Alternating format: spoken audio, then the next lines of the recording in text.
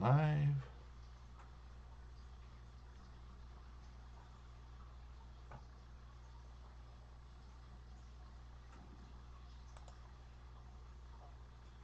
I've come to OBS, Megan. It looks different than I expected.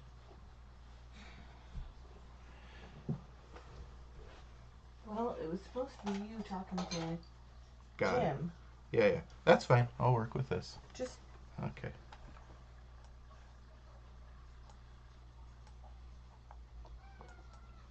now scoot over a bit, and then when we're ready to call Jay, you can switch windows. All right. I'm a little too zoomed in, I think. Greetings, chess players. My name is Chris Torres. This is Daily Chess Musings, and today we are here to celebrate the Eade Foundation and celebrate chess. Today is the Eade Foundation's Spring Scholastic Chess Classic, and I am thrilled to be your host. In a moment, I am going to be calling Jim Eade himself for a message from the founder of the Eade Foundation. So let me go ahead and open that window that I just minimized because I just got word from Jim that he is ready. So Megan, I'm going to go ahead and minimize okay. I was a little too zoomed in for my comfort anyways. Alright, okay, and I'm going to go ahead and give FIDE Master James Eade a call right now so we can get a welcome message.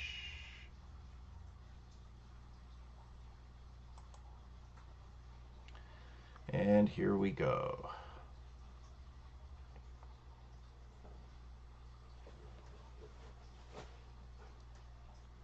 And he is not online. He said he was, but that's okay. These things happen. He says I'm on Skype now.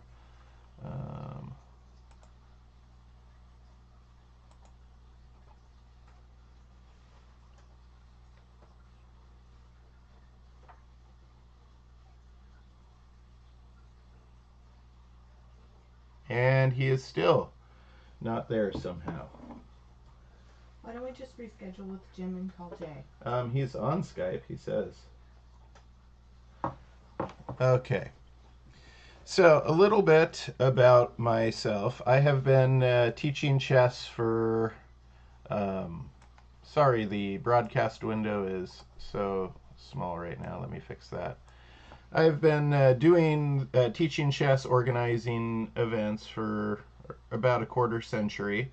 The plan is to talk with Jim Eade this morning, and then we will switch to speaking with Jay Stallings, who has also been doing this kind of stuff for a quarter century, but in Southern California. I am based in Northern California.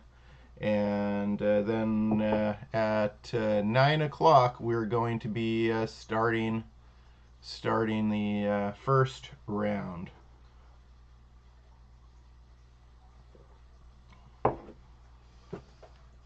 We can certainly get Jim Eade on later in the day. We'll have a break at some point, so no worries there.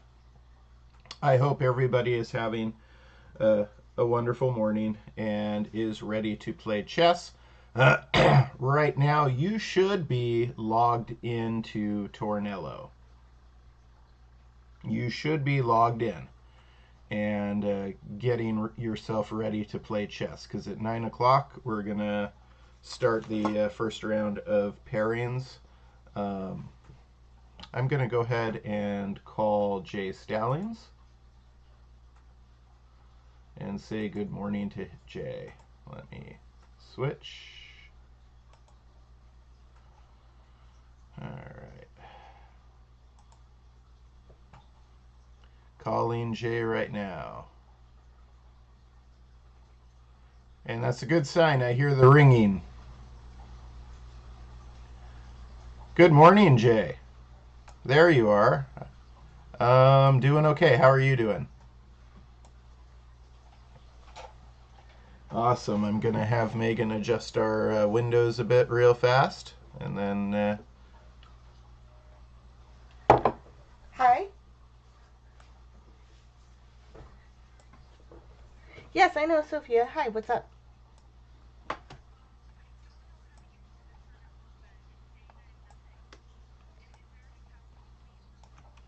I did make an account for you.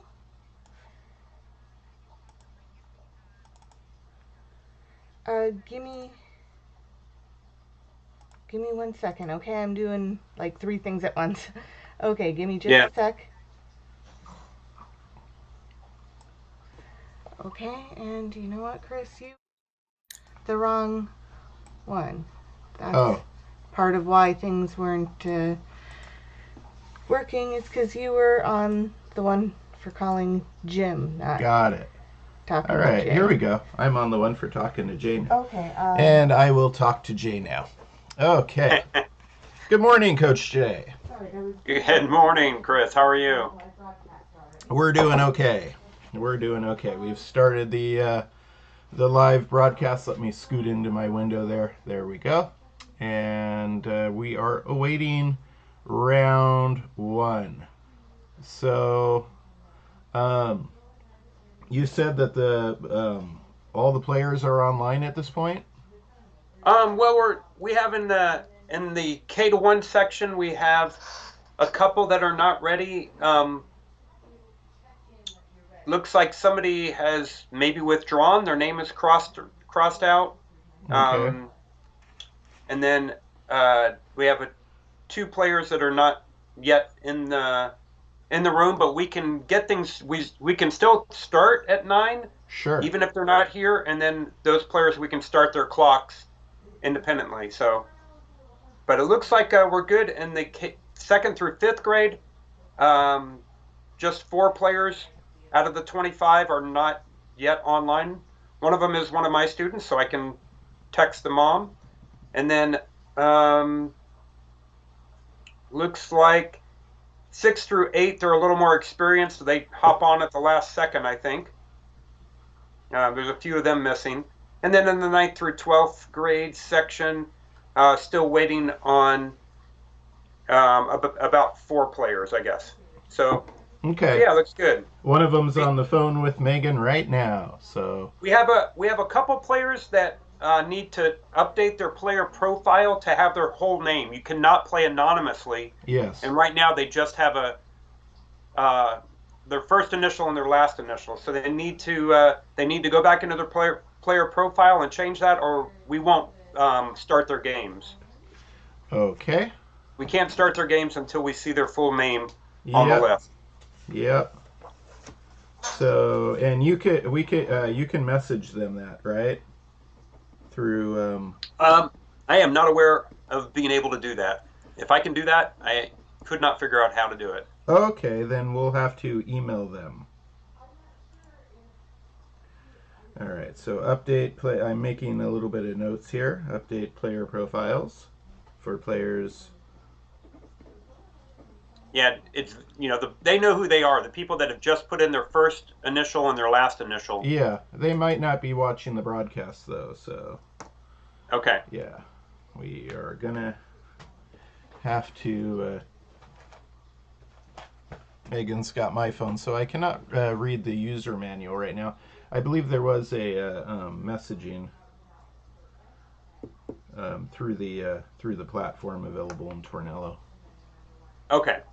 Yeah, I couldn't find it, and that was a good question. I should have gone over with David yesterday in the webinar. So yeah, Yeah. Okay. and covered a lot of stuff, but that one didn't come up. So So in three or so minutes, we're going to go ahead and get started, and then I think what I'm going to do is switch to James Eade because I just noticed that he's available, and oh great. that'll free you up to get on the phone with some parents or um, email or whatever is necessary to take care of this the ones who didn't log in and the ones whose profiles are incomplete. Great. Yeah. Quick reminder to everybody of our format today. It's 15 minutes with 10-second increment. You get 10 seconds added on every time you make a move. Round one starts in just a few minutes after Chris talks to Jim Eade, who's the sponsor of the event. And then round two at 10, 3 at 11. Then we have lunch at 12. So 12:30 we start round 4. And then round 5, our final round at 1:30. And those are all Pacific time. So if you're on the East Coast in the United States, then add 3 hours to every time that I just said. Yeah, and everything Jay just said is listed in the event details on dailychessmusings.com. And we will be posting updates on there throughout the day as well. Jay, I'm going to let you take care of things. Great. And then I will be calling you back again. All right. I'll see you guys in a little bit. All right. Thanks. Bye.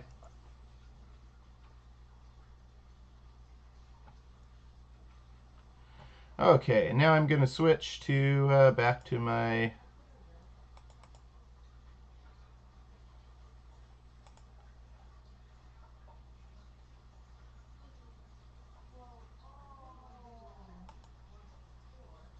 Jim call window and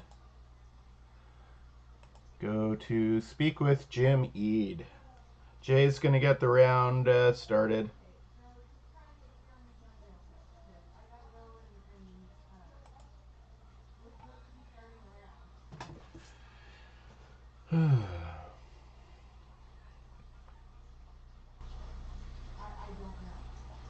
Good morning, Jim.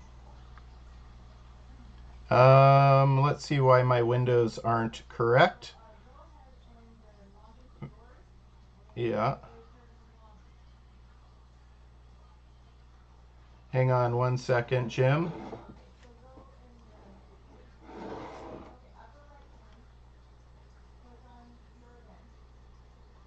You're on the Zoom call? Oh.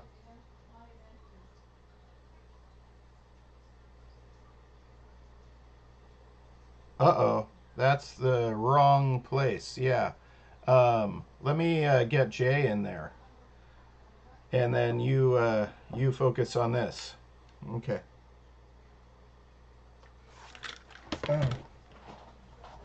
Megan? All right. No. Yeah. You just gotta hang up, okay? Okay. Sophia, we gotta go right now. No, yeah. So you should be able to All right. We need to get Jay in the Zoom call that Jim's in, because parents are asking questions in Zoom. I don't know where they got a Zoom link from. There's a Zoom link on the thing. I'm gonna go to the. All right, thing. go there right now. And Okay, wait. We need to get Jim where Jay is so I can talk with Jim. I don't know why Jay's still there.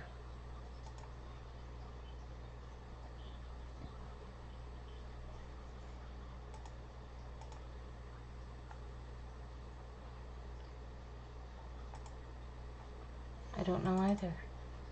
Are you still on a call with Jay? Nope.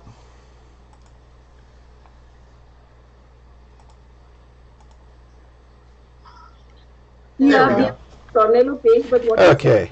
And then the refresh and bring up. All right, Jim, are you out of Zoom? I am out of Zoom. Awesome. And you are on Skype. Hang on 1 second. I am on Skype. Here are the things that we got to work on with. Yes, I know. I know. Okay. All right. So, Jim, welcome to the show. And Thank you. I wanted to start off with a nice welcome message this morning, and I thought it would be very appropriate to speak about chess literacy. Well, first of all, introduce yourself, and then speak about chess literacy and chess community, because you do that better than anybody I know. Yes, I'm James Eade, and you can call me Jim. I'm the CEO of the Eade Foundation. The Eade Foundation is dedicated to building chess literacy and chess excellence, but primarily chess communities. We do build communities through chess because chess, we say, is you give the gift of chess to a child, you give a gift that lasts a lifetime.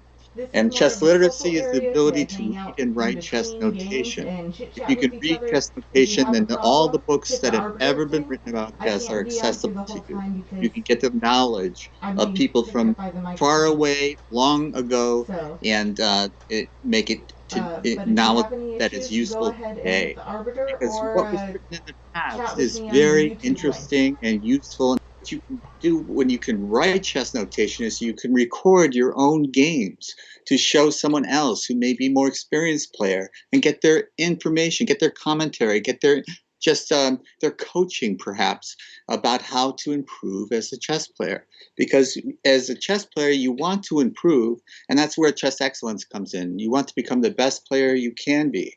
But it depends on what goal you have. Do you want to be the best player in the world? Well, that's unlikely. It's possible, but it's unlikely. Do you want to be the best chess player you can? That's achievable. Do you want to be better than your dad? That may be achievable. It depends on your goal. You can go as far as you want, and Eade Foundation will help you get as far as you want. I put you in contact with other people who are good coaches, can help you uh, become a better chess player. But it's not all about becoming the best. It's about having fun, because that's the other gift of chess. Is chess is a beautiful game that can be so much fun to play. That's what we encourage people. You play chess, have fun. Don't be focused on winning or losing. Of course, winning and losing is part of the game, so that plays a role. But the important point is to make friends through chess, to build a community where you can support one another, where you can have a team. Team competitions are wonderful. That's my favorite type of competition, where you have teammates and their score is as important as your score. Root for them. So this is what we try to inspire in others, the teamwork aspects. Although chess is normally considered a one-on-one competition, there is a team aspect to it as well. And when you are part of a community, you'll never feel alone. And that's the gift of building a community. And we build these communities through chess. That's the purpose of the Eade Foundation.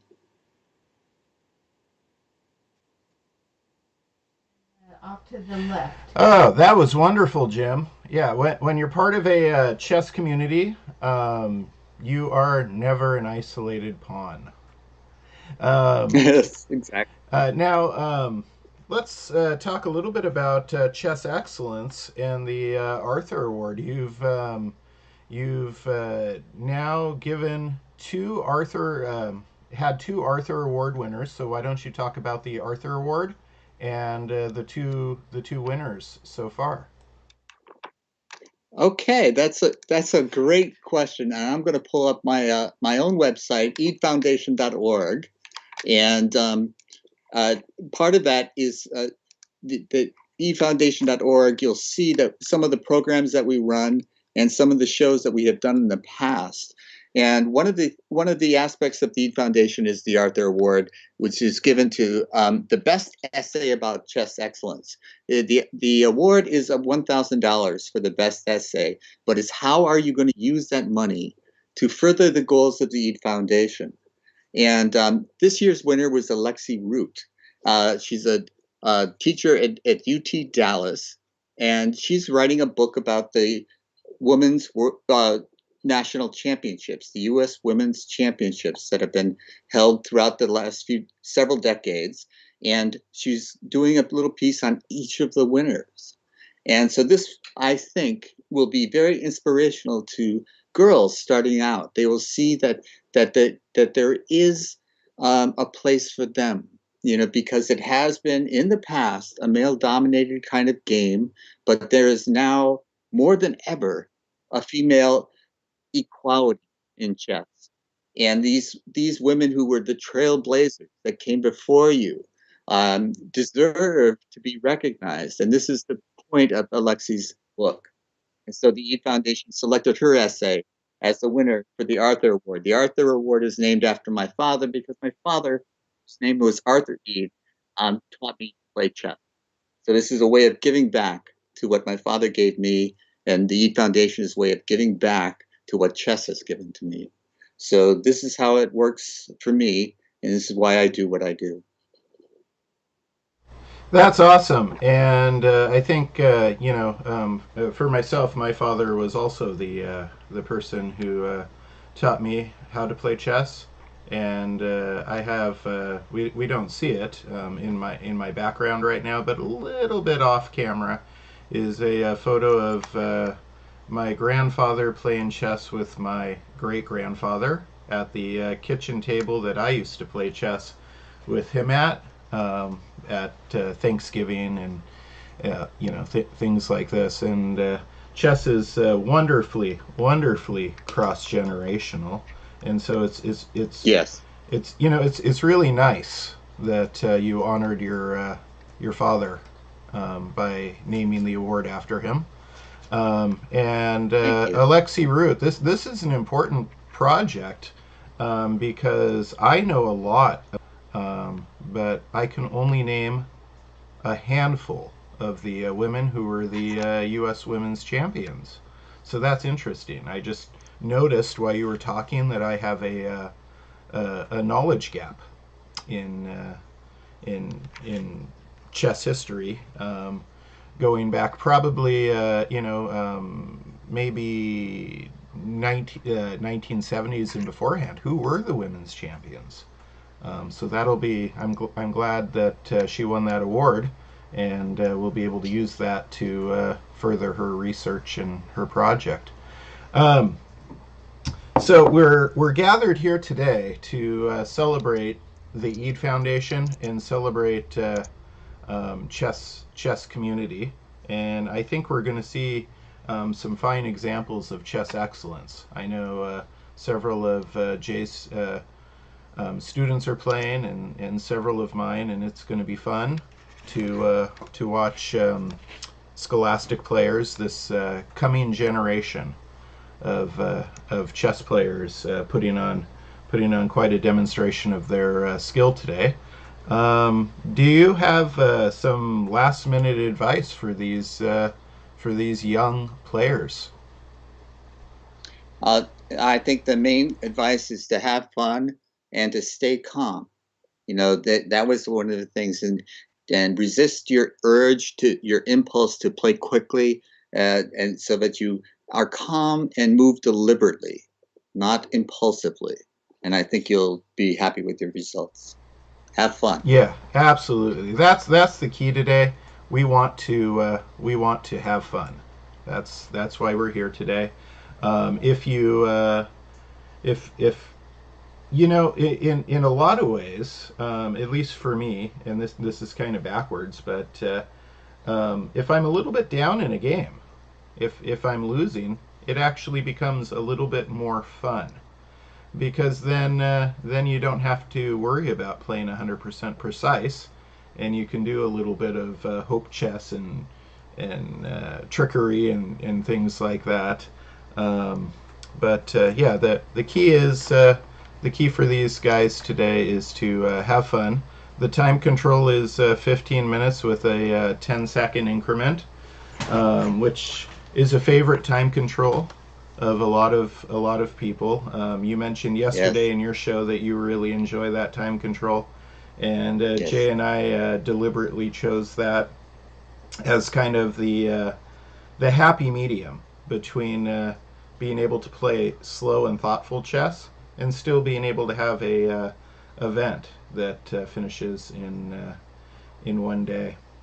Right.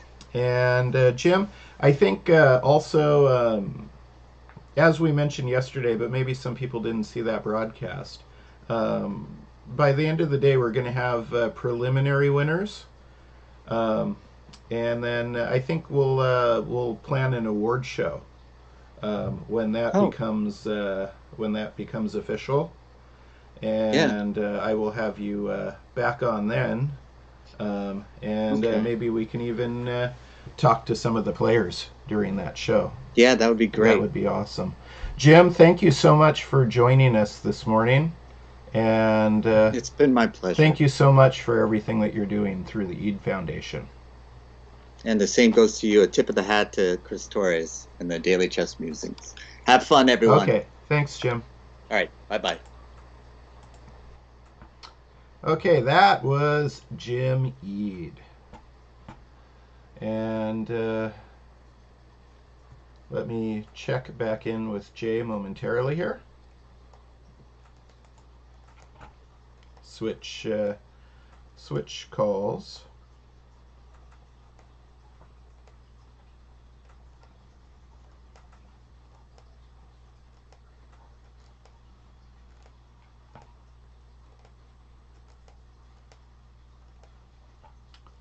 Interesting.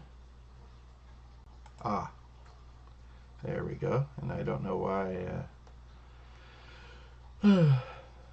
Seems to freeze an image of my last guest. That's interesting.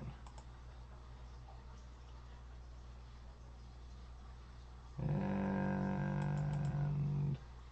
we'll go ahead and call Jay and see how things are going.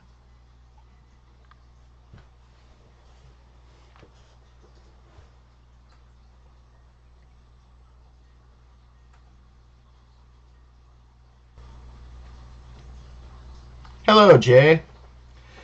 We doing good. We just had a nice talk with Jim, and I know that several parents have addressed their questions to Megan, who's beside me, and probably you as well. So, are we underway with round one? Give us a status update. What's going on?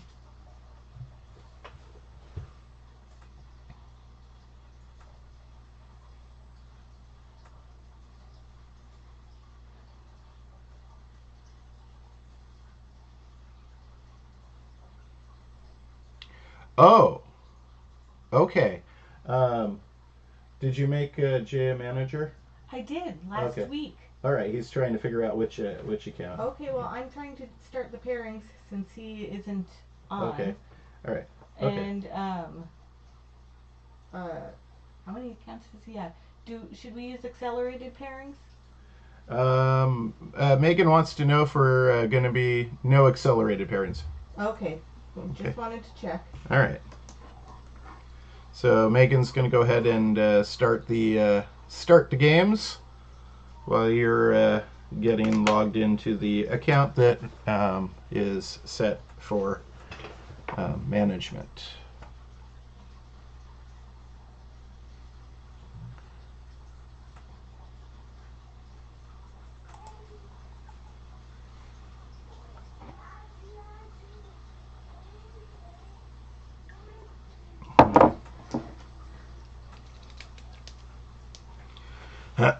K1 is paired. K1 is up and running. So if you are in K1, you should be getting games popping up on your screen. If you are joining us, my name is Chris Torres. This is Daily Chess Musing. I am 2 to joined. 5 is paired. I am joined by Jay Stallings. You can't see him on my screen right now because Megan's got more important things that she's working on. You actually see a picture of James Eade above my head, but that's okay. That's okay because this is about the Eade Foundation, and you can hear Jay Stallings. 6 to 8 is paired. 6 to 8 is paired.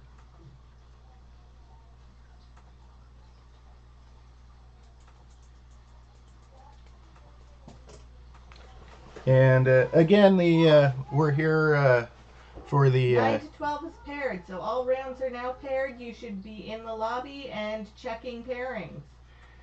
everybody should be in the lobby, hopefully with the green check mark, and checking the pairings, and then we can start watching the game start.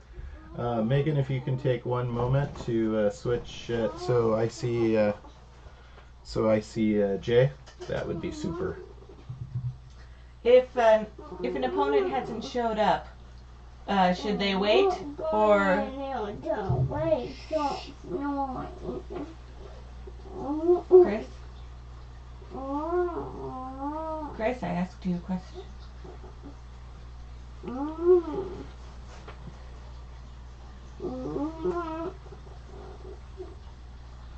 Awesome. And so you are in as a manager now, correct, Jay? Super. Okay, Megan. Jay's in. He's going to fix some pairings for kids who aren't here yet. Can you fix my screen? Yes, in just 1 second. If your opponent hasn't showed up, just wait for now and click the arbiter button if they haven't shown up in a few minutes. Yeah, Jay's on that. Jay's on people Arbiter. whose games haven't shown up yet. Okay. Hang on.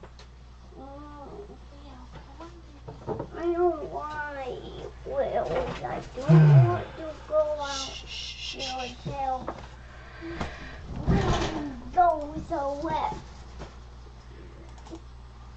Yeah, it's interesting that it freezes like the last image.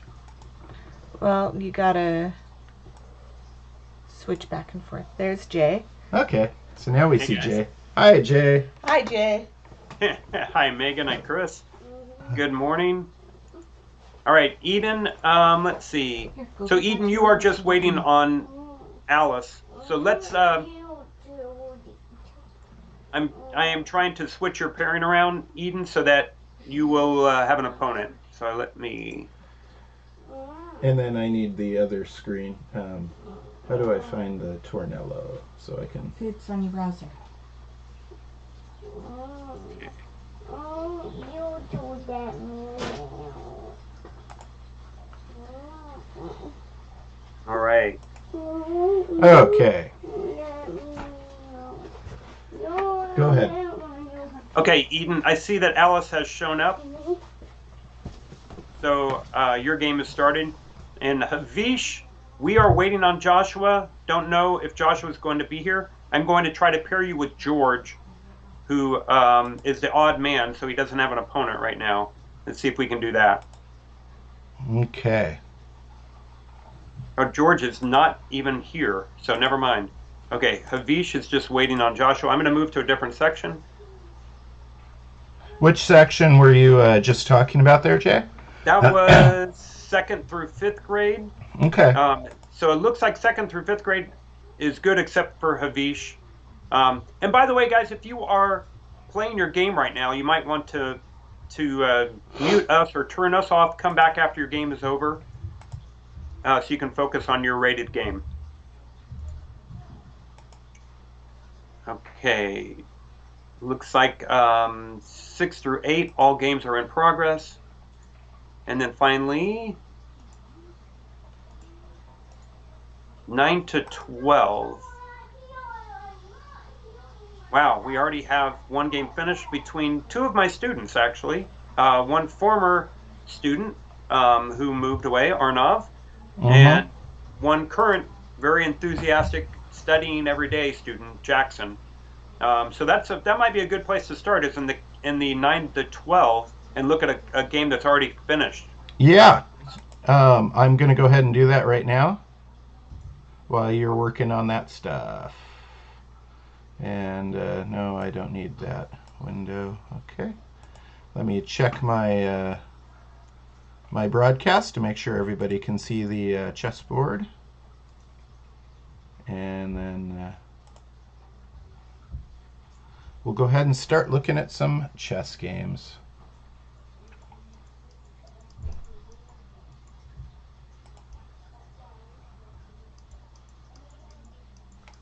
That's interesting. Why? I need to fix this so people can see my chessboard. Looks like Arnav had his queen pinned to his king. It's a little spoiler alert for the game that we're hopefully about to bring up. Yep. Let me check on the K to 1, and Okay. we do have a game that finished in the K to 1, Ariv over Darsh, and that was actually a checkmate. So that one went all the way to the end. So maybe Darsh brought the queen out a little too early, and took a poison pawn. Why'd you click off OBS, Chris? If you need me to fix stuff. And then, yeah, a quick in-your-ear mate by Eade in that one. A nice game by Eade. Well played. There we go. Wow, 2nd through 5th grade, we have 5 games completed already. Slow down, guys. Slow down. If you have already finished your game, then you have moved too fast. The 2 of my students, Sophia, a very strong player, won her game as black.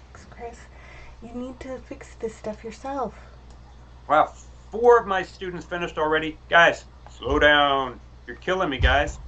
Glad to see other players still taking their time. So your next game isn't for another 37 minutes. Wow. So there's no need to rush through your games, guys. No need to rush. Don't hurry through the games. And if you're viewing us right now, Jay has some great advice there.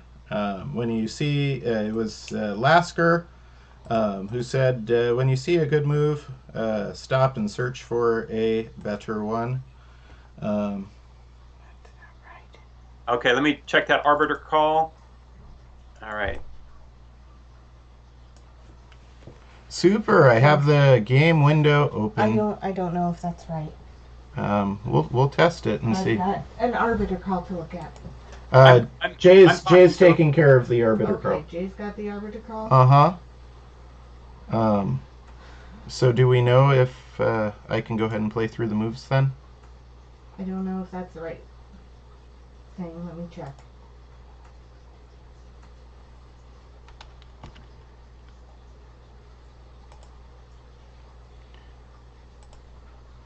It is. It's working. All right. So I'm gonna start looking at the game between Jackson Bennett and Arnav Kapadia. Again, we are using real names, and that's just part of this approach to encourage honesty in play. Let's see. So we've got d4, d5, c4, a Queen's Gambit, which is quite the buzzword these days because of the Netflix series. Queen's Gambit declined with the knight f6, knight c3, pawn to e6, and then bishop f4. So white has a space advantage, 2 pieces developed. And black plays bishop d6. Not a terribly huge fan of that move. And then bishop takes and queen takes. Jay, are you working on an arbiter call, or would you like to? I am. Okay. We're trying to figure this out with Hardik and Vishnu.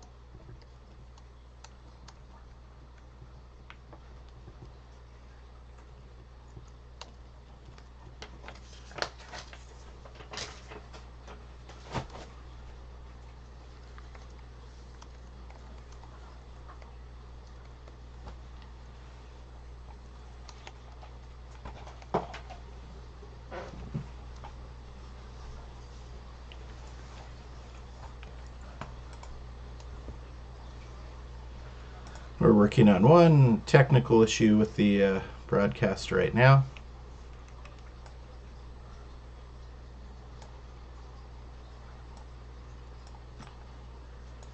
And while we're doing this,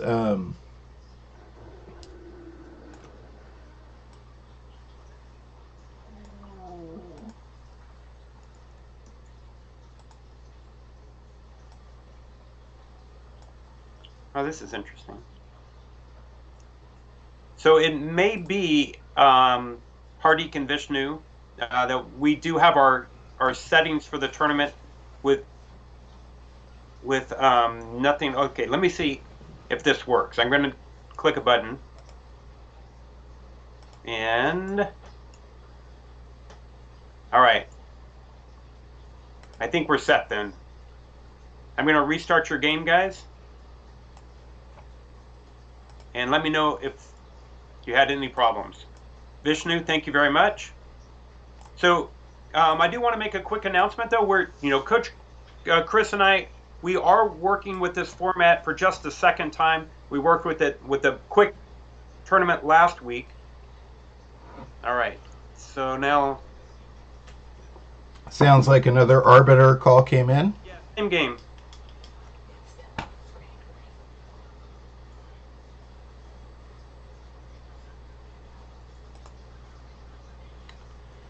Okay, so while Jay is taking care of that, let me go ahead and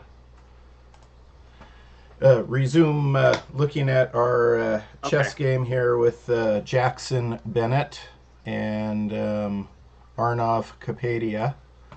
And we were... Arnav Kapadia had just taken back with his queen on d6.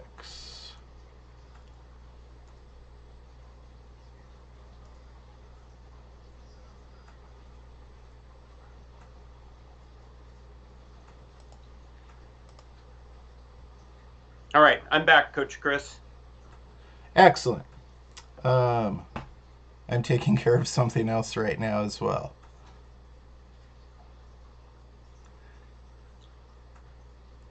All right, let's see what we got cooking. Yeah. So in that game, as we are still getting used to this, obviously, guys, trying to get through everything. I'll be right. I'm going to leave for just 1 second, Jay. So go ahead and remind players about the time controls and things, and I will be right back. Sounds good. Yeah. If you're watching this, you shouldn't be in the middle of your game. So you should turn us off and at least the volume during your games. We're going to be analyzing games that just finished, not games that are going on, because just in case somebody's watching, we don't want to give away any clues or things like that. So we'll be analyzing games that have finished, trying to do quick analysis, because your games will last anywhere, if you're really taking your time, they'll last between 30 and 40 minutes, depending on how many moves your game is, because you get increment added on with each one. So if you're in the game right now, go ahead and mute us or turn us off so you can focus on playing a game, a rated game right now. So these are quick rated games, and the way you can tell if a game is quick rated or not, if the total of the starting time plus your increment is less than 30 minutes, then it's a quick game. So this one is 15 plus 10, that's 25. So instead of being regular online rated, this will be quick online rated. And so that's kind of nice that you can have different kinds of tournaments, that some are a regular rating and some are quick. When all of these things start to get rated and your rating catches up to your ability, and maybe you have a really high rating, you can check USCF's top 100 list. And they have top 100 lists for a lot of different categories, but they might have age under 13 top 100 quick ratings in the United States. And then you can check and see what it would take for you to make it onto that list. And then they have it separated by boys and girls, or not boys and girls, but open and then girls. Because we haven't traditionally had as many girls playing chess, but now with the Queen's Gambit, we're having more girls that are playing, and it's becoming more popular. So with that, we can see that it's we have the two different lists: top 100 players of each age, and then top 100 girls, to encourage more girls to jump in and play chess, which is definitely happening. The numbers are going up pretty quickly, so good to see. All right, so you know what, Jay? Let's get back to this game between Jackson Bennett and Arnav Kapadia, Great. and we'll start. We'll restart it all. Are you on the game right now? I am. Super. So we've got d4, d5, c4, Queen's Gambit, Knight f6, Knight c3, e6, Bishop f4, Bishop d6, Bishop takes, Queen takes. And then pawn to c5, and then I like that move. C5's good, even though it relieves that tension in the center.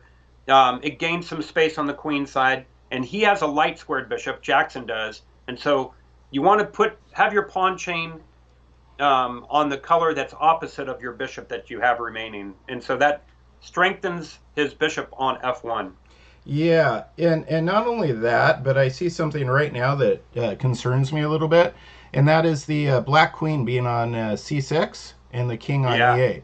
I'm going to be honest with the viewers. I do not know a lot about this variation of the Queen's Gambit, but just speaking from a chess standpoint, I am concerned about white being able to play bishop b5. Let's see what happens. So white plays e3, opening up the diagonal, and black needs to take care of that right now with like pawn to a6. Yeah, pawn a6 would have been better than what Arnav ended up choosing. I think, one thing that happens in the first round, guys, is we move a little too quickly. So. Yeah, and then pawn b6. So then white can play bishop b5 if they do. Yeah, bishop b5. And that's kind of the story of that game. And then after queen takes bishop, knight takes, even the knight gets c7. So we don't need to look at this one anymore. It gets a little brutal really fast. Let me move to a different game. Yeah, and a quick reminder, for those players that suffered a quick loss in round one, just slow down. It's okay. My dad won the Florida State Championship in 1963 after losing the first round in 10 moves. He lost the first round. It was, humiliating, losing in the state championship in 10 moves in the first round, and then he came back and won the title. Wow.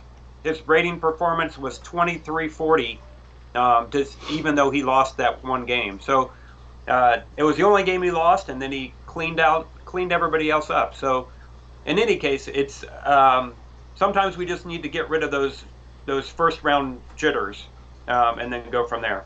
Yeah, absolutely. And it's nice that you shared that story with your father while you were working on getting logged in as with the right manager account and getting the round situated. I was talking with Jim Eade, and he also shared a story about his father and named an award after his father. What was your father's name, Coach Jay? Charles. Charles. Yeah. So Charles if you look up, Stallings. Yeah. No, his rating when he played in the 50s was 2140, but then he came back and played a little bit when he was in his 70s, and he wasn't the same player then at that point. But but when he played previously, he was a strong over 2100 player. Wow. And not as strong when you're in your 70s and you haven't played in a tournament in years. And so he came back, and I think his rating was closer to 16 or 1700 or something. But that was just because he didn't have that fighting spirit. And, you get a little older, your brain's not quite clicking like it did when you were a younger person. Yeah, absolutely. And he played chess in Florida, right, Jay? That's right. Yeah, he started the Orlando Chess Club in Florida, and he played a lot there.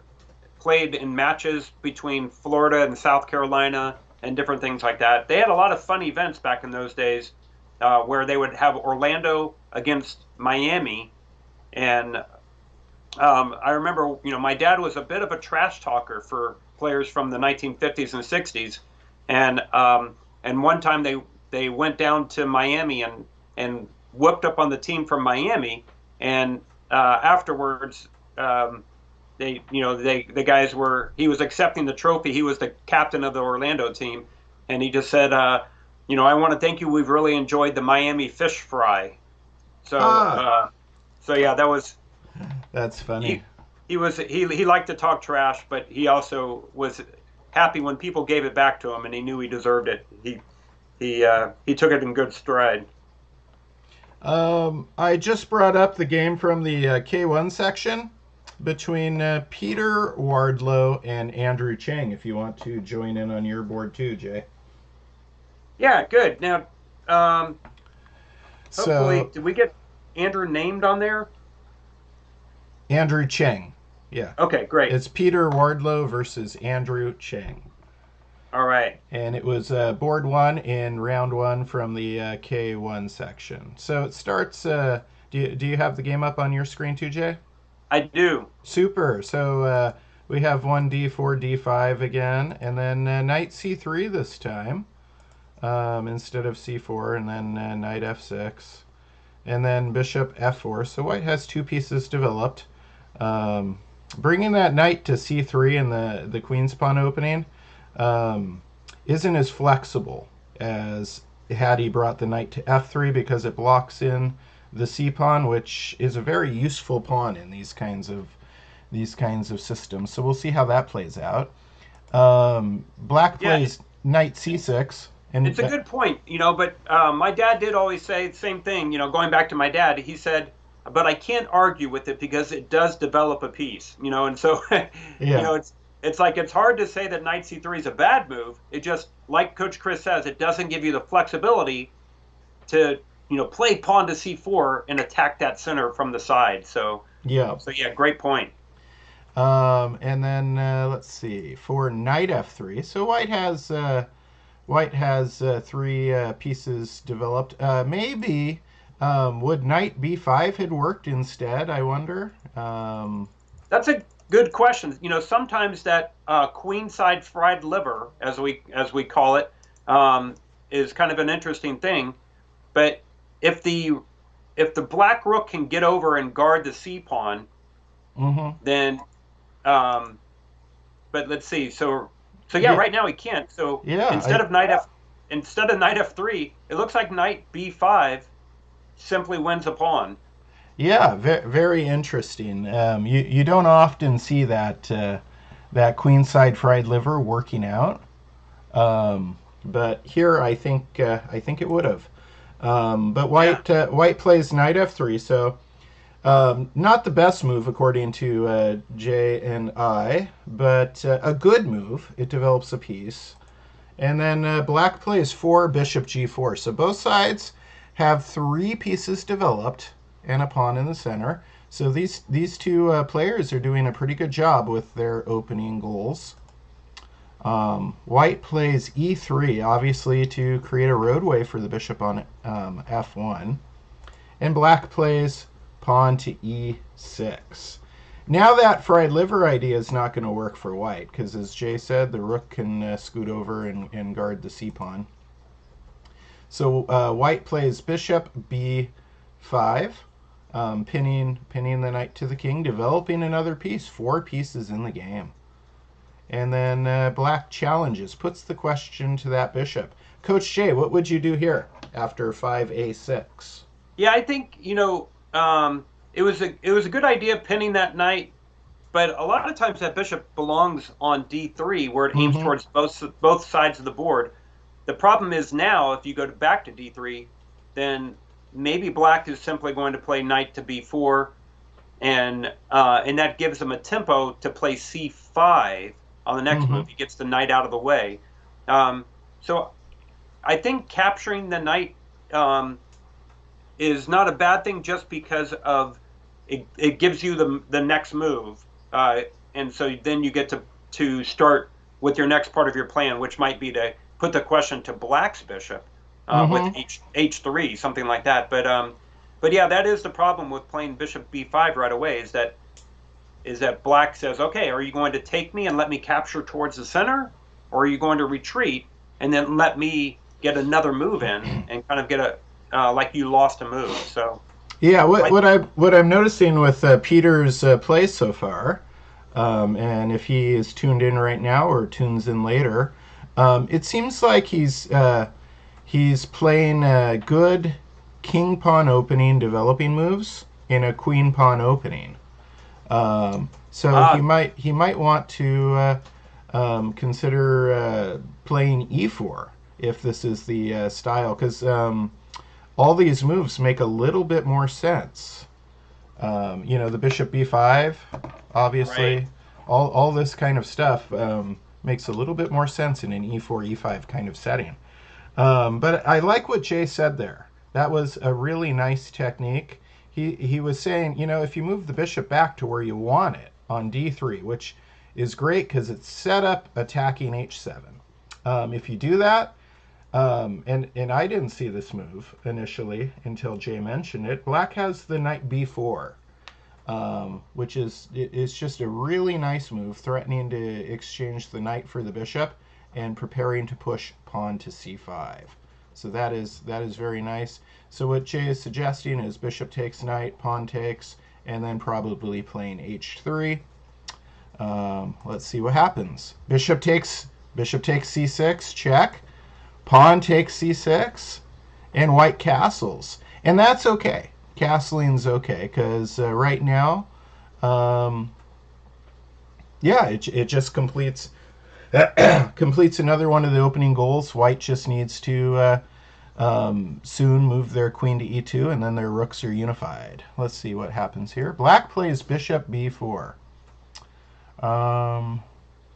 That's not, it develops a piece, but it's not pinning it to anything. I probably would have played bishop e7 there myself. What about you, Jay? I think bishop e7 or even bishop to d6 to challenge white's bishop, because then if white captures, you might just take back with the c7 pawn and strengthen that e5 square. Yeah, and good point. And then something fun could happen then. If we go back, so if black had played bishop d6, then white could say, well, gee, maybe I don't want to trade bishops, and play bishop g5, and then you could play bishop e7. And then they could go back to f4. Funny, yeah. It's a, and then it would be a look like one of these grandmaster draws that sometimes. Right. Yeah. Black plays pawn to a3. Threatening the bishop. Let's see what black does with their bishop. Bishop a5. Again, I don't see that that's the direction your bishop wants to go, because white could play pawn to b4 now, and then your bishop's forced to go to b6 and doesn't have a lot of good squares to look at. So and this is trouble too, because of the c5 square is now a square that white can control. And I did peek ahead. I think white misses the opportunity after chasing this bishop back to b6. He misses the opportunity to try to throw his knight into c5. He needs to play knight a4, and then if Peter puts that knight in c5, then I think Andrew's going to have a very cramped kind of position. Well, I mean, I think then Andrew would probably want to exchange his bishop for the knight, because that knight on c5 would be just a monster knight. Right, and Andrew might try to exchange his knight for the knight, but then I think the bishop would be too weak. So I think you're right. I think he would exchange the bishop for it instead, because if he played knight e4 after knight a4 and then traded with the knight, then that bishop would never get out of that little box over there, would it, Chris? Yeah. It would be stuck. Yeah. So what Jay, just to recap what Jay just stated, is, the pawn a4 move doesn't really do anything except create weakness. It's not going to trap black's bishop. Black's bishop is not going to be trapped. And so that a4 square, one of the things we say a lot is knights on the rim are grim, but the knight's not going to the rim to stay there. It's going to the rim to transfer to this powerful c5 outpost. Yeah, he's just making a pit stop, right? Just making a pit stop, yep. Quick stop there. Let's see what happens. So a4, and then black plays a5. I think that's a little bit of a mistake because it's going to give white a passed a pawn, right? White's going to end up with a passed pawn in the a file, and there's no reason to give white that early. Actually, they don't because they push b5. Yeah, interesting. Yeah, I mean, it would be a pass pawn. It would also be isolated, as a lot of times we see that little conflict, right? Is like, do I want to have a pass pawn if it's isolated? And if it's a pass pawn on move, 10 or 12 like this, then yeah, you have to be careful to see if you can actually hang on to the pawn. This is true. Coach Chris and I can name numerous games where somebody has created a passed pawn on the A file or the D file. Those are the most common, where it's also an isolated pawn. And in some cases, it won the game, and in some cases, it lost the game. So in any case, you want to be careful, and you have to think about a lot of different things before you. Yeah. So if white had created the pass pawn there, does a exchange instead of a push is let me be clear here, because we're broadcasting to people of different skill levels. If you create that pass pawn, then you want to exchange pieces very rapidly because you have an outside pass pawn, but black hasn't castled yet and still has a weirdo path to get their king over there. Around their c pawn. So as Jay said, it may or may not end up being, but it's something that I would probably do. I would have probably created the passed pawn there and then exchange pieces, and yeah. All right, let's see. So pawn to b5. Black gets rid of his doubled pawn now, cx b5, and then pawn takes b5. Now there. Yeah. Do you take back with your knight, Jay? You're tempted to, right? Because now black does indeed have a passed pawn, and it's a pretty solid passed pawn.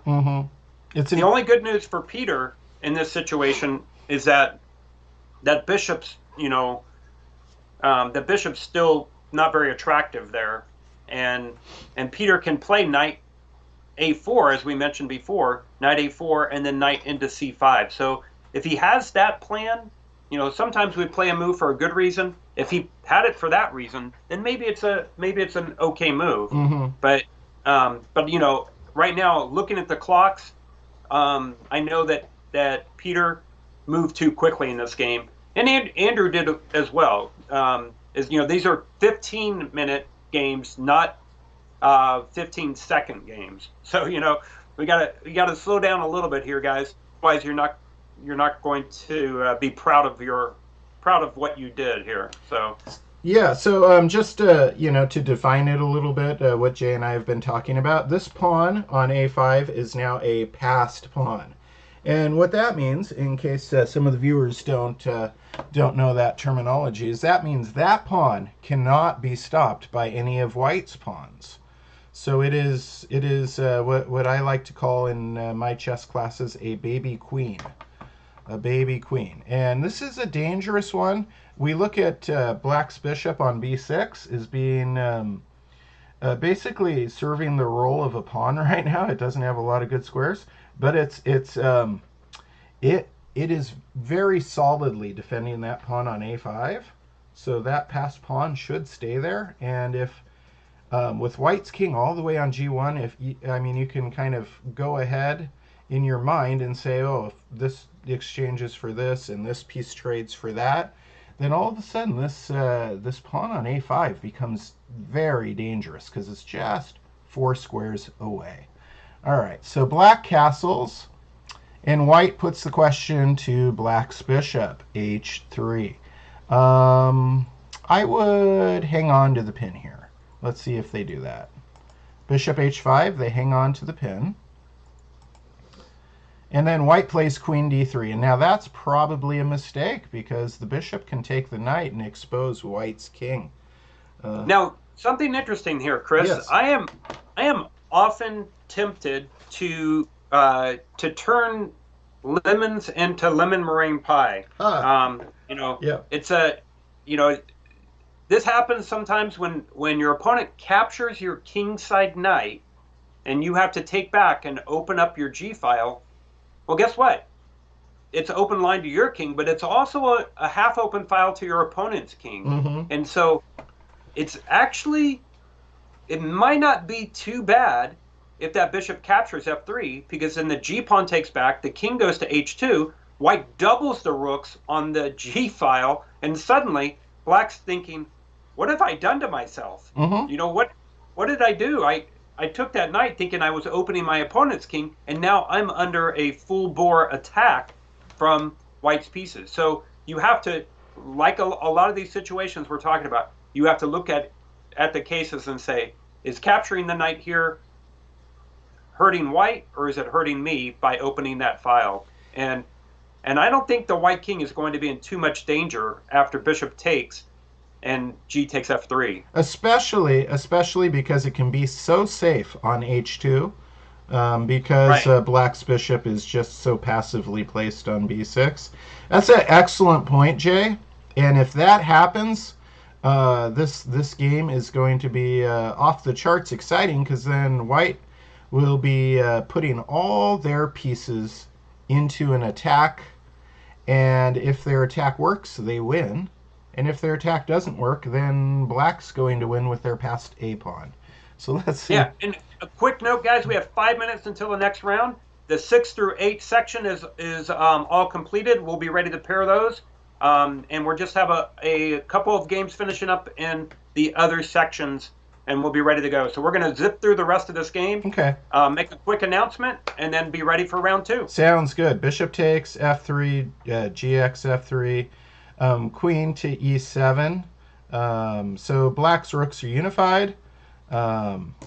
Completed all three opening goals. Let's see if white understands and goes for Jay's thoughts here with the tactical king h2 and then stacking the rooks in the g file. Let's see what happens. So we go to 17, rook fb1, and it looks like they're going the wrong direction. Looks like they're... Yeah, it looks like Peter's missing the opportunity to grab that G file, and I think that would have been very helpful for him if he could do that, because also he can play bishop G5 Mm-hmm. and pin down that knight, and that open file is going to benefit white more than black. Absolutely. If he can play bishop G5 and then take that knight once the queen moves, Or even... and with bishop G, Yeah. he's threatening E4, E5, Yeah. and all kinds of trouble. Yeah. All right. Yeah. All right. So, but now black plays. Let me scoot ahead. 17, knight h5, and then bishop goes to e5, and now black has to be a little careful here not to play, say, pawn f6, because then their knight has nowhere to go. Right. Queen g5 Chekaruski. So all of a sudden that G file is being used by black that could have been being used by white. Well, here's an interesting point. I don't think that move is such a great move if Peter had responded the right way. If he had played king to h2, then he can use the black queen against G7. to pick up a tempo. Yeah. But Peter's heading the wrong way. I was just gonna say that. Good chess coaches think the same way. So yeah, the queen gets the temporary check, but remember the king wanted to go to h2 anyways. So it's almost as if black's telling white what to do, but white went the wrong way. King f1. Black's got the long-term advantage on the queen side right now with the passed pawn. So these rooks aren't going to do anything over here. There's no excitement for white's rooks on the queen side. The excitement was going after black's king. You know, with all these things we talk about, you know, we spent 5 minutes talking about pass pawns and end games and this and that. We need to keep in mind that checkmate wins the game. Right. Black plays pawn to f6, and then bishop f4. Knight takes, pawn takes, triple isolated pawns. Here's another big. You know, we were talking about pass pawns. There's different kinds of pawn structures. Right now, white has an isolated pawn. That's a single isolated pawn on h3. It means it doesn't have a pawn in the g file as a friend. In the f file, we have a rare situation, and that is tripled pawns, and they are also isolated because there's no pawn in the e or g. So they are very weak. In order to be defended, they would have to have white would need to use a piece defending them. Right, and not a pawn. Now, Chris, we've got about 1 minute before we need to make our Okay, round so two I'm just going to go ahead and look at the rest of the moves real fast. Okay. See what happens. Nice, pinning the rook. Nice, bishop Ouch. a5. Yeah, check. And then there's that pass pawn. Very dangerous now. Nice check with the queen on h6. Andrew, you're playing pretty good here. Oh, nice push to the center. Taking advantage of the pin pawn on f4. And then white gets that in-between check there and wisely moves their queen out of the d file before black can scoot a rook to pin the queen to the king. But there comes the rook to the d file saying check, king e1. And then queen says check, and then... Oh, that opens the e file. Ooh, yeah. Black did a nice job in this game. Black attacked the king side, got the pass pawn on the queen side, and then put the two rooks on the squares where the king and queen started in the center, and that's a deadly combination, controlling the whole board. Yeah. So I'm going to take a quick look at the standings right before we get this round started. Great, and then I got a quick announcement. Oh, go ahead with your announcement. Yeah, so guys, I wanted to say that with this, you have to be very careful with your moves. This is an online tournament, so instead of touching a piece to move it, your mouse is touching it, or if you're on a tablet and you're moving it, and I don't recommend being on a tablet, then I would keep your hands away from the mouse while you're thinking about your moves, and then click the piece and then click the square. Don't drag it. Yeah. Click the piece, click the square. Otherwise, you could drop it on the wrong square. And we don't want to have any takebacks that are going on in this tournament. I didn't announce it before we got started, so I am announcing that now. That I don't want to see anybody requesting a takeback because I don't even think it's an option. I believe I turned that option off because it is a rated tournament. But what Jay was saying, I actually prefer playing chess on a touch screen a lot of times if it's a time control like this. But I do exactly as Jay was saying. I touch the piece, then I touch the square it wants to go to. I don't drag it. Because when you're dragging the piece, when you're holding that piece, it's real easy for your finger to leave the screen for just a moment, and then the piece is on the wrong square. So here are the standings in K1. Up top, you see all the players with 1 point so far. Let's take a look quickly at 2 to 5. And there we go. And let's take a look at 6 to 8 now.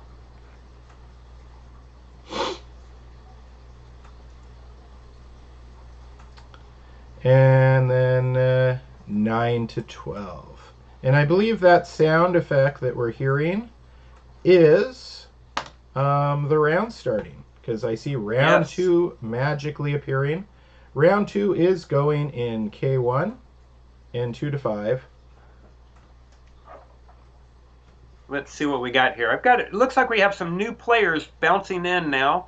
Let me see if I can get these. I want to make sure that we've got everybody into the tournament. And let's see, round one.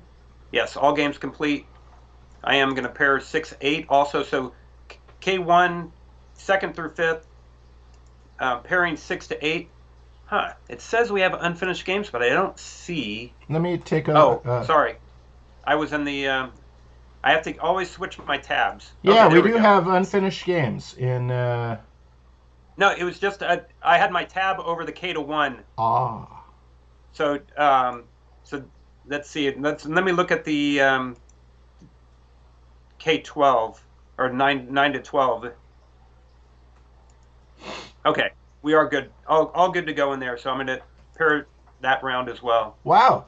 So even though we started round one a little bit late, in general, I would say the theme from round one was, at least the games we looked at. I didn't comment. I was commenting more on the chess moves, but the rate of play was a little too fast in the games we were looking at. You have time to take your time and consider your opponent's checks, captures, and threats. Let's see. It is 10 o'clock. And round 2 has just started, so Jay and I are going to take a short break, and we've got some interesting stuff to show you during that break. So let me go ahead and cue that up. Interesting things about what Jay's doing, what I'm doing outside of this tournament, what Jim's doing, and my equipment supplier is doing. So let me go ahead and pull this up real fast, and then Jay and I can take a quick break. Mika, how do I pull up the ad? Just click on whichever ad you want. Oh, I wanted to do all of them. Okay, there's one that says all of them. Should be towards the bottom. Oh, okay.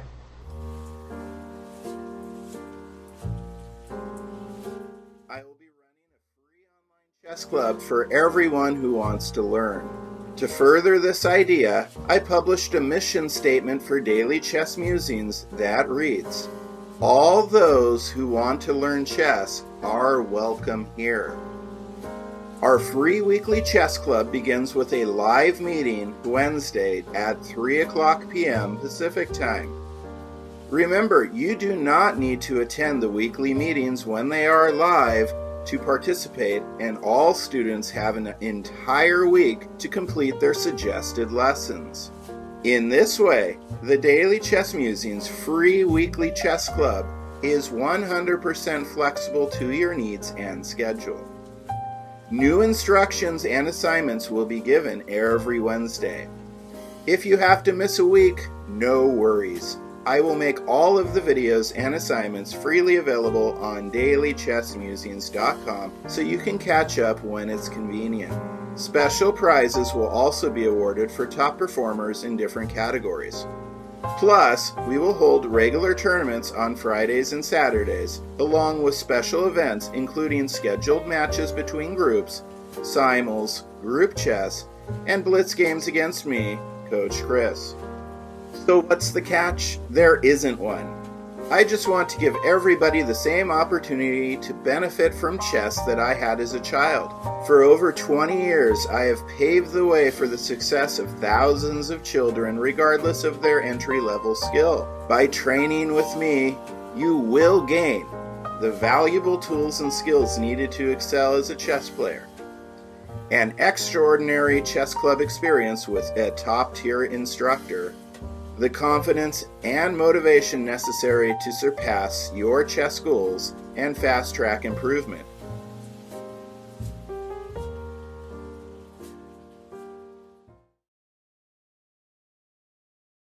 Hey everybody, Shelby from American Chess Equipment. That's www.amchesseq.com. We're the official chess supplier of Daily Chess Musings. Now, if you're a tournament chess player or just need some for the home, check out our new clocks here. This is our Bobby Fischer chess clock made by DGT. It's the DGT North American, just with different colors and way better instructions.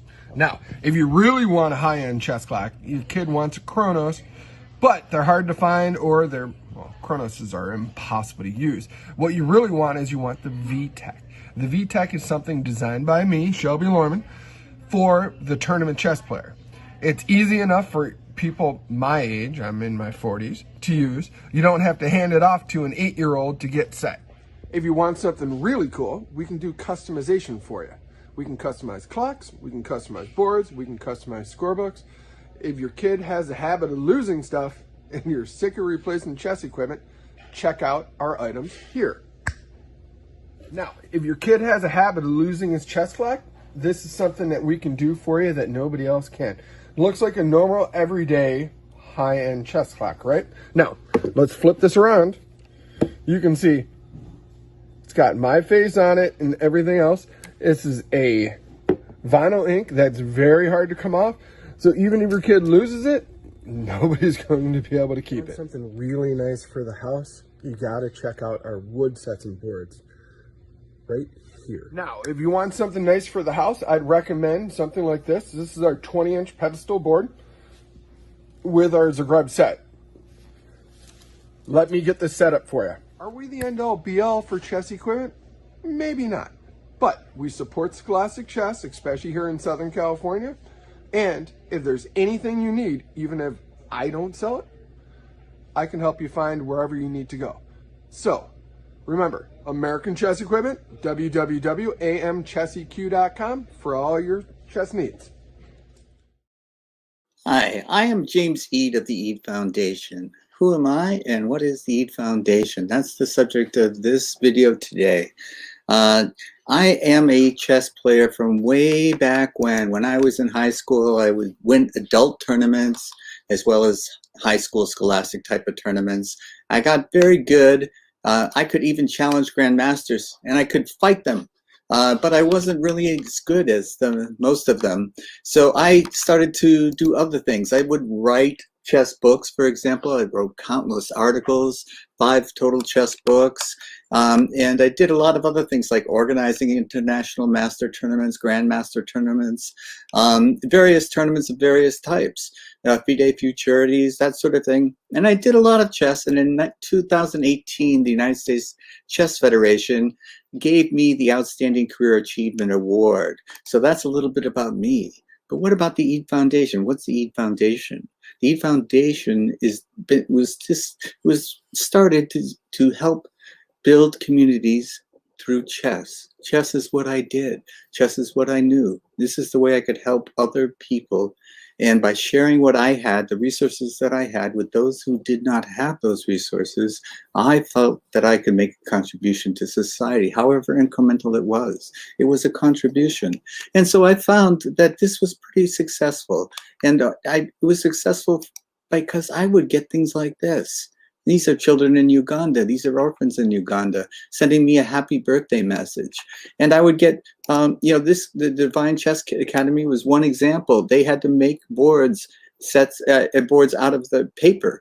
And so I could send them real sets and boards so they could have resources to play. I helped in Zambia, South Africa, and other places. And this is what the Eade Foundation does. We help seniors too. Senior centers can start up and hold, because if we know that if they hold chess tournaments or chess clubs and start them, people keep their minds active. And even though it may not prevent something, a devastating thing like dementia or Alzheimer's, it can delay the onset of symptoms. So this is part of what the Eade Foundation does. The Eade Foundation also has the Arthur Award. The Arthur Award is given for chess excellence. Someone writes an essay every year, and this year's winner was Alexi Root from the University of Texas at Dallas. So these are some of the things that the Eade Foundation does. Help players, regardless of what language you speak, regardless of what country you're from, become part of the chess community. And if you're part of the community, you're never alone. So visit us for more videos on the Chess Files, Fridays, 1 p.m. Eastern Time. And I hope to see you then, because until then, let's stay connected, be part of a community. You'll never be alone.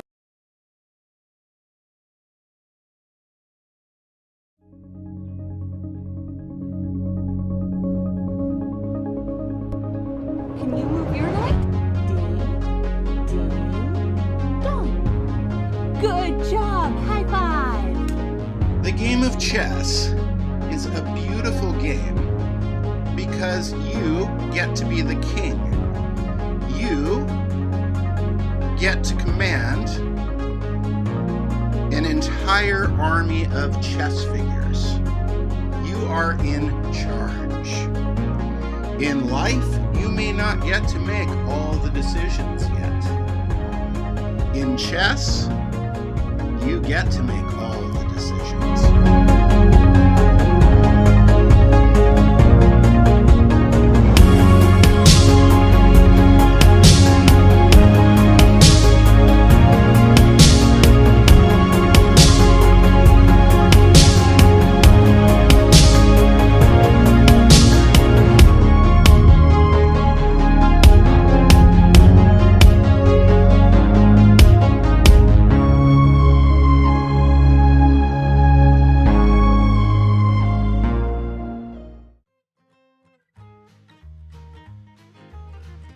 Hey, I'm Coach Jay, and I'm glad you're checking out the tournament today and having a great time. I'd like to tell you a little bit about something I've been doing lately. It's called Chess Hoots. And Chess Hoots is a combination of your favorite game and my favorite game, chess, and Kahoot, which I think a lot of you guys have probably been doing in your school and things like that. But putting chess and Kahoot together, it creates Chess Hoots. And every so often we have Chess Hoots parties where everybody comes together and we have all kinds of fun chess questions. And as you know from playing Kahoot, you can track your scores, see how you're doing against everybody else. There's a lot of fun. Some questions are worth double. Some questions you have to put things in the right order. And it's just a lot of great fun, even with background music too. So I hope you enjoy Chess Hoots and join me the next time we have a Kahoot Chess Hoots party. I'll check you later. Anyone who has followed this channel for a while has seen how FIDE Master James Eade has contributed so much to the success of many of our players and to the Daily Chess Musings community as a whole. Now, wouldn't it be nice to give back to the Eade Foundation as a thank you for all the time, talent, and money he has donated for our benefit? Well, great news! It's never been easier. The Eade Foundation has partnered with Dollar Store to receive a share of the money DollarStore.com makes from chess players buying their products. We all know the Dollar Store is a place to buy quality products at inexpensive prices. Plus, now when you use the discount code CHESS, your purchase will help the Eade Foundation promote chess literacy and chess excellence globally. Let me add that helping your community is a wonderful opportunity for individual growth. So today I am calling on the Daily Chess Musings community to change their shopping habits just a little bit so that we can support the greater chess community through the Eade Foundation.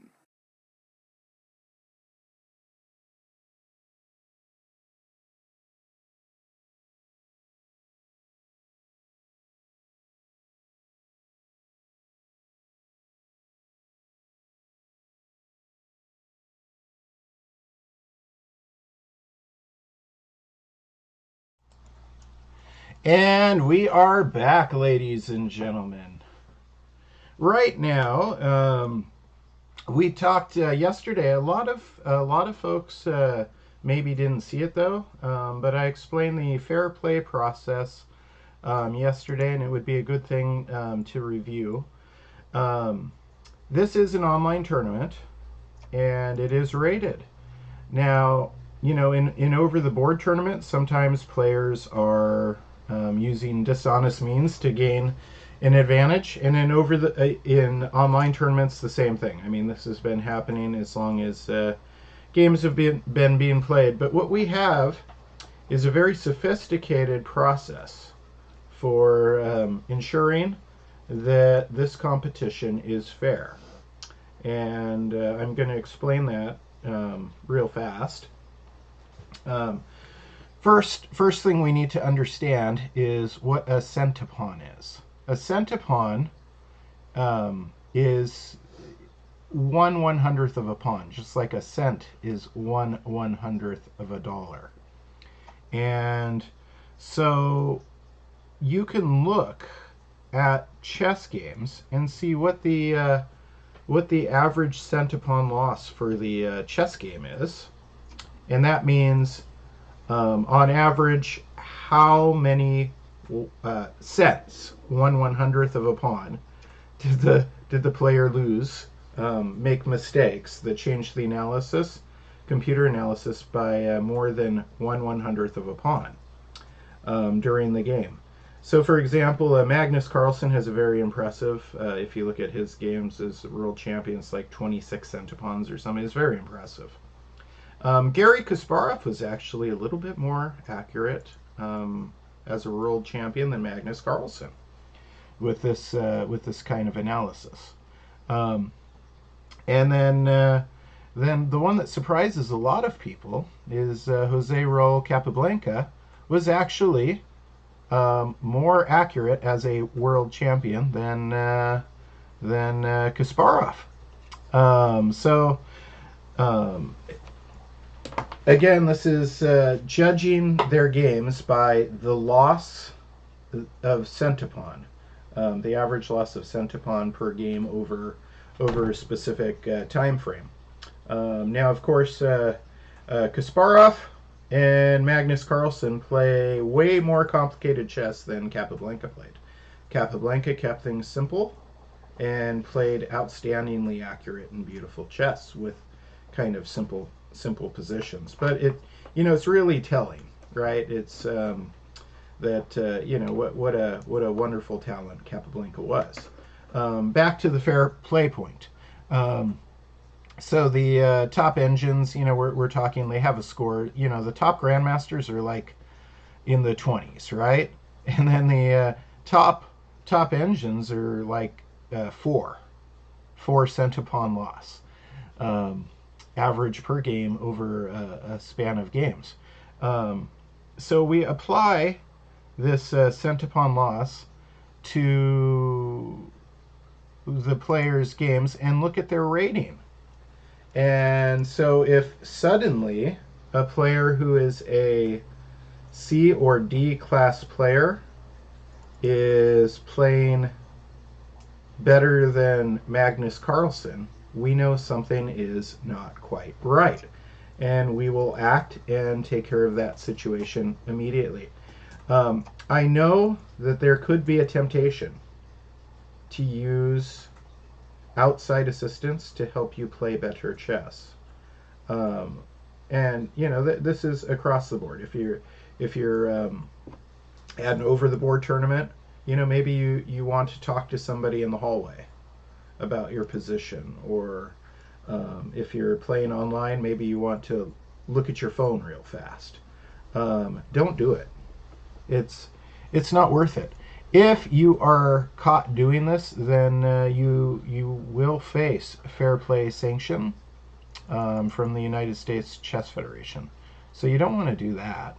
It will sully your name forever. The other thing to remember too is even if you get away with it for some amount of time, you will get caught. These games are recorded. They will be put in databases, and you will get discovered eventually. And it could be 5 years from now, it could be 10 years from now. Your games will be uncovered as dishonest, and that can impact you later on in life when you're, applying for the bar exam, or running for president. Right? So it's just not worth it. You want to play your very best chess. If you have a bad day, that's okay. It tells you that maybe your brain wasn't functioning at such a high level on that particular day, and maybe you needed to get more sleep. Maybe you need to eat a better breakfast. That's useful information for you. If you play good chess and you lose, that's also useful information, because then you can go through your game either by yourself or with a coach or with another player and learn from your mistakes and improve as a chess player. And finally, your results in the tournament show you how you're improving overall. After so many tournaments, you can look at this level and see, am I going up? Am I leveling off? What do I need to work on? And you can't do that if you lose the opportunity to do that if you're being dishonest with your chess. So please, for your own sake and for the sake of everybody else, play honest chess. It's I know I had that discussion with as many of my students this week as I could before this tournament, and it's a very important discussion. Getting back to the system Jay and I are using, he is already running a check on the previous round, and already has those centipon scores versus the player's rating. So we already have, if there was a suspicious circumstance, we already know about it at this point. And then that's just the first level. Level 2, all the games get thrown through. And so at the end of the day today, we're just going to have preliminary winnings. They aren't winners. They aren't going to be official winners. And then anybody that we flag during the day, then we can use like level 3 and level 4 analysis. That is very sophisticated statistical analysis using centipon and k-factor. And we can pretty much prove if anything dishonest was happening. So that is the system that Jay and I are using. It is state of the art, and it is why we are playing chess on Tornillo. It makes it easy for us to use these tools. And now that I've given you the big speech about fair play, let's take a look at what's happening in round 2. And Chris, I did want to mention we had 3 players games that popped up as having played at a really high level. Mm-hmm.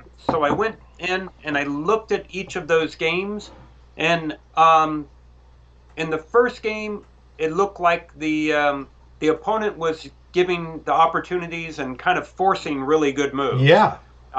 And so it didn't seem to me that the computer was getting used, and even the player missed a couple of moves that if they were using the computer would have just,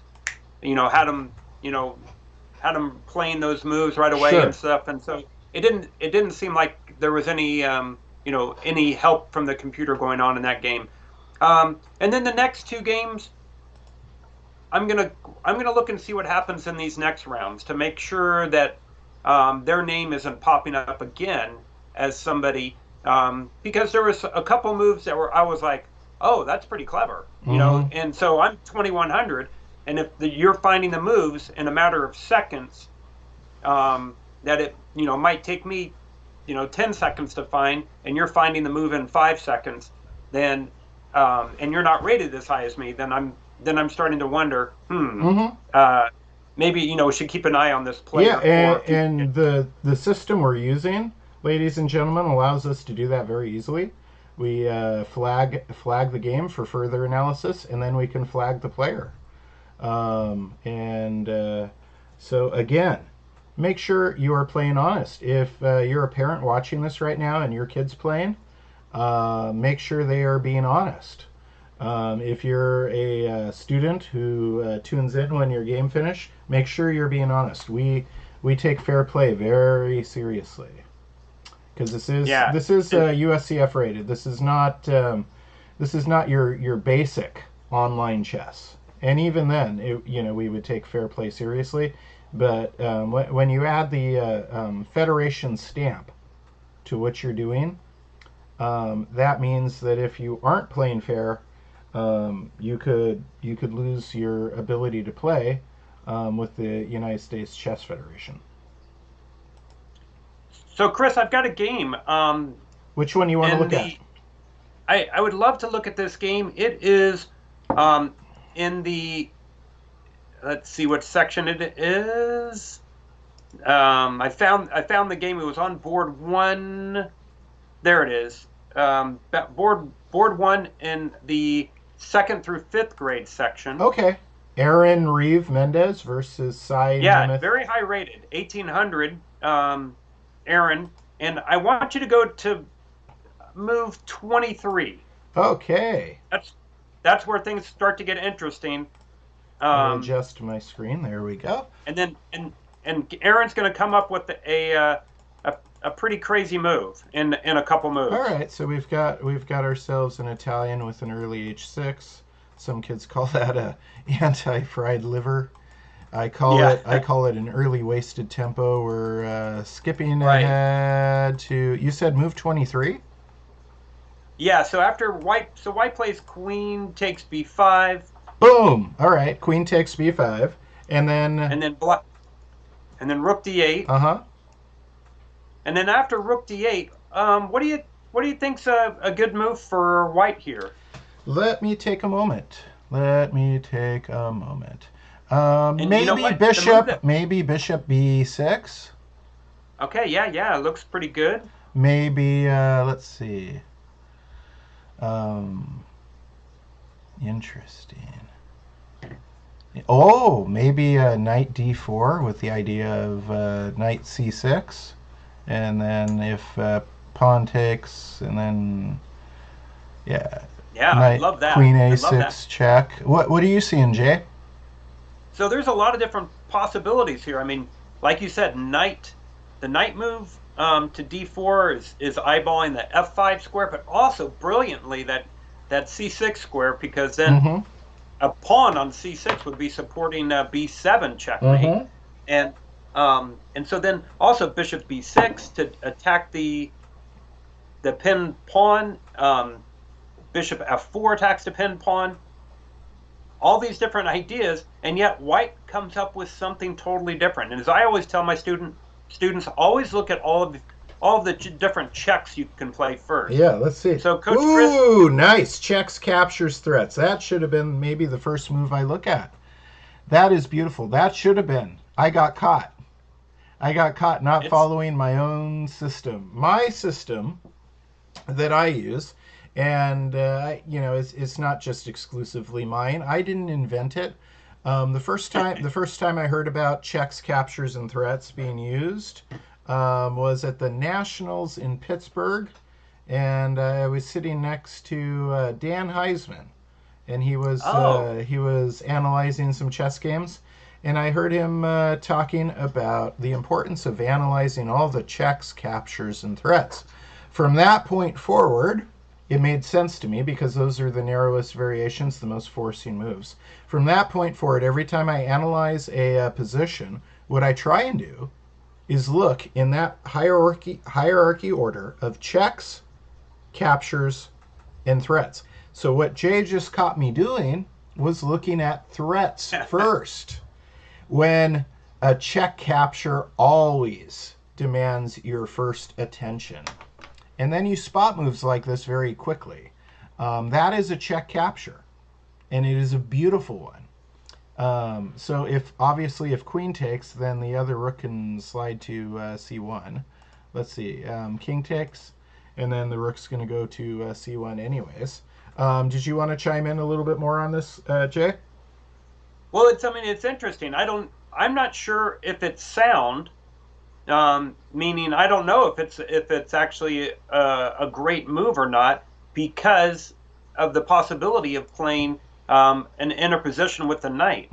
So that it's possible that you could capture back with the queen, and then maybe you take with the knight, and so black was so worried about the next rook coming over. But am I missing something there? What happens if the knight blocks? On move 25, knight c6, or earlier? Yeah, on move. So if instead of king takes c7, on move 24 for black, what about queen captures? queen captures, And and then- then rook c1, and then knight c6, and then I'm just pawn wondering. takes. Then the pawn would have to take back, right? And then queen a6 check. Yeah, that looks nasty. Yeah, you know what? It looks sound to me. It looks sound to me. But Yeah. you know, it reminds me of those. It reminds me of a lot of things. You know, things don't have to be 100% sound to be very powerful winning moves, as we saw with Mikhail Tal. But man, do rooks love to do this, guys? Rooks love to go forward, and you know, when you can reload the rook, when your rooks are unified, you know, some of my favorite games in chess history, one of the rooks moves forward in sacks, and then the other rook can follow up. Many of my favorite games in history. So you know, keep that in mind when you're playing. Look for that first rook sack. So now knight c6. And then dx c6, of course, bx c6, and then rook takes c6, checkmate. Wow, Yeah. that game ended suddenly. It certainly did. And yeah, that was a beautiful combination. So far, that is my favorite combination tactic from this tournament. So very nicely done, Aaron Reeve Mendez. Very nicely done. And Aaron, the round 2 has completed for the 2nd through 5th grade, so you can check those standings and let everybody get a good look and see what's happening there. Yeah, so we've got Aaron up ahead with 2 points, and we've got Anusha also with 2, tied. Sam Carpenter has 2 out of 2. Manu Varma has 2 out of 2. And Shriyansh has 2 out of 2. And then we've got 2 players with 1.5, and those are Rohan Menon and Alice Wang. So that is our top 7 in the 2 to 5 section.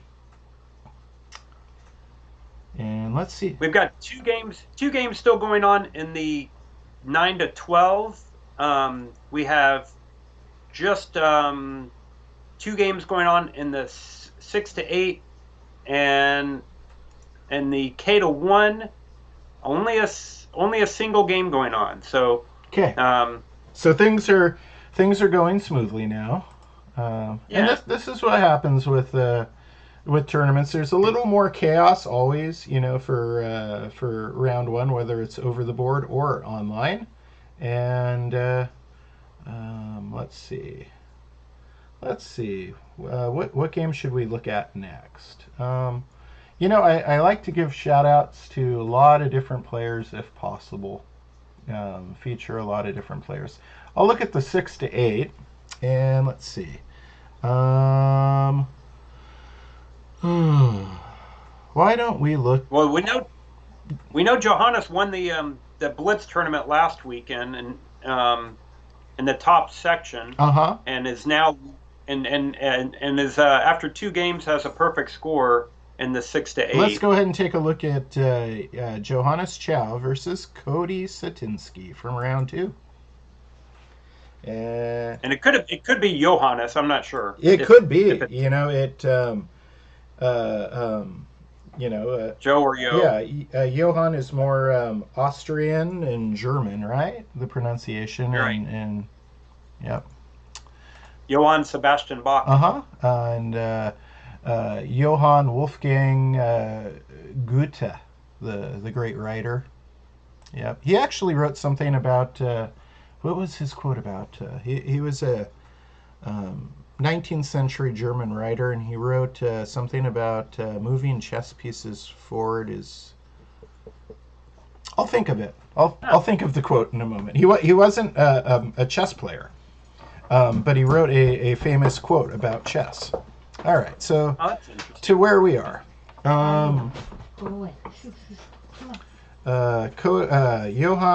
Johannes Chow versus Cody Satinsky.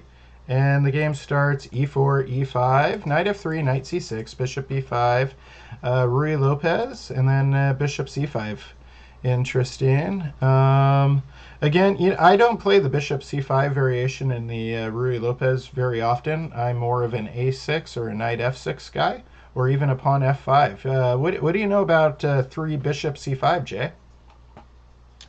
Well, it's definitely playable by all means, and as I mentioned earlier, develop a piece, right? Mm-hmm. It's hard to say that development is is a bad idea. So does it fall to the fork trick though? Knight takes pawn to d4. Yeah, white can play that, Mm-hmm. and then black could ignore it and play knight f6. This is true.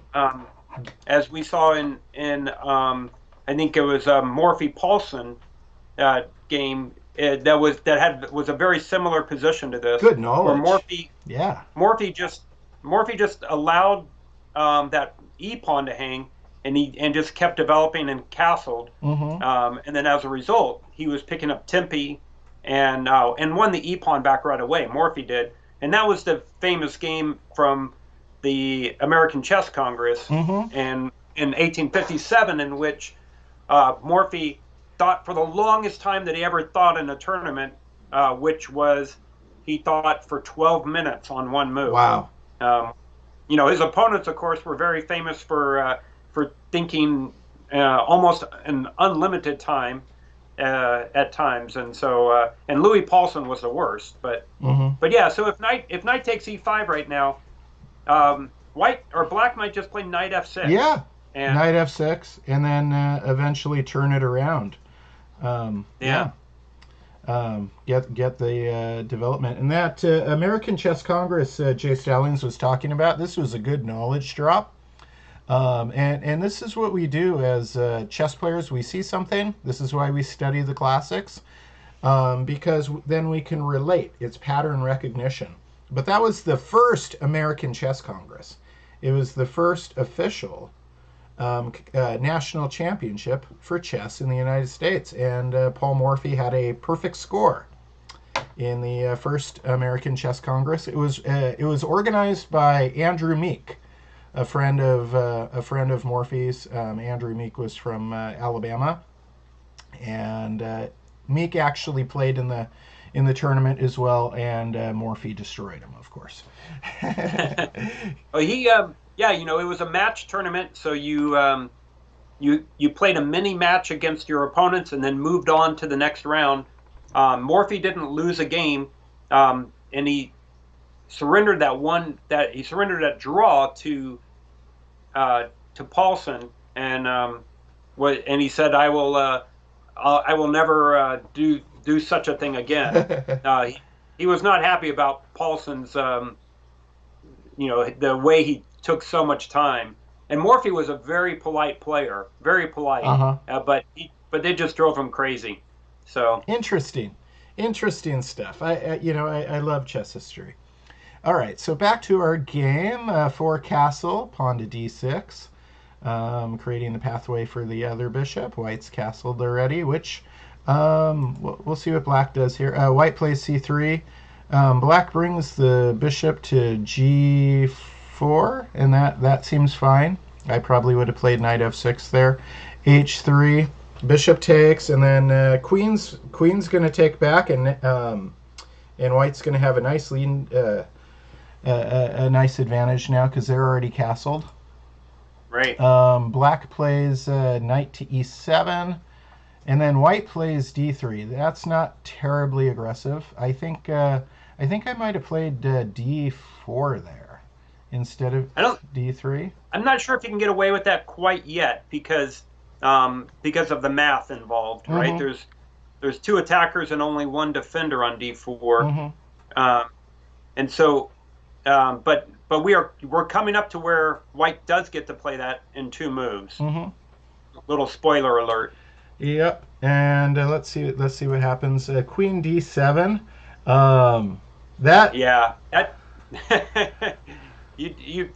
Black needs to put the question to that bishop. Yeah. Yeah. And by putting the question to the bishop, guys, what we mean is you don't just let it sit there and have that pin. Yeah.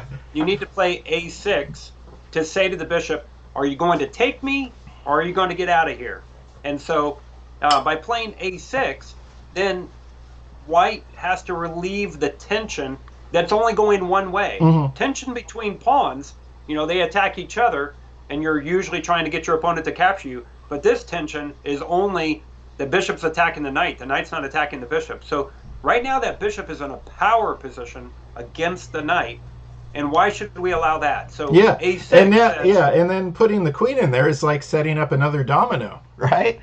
Oh, Because yeah. now the knight's pinned to the queen, which is pinned to the king. So Jay and I both kind of gasped in our head when we saw Queen D7, because once you've played a few thousand games, you know not to make that kind of mistake. All right, so Bishop E3. That's a good move because it's creating the potential for D4, but it's also, if Bishop takes, then White's happy to take back with their pawn because then they're threatening the belly button on F7.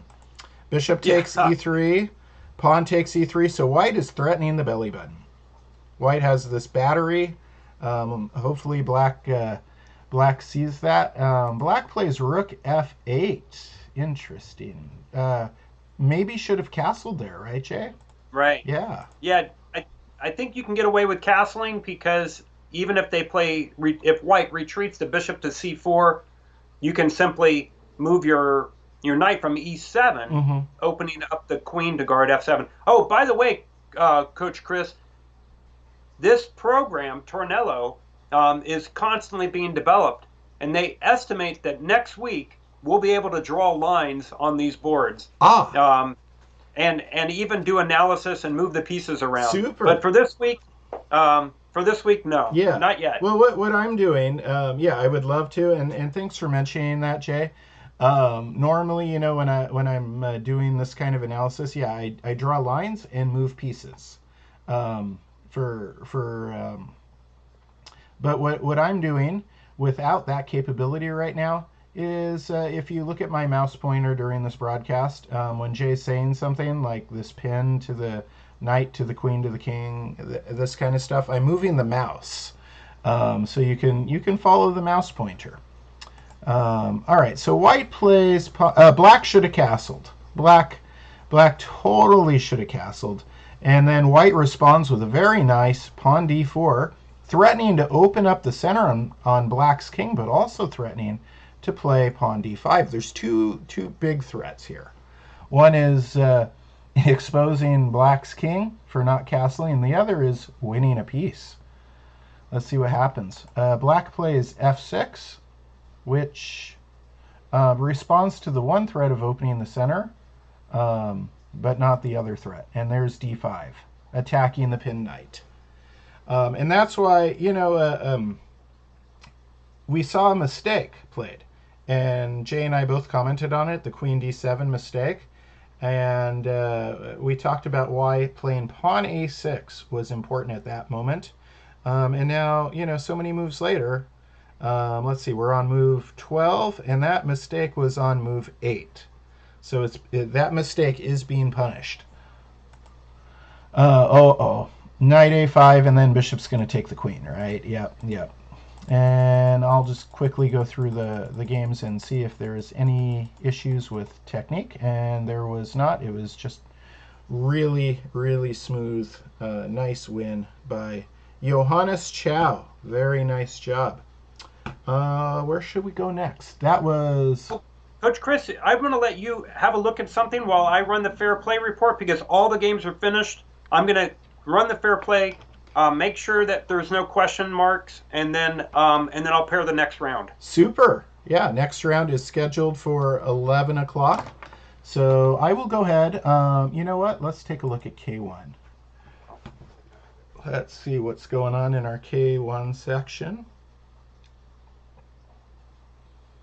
And if you need to mute me while I'm doing this, Jay, go right ahead. So you can focus on your stuff. I might take you up on that. Thanks. All right, so just let me know when you come back. Winston Chen versus Kiyomi Yuck. Let's take a look. Let's see what happened in Winston Chen versus Kiyomi Yuck. Okay, so we adjust the screen. E4, E5, knight F3, knight C6, D4. We've got ourselves Scotch. Pawn takes D4, bishop C4, bishop C5. Both sides have two pieces developed. Both sides have one pawn in the center. White plays pawn to C3. I kind of like that. It's kind of a Goring gambit kind of idea. The Goring gambit, I guess, is the proper pronunciation for Goring's name. It has the G-O with the umlaut above it. Black plays knight F6. So black has three pieces developed. And let's see, white takes back at the center. So white's going to have the center. Black has time. So this is actually a transposition to an Italian. This is a classical Italian now. We've transposed. Knight C3, so we have a Müller variation, basically in the Italian. And then knight takes E4. A good move, but also dangerous. Let's see what white's going to do. White castles. I don't think that... I'm trying to remember now. I'm trying to think back to... Let's see here real fast. So white...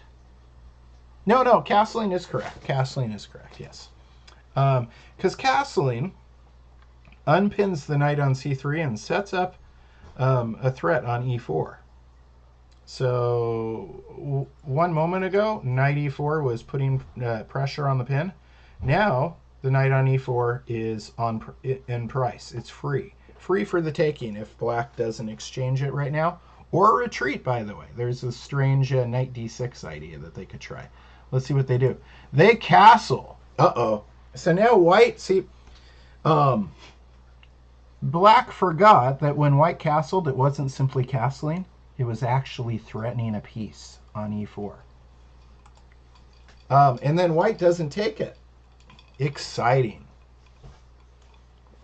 Clearly, white should have played knight takes E4, but they may still get an opportunity to because they played pawn D5, threatening the knight on C6. So now black has choices to make, and they have one choice that's better than the rest, and that would be knight takes C3, because that would be threatening white's queen. Then if pawn takes back, they could take back with their bishop, threatening white's rook. When white moves the rook, then black could move their knight. So that would probably be the way they want to go. Knight takes C3. Nope, they play knight A5. Interesting. That's interesting. Because it is threatening white's bishop.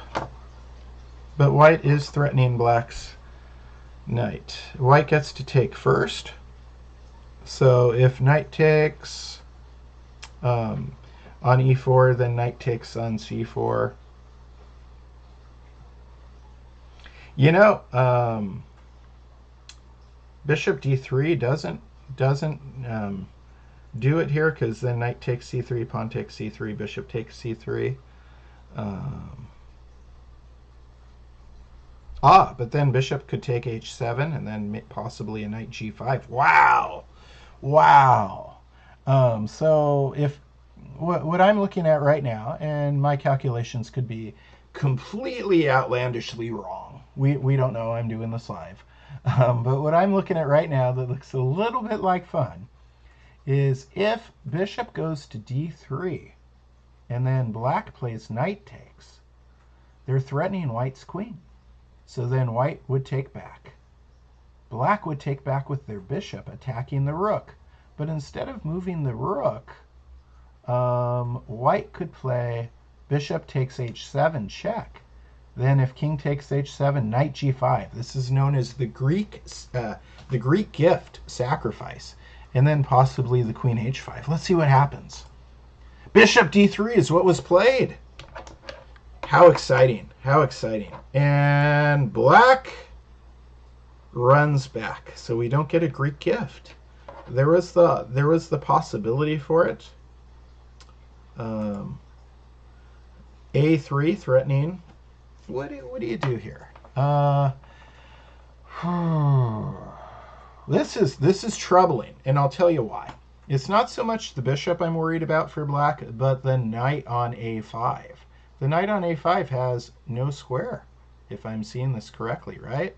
No square to run to, so if you move your bishop, white could play pawn b4, and the knight is trapped. Knights on the rim are grim.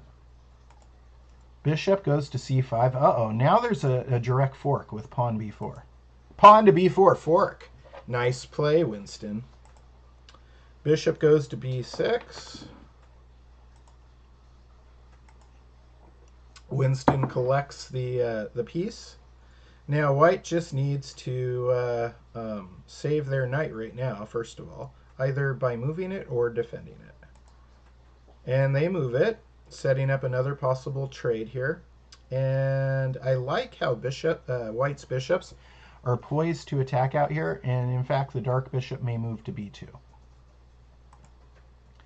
Black plays d6. Well, you know, if black isn't going to do anything about it, instead of bishop b2, I might play bishop g5 here.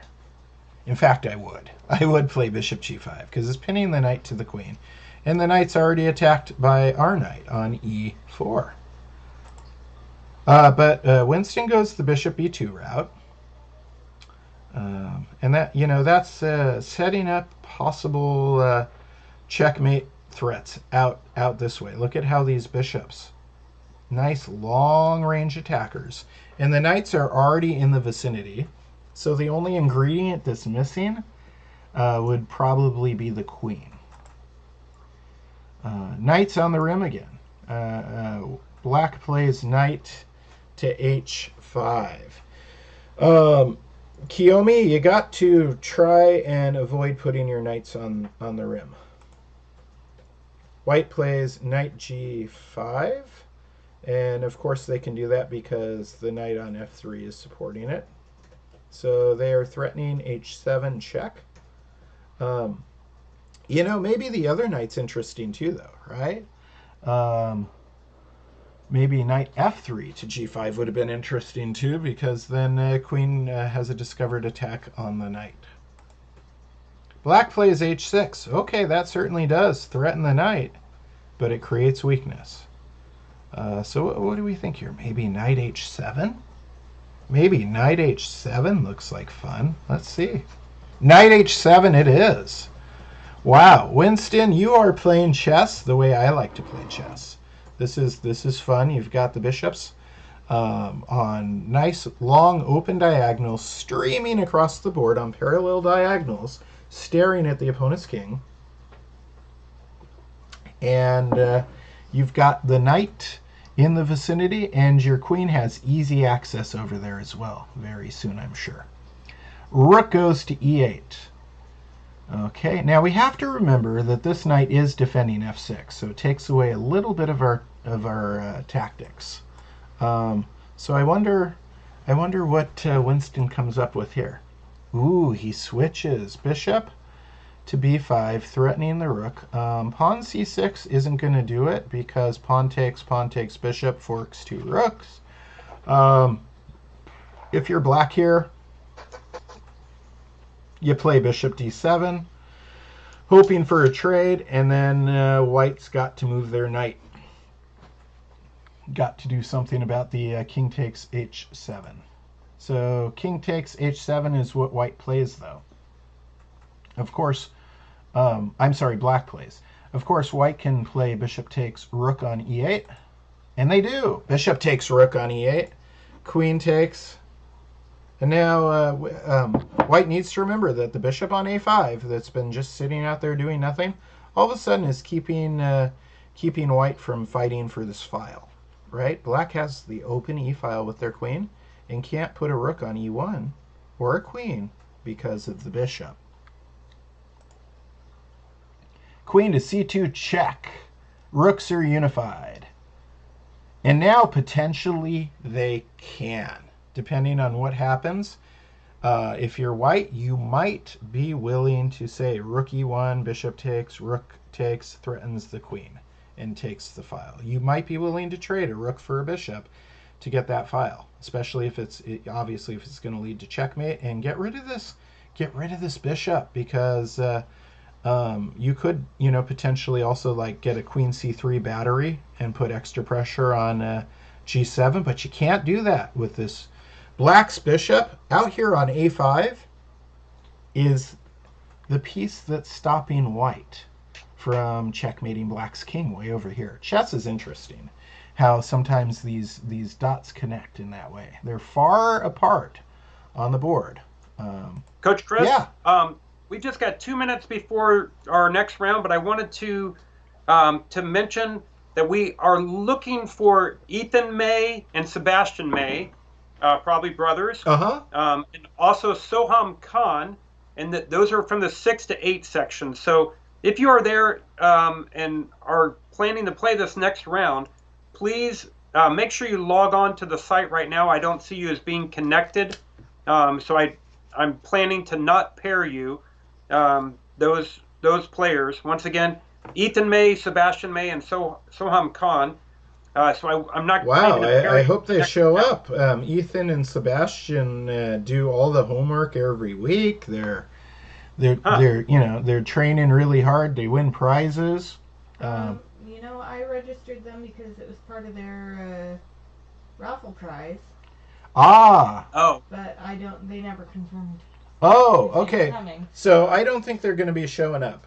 So they won this by playing in the We Love India. Right? We Love India Blitz Chess Extravaganza. A few weeks ago, I did a live Blitz chess tournament. Okay, so I can drop them, right? Mm-hmm.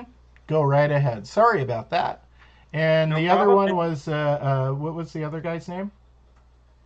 In that section, Soham Khan. Soham Khan. Do we know anything about him? I think that's the same thing. It's the same thing, yeah. So anyone who hasn't shown up, go ahead and delete them. Yeah. What about Varun Ganesh? Same thing? Varun Ganesh, probably. Yeah. Anybody, Megan says anybody that hasn't shown up. We gave away free entries into this tournament for a few players because they participated in the fundraiser for India Blitz tournament, and they didn't confirm, but they were registered. So that's what that is. I'll drop Dan Merriman as well. Okay. Okay. Let me go in and do those real quick, and then I'll pair. Awesome. So while Jay's doing that, I'm going to go ahead. I really like this game, Winston. This is a fun game. Let's see what happens. Bishop c3. Now, that is the wrong way, because that's trading. That's trading this bishop, and look how powerful that bishop was on this diagonal. It was threatening g7 right next to the king, right? So it was an open diagonal, a big open diagonal with big threats. Oh, and black doesn't take advantage of trading there. Okay. Nice, threatening the queen. Threatens the queen again. And now you can win the bishop for free, right? Bishop, no you can't, because you would lose your queen. I see what black's doing here, right? So let's see what happens. Rook d3 defends the bishop a second time. Let me go back a move, though. Let me see. Let me see if that's what I really want to do here as white. All of a sudden, black's got a legitimate threat here, and it requires us to defend. That's when, that bishop c3 move was a bad move. White had it all.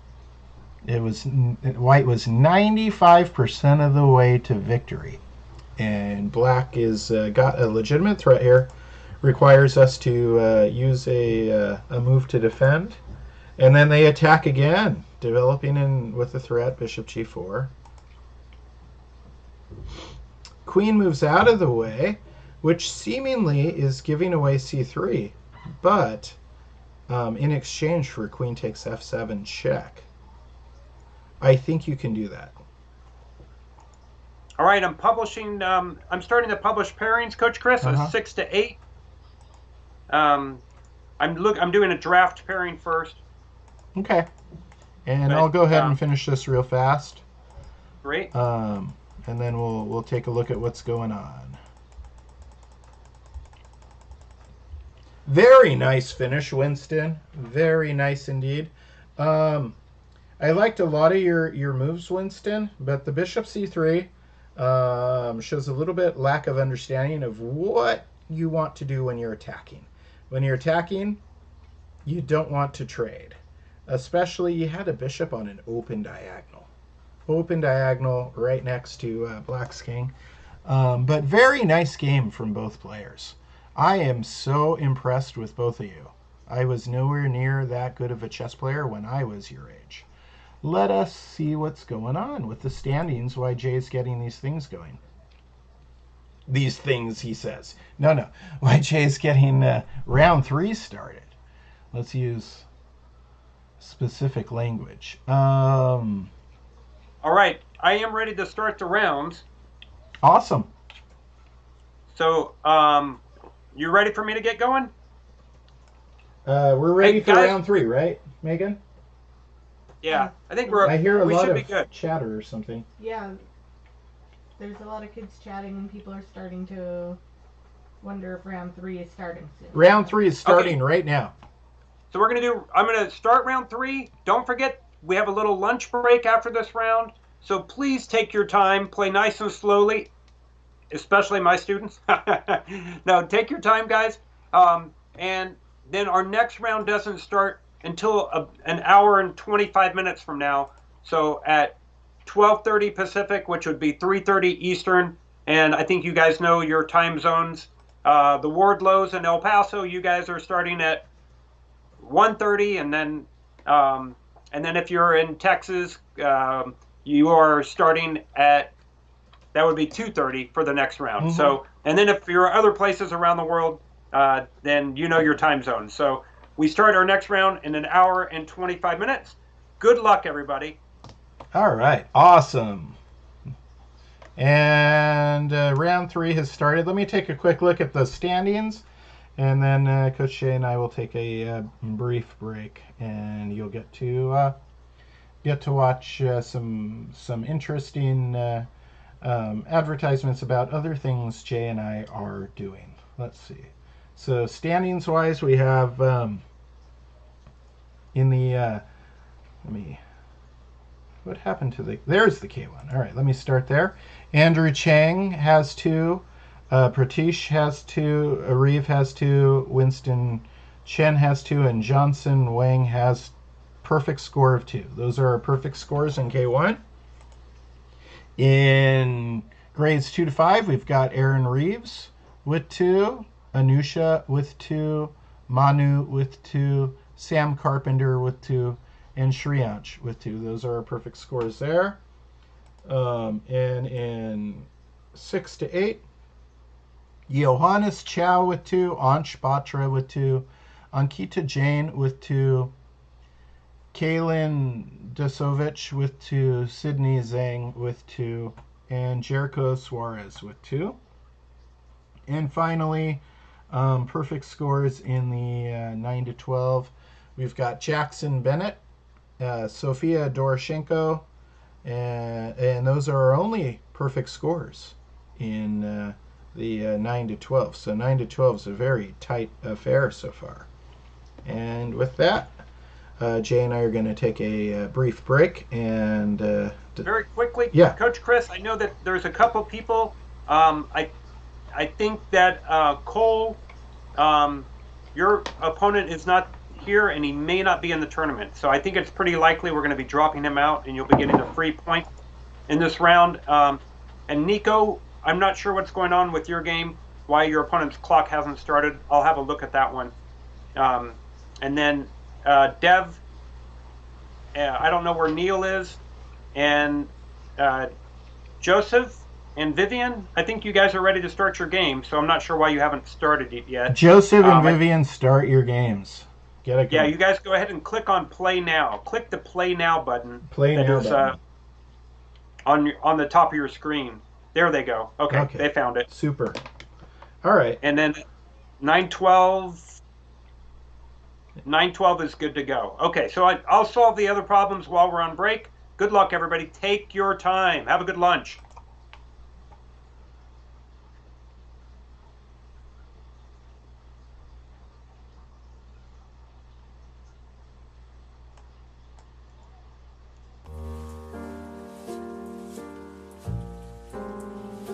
I will be running a free online chess club for everyone who wants to learn. To further this idea, I published a mission statement for Daily Chess Musings that reads, "All those who want to learn chess are welcome here." Our free weekly chess club begins with a live meeting Wednesday at 3 p.m. Pacific Time. Remember, you do not need to attend the weekly meetings when they are live to participate, and all students have an entire week to complete their suggested lessons. In this way, the Daily Chess Musings free weekly chess club is 100% flexible to your needs and schedule. New instructions and assignments will be given every Wednesday. If you have to miss a week, no worries. I will make all of the videos and assignments freely available on dailychessmusings.com so you can catch up when it's convenient. Special prizes will also be awarded for top performers in different categories. Plus, we will hold regular tournaments on Fridays and Saturdays, along with special events including scheduled matches between groups, simuls, group chess, and blitz games against me, Coach Chris. So what's the catch? There isn't one. I just want to give everybody the same opportunity to benefit from chess that I had as a child. For over 20 years, I have paved the way for the success of thousands of children regardless of their entry-level skill. By training with me, you will gain the valuable tools and skills needed to excel as a chess player. An extraordinary chess club experience with a top-tier instructor, the confidence and motivation necessary to surpass your chess goals and fast-track improvement.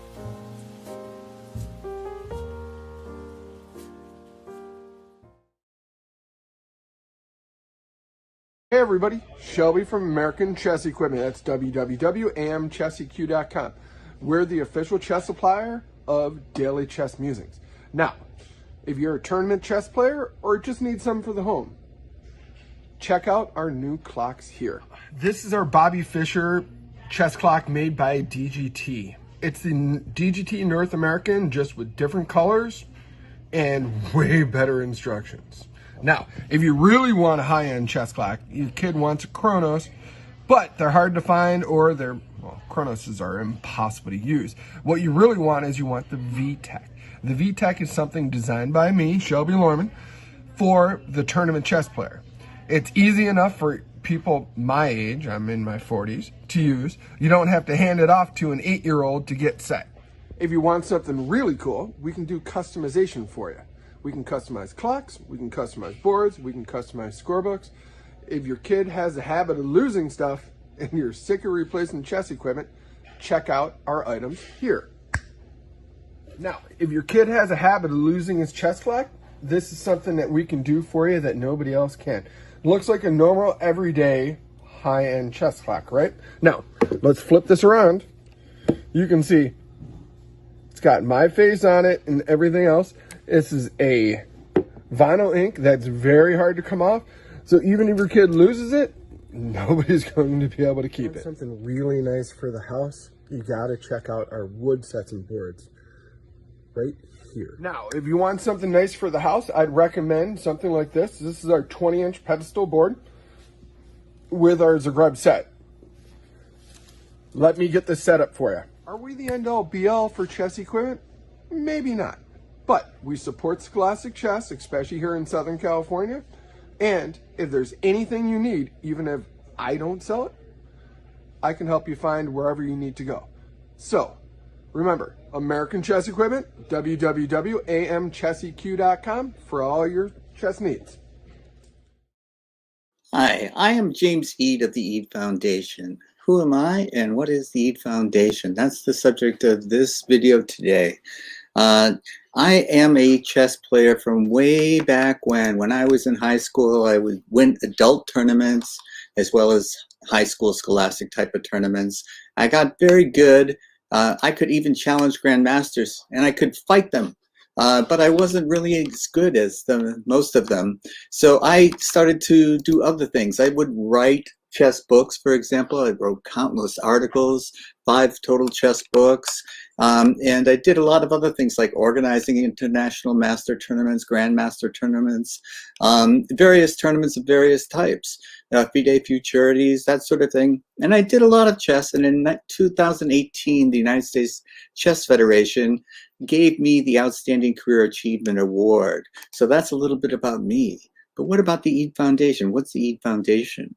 The Eade Foundation was started to help build communities through chess. Chess is what I did.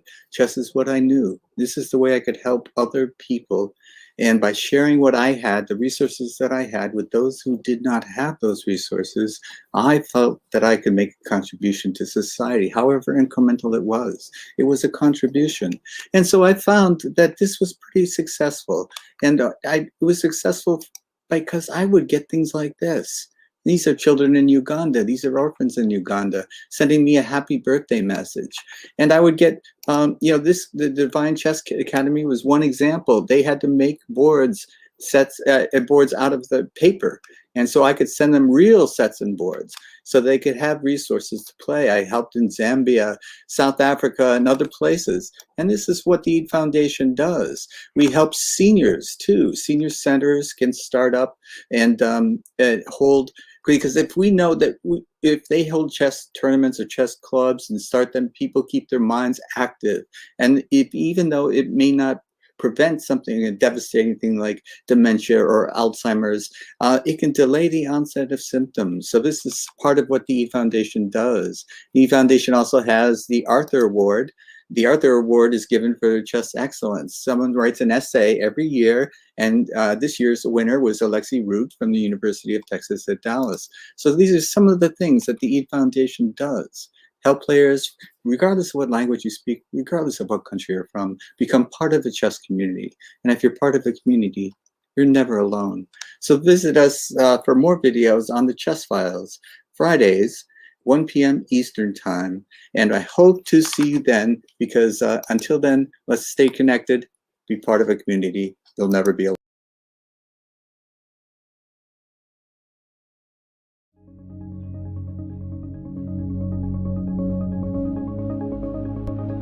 Can you move your leg?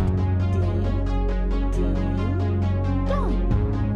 Good job. High five. The game of chess is a beautiful game because you get to be the king. You get to command an entire army of chess figures. You are in charge. In life, you may not get to make all the decisions yet. In chess, you get to make all the decisions.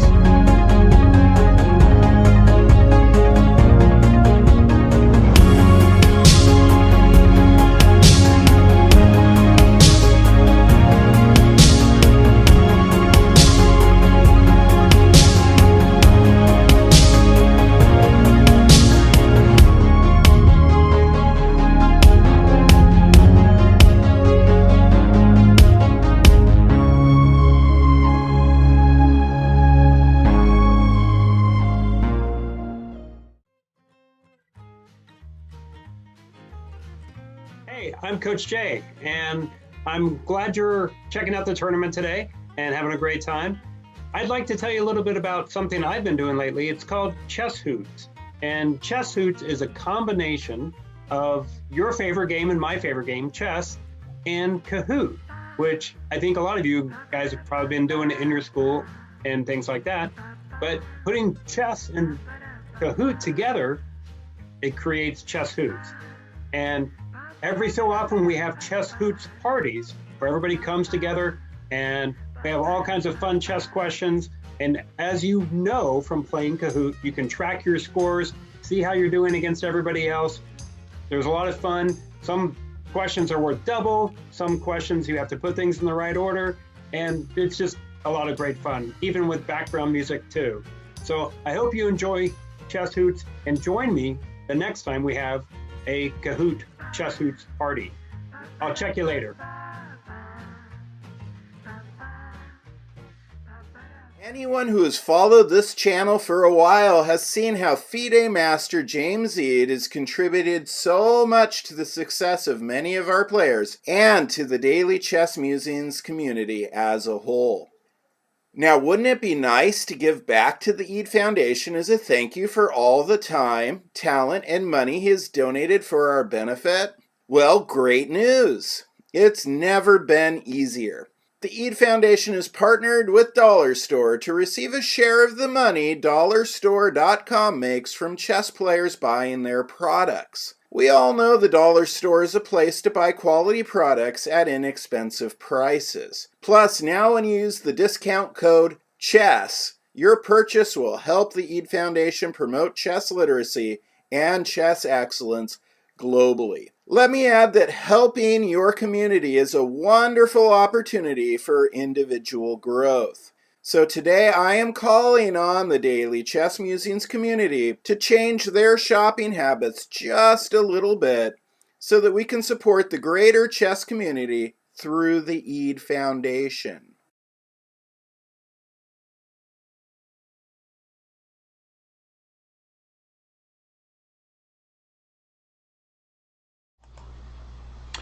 And I am back. Welcome back, ladies and gentlemen. My name is Chris Torres. This is Daily Chess Musings. This is the Daily Chess Musings channel on YouTube. I am joined, or will be in a moment, he's doing some tournament managing stuff right now, by Jay Stallings. From Southern California. Coach Jay is what we like to call him. And he is the founder of Chess Hoots, among other things. And we will discuss a little bit more about Chess Hoots. I know you should have seen it in the advertisement. But while, there's Coach Jay. I am so impressed with Chess Hoots as a product. There are 60 videos that you can view on YouTube in Coach Jay's Chess Hoot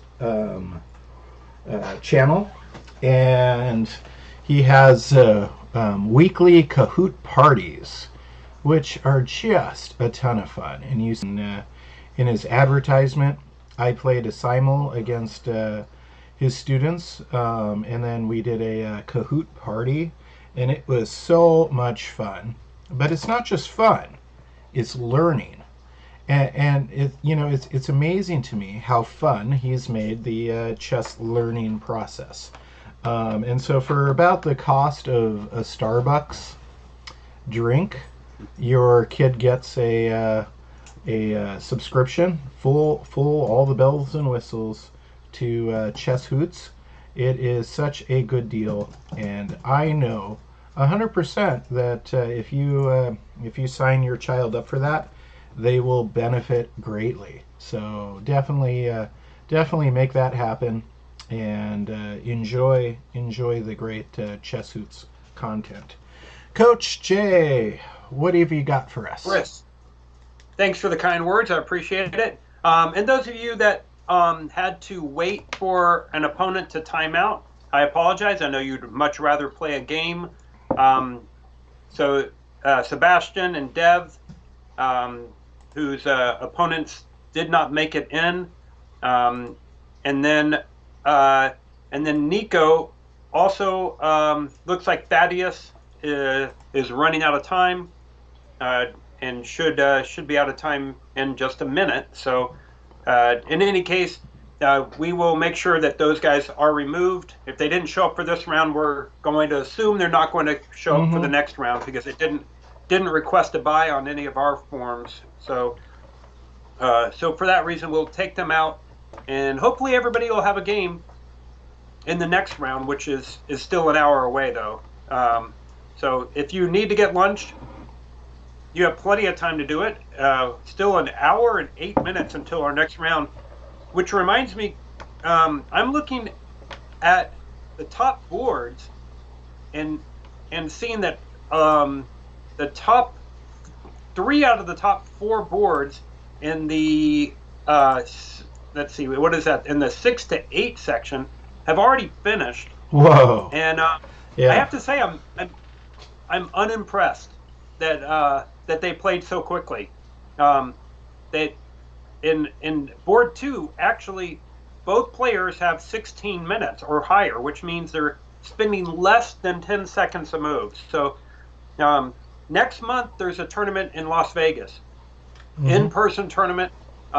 With the infection rates have gone way down, and so it used to be you could throw a rock and hit somebody who had COVID, and now you could shoot a missile off and you might not find somebody. So we're very fortunate that the infection rates are down and that people are getting vaccinated, and we're going back to over-the-board play. And when we do that, if you guys play this quickly, you are in trouble. You are going to come up against players who may not have been captured by this pandemic online thing, and they just are used to playing slowly, and they are going to cook your goose. So you have got to change this habit and finish up these last games today at a lot slower pace than what you did. And don't say, "Oh, but I won, Coach Jay. I just knew what I was going to do, and I won." You know what?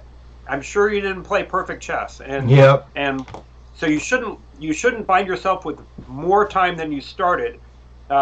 You've definitely done something wrong. So I want you guys to kind of say to yourself, give yourself a little pep talk and say, okay, I'm going to raise my level of chess up. And by the way, Coach Chris, when I run that fair play report in between rounds, it shows me who's finding grandmaster moves. And last round, nobody was finding grandmaster moves, according to the report.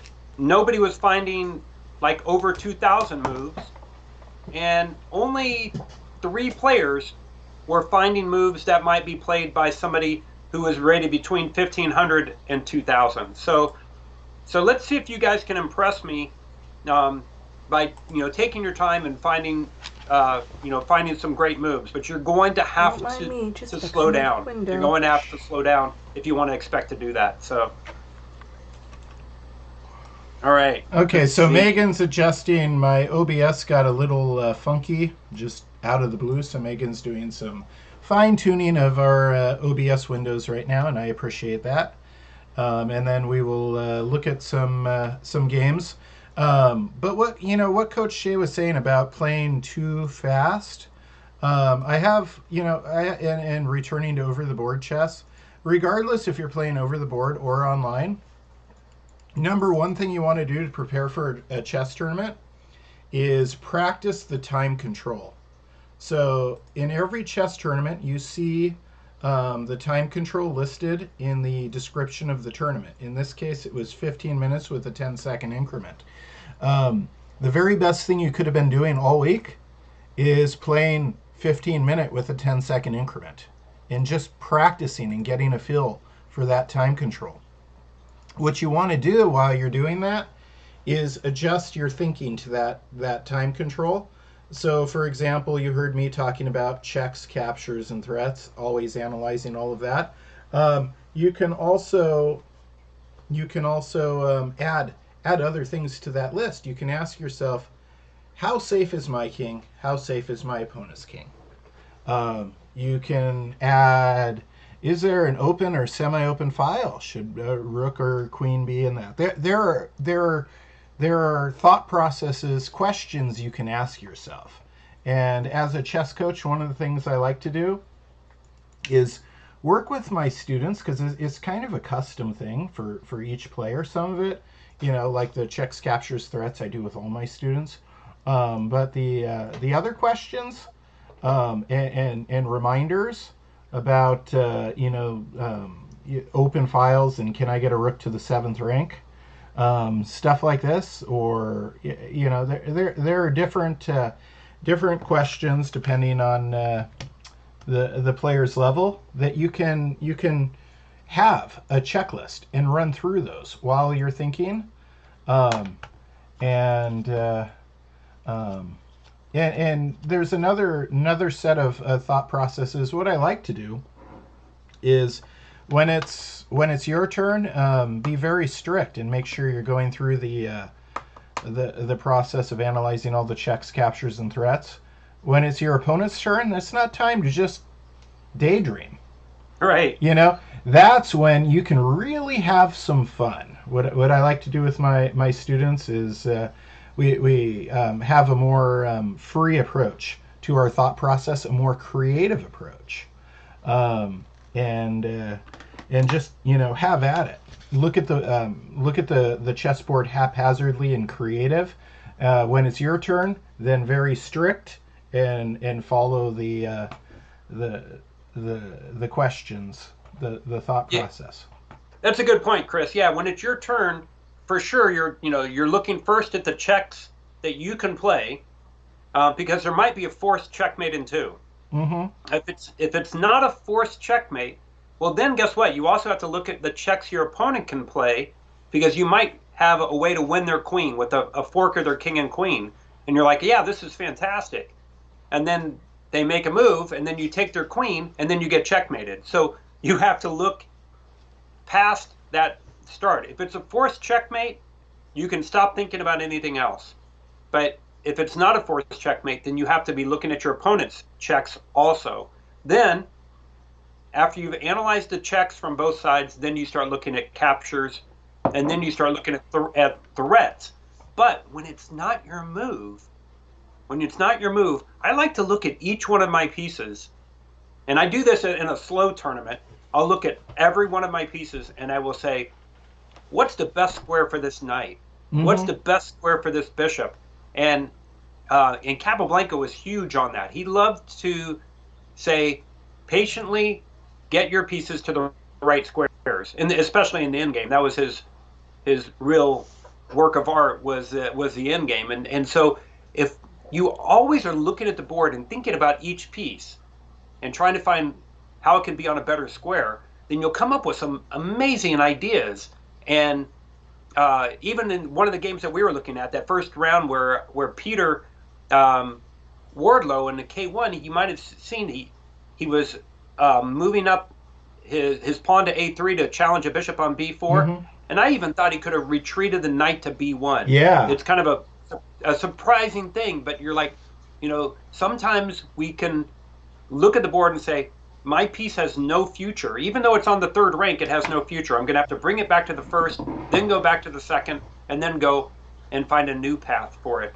And so you should be running through your mind to look for those opportunities. Now, Coach Chris, before I forget, I think it might be a good idea for us to reward the players who have moved into single digits on their time with their victories in this round. So, I see that Sanjay Reddy in the 6-8 got under 10 minutes and to win his game. And then in the second through fifth grade section, Rohan Menon got under 10 minutes in his victory on board 4. So I want to recognize that.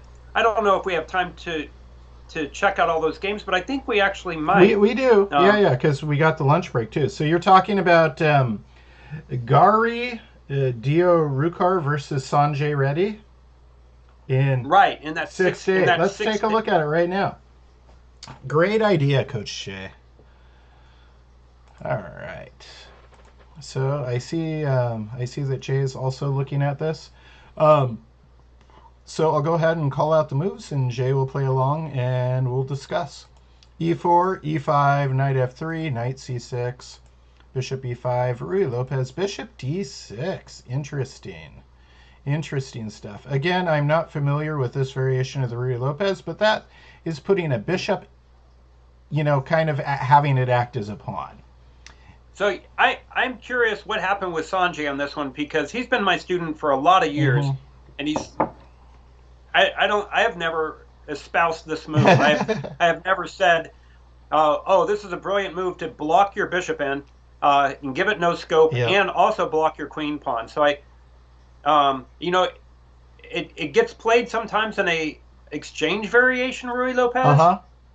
But here it's just it's just a bad square for the bishop. It's not so great. I mean, potentially, if white castles, you could play f5 and release the energy of the bishop. But this is, it's starting out with kind of a hope chess, hoping that you'll be able to do that, and white might not play along with your plan. And in the meantime, white has their pieces where they're comfortably placed. They aren't cramping them in. All right, let's. So white plays d3. And then black plays h6. So, h6 obviously stops bishop g5, but I'm not so sure you needed to be so worried about it because your bishop's not happy on d6 anyways. So you might, if they play bishop g5, you might have just brought your bishop back to e7. That's a good point. I think maybe Sanjay's emotionally scarred from a previous game or something where he was his opponent was attacking like crazy because these first two moves, that bishop d6 and h6, are too passive. They're you should be developing properly. And both of those are not developing properly. So obviously he's going to turn it around, slow down his game a little bit later on to come out with a victory. But yeah, not a good start by Sanjay. All right, so then white plays bishop e3, developing another piece, and then black plays knight f6, knight c3, and then pawn to a6. That's not a terrible idea. The pawn h6, I know it's another pawn move, but this one's different. It's threatening a piece. Bishop a4, and then white castles. All right, so black. I'm sorry, black castles. And white. I might not castle right away here as white. You've got time to be a little bit tricky if you want to be, and there's a couple different nice motifs you might think about trying to accomplish. One would be getting your knight to h4 to f5. Another might be playing queen d2, setting up a battery of a threat on g6, advancing h3, g4, and then g5. Since black's already played h6, that's kind of taken advantage of the fact that they've subtracted one move from what it takes you to disrupt them. Coach Chris, that brings up a great point because of that horrible bishop on d6 that black has, it blocks the queenside bishop from guarding that critical g4 square, and white might even play what Kramnik played against Aronian in 2018 with just rook to g1, and then next move is pawn g4, and the move after that is pawn to g5.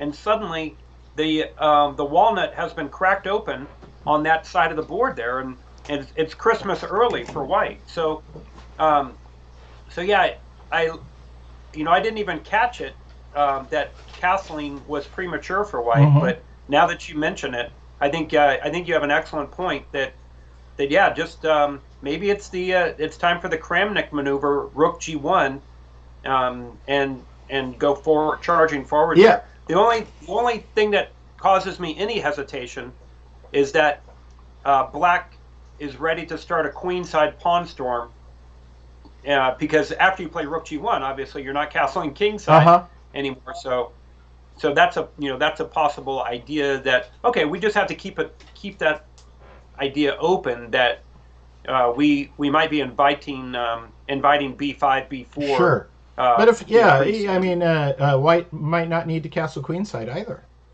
because with the bishop on d6, the center is not opening. Good point. So I think what's interesting here is because of the bishop d6 move, which was not a good move, and the h6 move, we got ourselves a analysis request for our next game. So That's Okay, wonderful. great. It's great when you guys are watching the broadcast and giving us heads up if you think you played good chess. But finishing my thought, there are a whole bunch of different avenues for white to launch successful attacks here. They could go h3, g4. They could go rook g1, g4. They could play queen d2 first. They're I really like your idea of knight h4. I think you'd have to double check it because black can play knight takes e4 with a discovered attack on your knight. Yes. But it might be worth it to to allow that to happen, because then your knight could just continue and move into f5 instead of taking the knight. Yep. These are wild attacking ideas, and Mikhail Tal would be proud of each and every one of them. Yep. So white castles, which now white still has I would say a slight advantage because of the bad bishop on d6. Not a bad bishop. Not using the term. I'm using the term loosely. It's a bad piece on d6, and white's pieces make sense. And now black plays knight e7.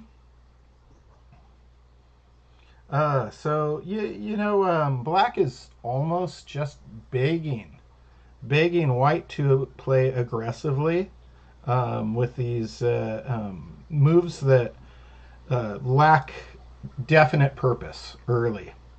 Let's see if white plays rook e1. White is not. That is a slower move. Maybe queen d2 there would have been a good choice. Yeah, I agree, Chris. Rook e1 shows kind of a lack of an understanding of this kind of double king pawn opening. So guys, in a double king pawn opening, if there is tension between your king pawn and your opponent's pawns, in other words, if your pawn on e4 is either gone or it's attacking or has the potential to move and attack your opponent's pawns that it can capture on the F and D files, then yes, rook e1, because you want your rook in the center on a file that's about to be open, or it's either open, half open, or potential to be open. This e file doesn't have great potential to be open. Sometimes you put the rook there to give extra protection to the e pawn so that you can play d4. Here it's not needed.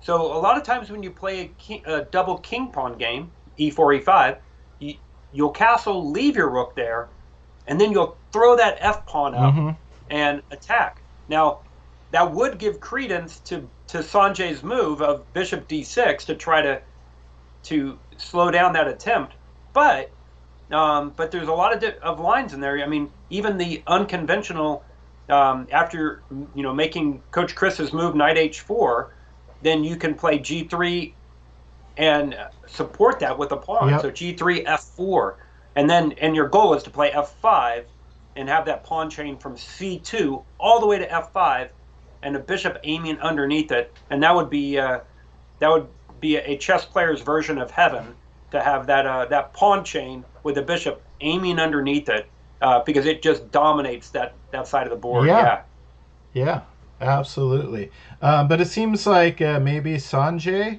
is expecting his opponent and preparing to maybe stop the f4. But now with the rook on e1, that's not going to happen. So let's see what happens. Knight h4. Okay, so we see the knight h4, which is not a good idea now because it just gives away a piece. Yeah, that was an unfortunate move by white. That might have been a pre-move, right? White might have let's see. Nope. White spent 7 seconds on that. Yeah. Move, so. Well, they needed to spend 7 more seconds and analyze the checks, captures, and threats before. Yeah, you always have to ask yourself, if I do this, what are my opponent's checks, captures, and threats? And then, we all could make a mistake like this, but what you want to do is try and make that as rare as possible. H3. That just that's gonna it just exposes the king a little bit more, and you're already down a piece. Knight goes back. Okay, queen d2. I like that. I like that move because now you have to. You're down. You're down material, so you have to be crazy. And the crazy attack now would be g4, g5 probably, something along those lines. Let's see. Knight h7. Bishop takes h6. That's another crazy attack. Queen takes h6, but you got to be crazy when you're down. This is what I early in the broadcast I told Coach Jay, or maybe it was Jim. I think it might have been Jim. Might have been very early in the broadcast. That sometimes it's actually more fun to be down because then you can play hope chess. You can go crazy on your opponent. One thing I wanted to comment on this one, Coach Chris, is that when you and I play, we're significantly stronger players than most of the players in this tournament. Mm-hmm. So when you and I play, if you're down a piece, then yeah, it's time to get pretty crazy. But one thing to keep in mind, guys, is if you're down a piece against somebody who's rated under 1200 or something like that, make them prove that they can win it. And I used to play when I was a kid. I used to play against this guy named John DeLucci, and I had like a record against him of like 15-1, or something crazy like that in tournaments. And I hated every single game because he worked so hard to try to beat me, even after I was winning. That he never gave up. Like I would win a pawn from him, thinking he would crumble, or I'd win a piece, and he would just fight harder and harder and harder against me, and it always frustrated me. But he did win that one game, and I was 500 points higher rated. So yep. He kept working hard. And by the way, in that game, I was winning on move 8, and he ended up winning the game. He didn't give up. He was a piece down after 8 moves, and he just kept fighting back. I think I actually got his queen for a rook and knight or something like that, and he came back and won the game. So there is an argument to fight hard, and one thing to do when you're down is you have to do like you're playing hockey. In hockey, when one of your guys is in the penalty box, then the other 4 guys have to play a lot harder, because it's usually 5 against 5. When one guy's in the penalty box, the other team has a power play, and they're coming after you. And every one of those guys has to be extremely focused, those 4, because now they have to do more work. And that's what White needs to do now, is consider the idea of maybe looking at each piece and saying, how can I get the most out of each piece? And I like the idea right now of G3, F4, and then going for that ideal pawn push over there. Even the idea of knight e2 and f4, just to try to utilize every white piece aiming to the king side, while the black rook is on a8, the bishop's on c8, the queen's not helping out. And so that kind of idea to get something going. What he does is a little premature, though, with that bishop sack at h6. Maybe. Well, especially because if bishop takes h6, gx h6, and queen, and then queen g5 is going to force an exchange of queens, which when you're down a piece, that's the last thing you want to do.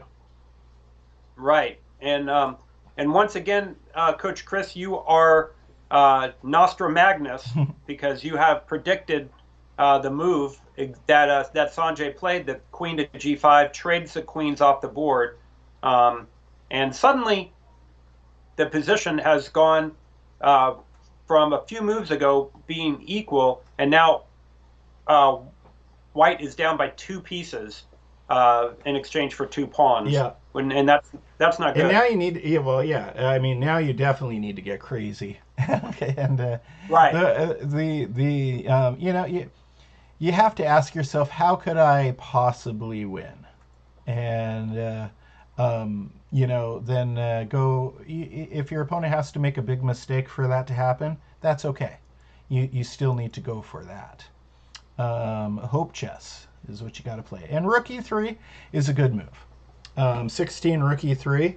It's a good move because then that rook can slide over, and maybe you can get a knight or two with pinning the knight to the king, especially because black's bishop is still terrible.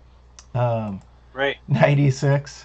I would have played rook g3 probably right away there, but white plays bishop b3, which at least puts the bishop on the same diagonal as the king. We'll go a little bit faster because they are down. And knight to d4, threatening the bishop, threatening another trade. But if the bishop just bugs out and leaves there, then you got knight takes c2, forking the two rooks. Bishop d5. So that's what happens. The bishop leaves, and now the knight can fork two rooks, but the knight doesn't right away. Interesting.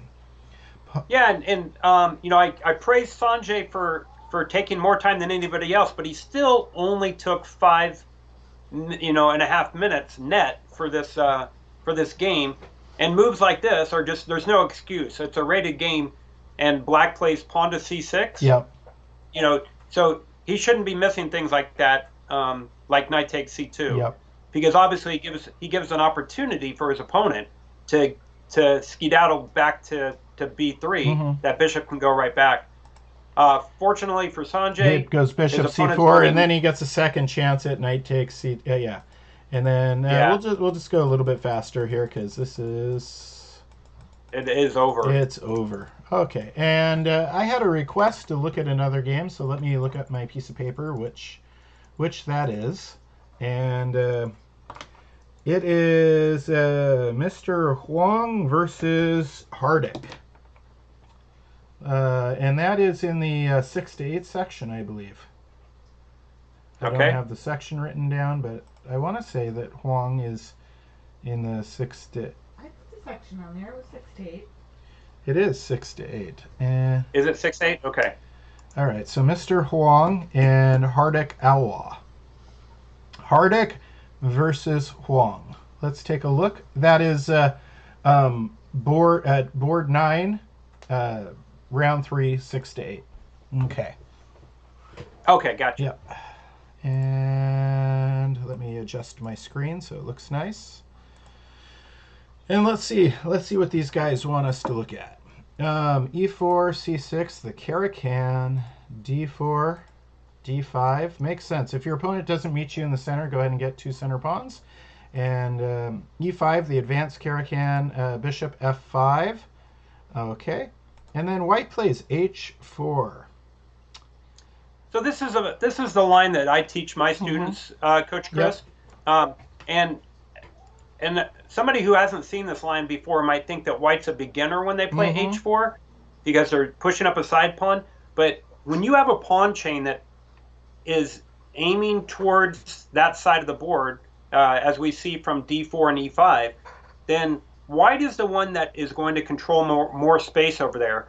And the way to even control more space is to push your pawns up in a controlled fashion. This H-pawn going up is going to do several things. First of all, if black blindly plays the next move in this line, which is usually E6, then you trap their bishop. Yep. G4, H5, if the bishop goes to E4, and F3. So you can trap their bishop if they just blindly play E6. Secondly, you're controlling the light squares. You're going to get rid of this bishop. That's white's plan. That's obviously black's strongest piece. And when I say black's strongest piece, guys, I don't mean it's stronger than the queen. I mean that a bishop's usually worth 3. Right now, because that bishop has great scope, it's worth 3.5, or something like that. Whereas the other pieces are not, they don't have their potential value yet. The rooks in the corner are not worth 5 right now. They have latent power. They're still at 4, and they're going to get to be stronger as they get to better squares. We say 5 because that's more like an average of what they're worth. But here, it's gaining space. It's setting a trap, and guess what? You even bring out the rook in some of these lines. Yeah. The rook comes up to H3 and over. Now I have a special line that I teach my students, but also is something that you can tune into my YouTube channel, and it's definitely one of the features upcoming on what to play against a Caro-Kann. My son did it at the national championships when he was rated 1700 Yep. against a 2100, and by move 8, he was plus 3.5 against a 2100 by playing the variation that I teach my students in the Karo-Kan. So it's the same idea here, but instead of trading bishops right away, you gain some space, you play G4, and then you jettison, when the bishop retreats on that long diagonal back to G6 or H7, then you can jettison the pawn at E6, and that will wreck black's white squares dramatically, and they'll be in big trouble. Yeah, especially even if black plays H6, that G4 idea is very dangerous. Very, very dangerous. Let's see what black does. Are they going to get their bishop trapped, or are they going to play the prerequisite they play H6. So good job, Mr. Huang. Your bishop's not going to get trapped right away. And then bishop D3. That allows black to trade off this problem. Bishop. White gets to develop a piece, but then you don't have any of that fun stuff we were just talking about. Bishop takes D3, queen takes D3, and then black plays E6. Just in the nick of time. Yeah. and if you're black here, if you're white, you've got more space. If you're black, you're probably going to be doing some fancy maneuvers involving like knight D7 and then pawn to C5, stuff like this. Coach Chris, a good thing to point out here is that if black does the natural looking knight to D7 first, right now, white can play pawn to E6. And if the F pawn takes back, queen to G6, checkmate, game's over. So knight to D7 would allow pawn to E6, and black would just have to move that knight, and then allow pawn takes pawn, E takes F7, check, and black will not be able to castle. And by the way, after the king takes, then the next move is pawn H5 to get a grip on that G6. Sure. So, makes good sense. 7, knight F3, and then knight D7. White plays knight D2, and then black plays C5. So there's that technique that I was just talking about with the knight D7, C5. This is it opens the possibility for black's bishop to come out. There's also this other possibility of even just pawn C4 though, if white doesn't take. Let's see what happens. White plays B3. Trying to stop your pawn to C4 move, I guess. Yep, makes sense. And then black takes, because if black plays bishop E7 here, white could take, and then black has to play. No, black wouldn't have to play bishop takes C5. They could play. No, they can't play knight takes C5 because of the queen B5 check. So they'd be moving the bishop twice. Costs the tempo. CX D4, bishop on B2. And that's a very nice square for that bishop. Black plays knight E7. And they're going to move that knight quickly out of the way and then put the bishop on E7, I would imagine. And then try and castle. White plays bishop takes D4. Knight C6, moving it out of the way. Bishop goes back to B2. And then knight B4. I wasn't anticipating that. I was anticipating bishop E7, but I think knight B4 is an okay move. Yeah, it's possible that this that there's no good moves for white now because of the impending bishop to C5. So white might be in some trouble here, trying to save the queen and guard C2. Yeah. Because queen C3, obviously there's rook C8, right? And then, wow. That knight B4, that is an exclame move. So we've seen two tactical moves. And yeah, the knight, see when everything was kind of Karakanish, right? We saw the knight goes to D7 with the C5 idea. We saw the knight goes to e7 to go to e6 so you can get the bishop and then castle. And then all of a sudden, right when you're just ho-hum, oh, they're just playing thematic Caro-Kann moves, boom, knight b4. Yeah, so, yeah, if, obviously, queen d4, knight takes c2, queen c3, rook c8, and then knight takes c2. So knight b4 is just winning. It's a fantastic move. I'm really impressed. I am really impressed with that move. Now let's see what happens. Yeah. So queen goes to b5, and then knight can take c2 and say check. But black plays a6 first. Yeah. Why not? Yeah, why not? You can get away with it. No problem there. Queen takes b7. Now rook's threatening the queen. The bishop comes in. Black. You know what, Mr. Huang, you are playing just beautiful, beautiful chess. That is that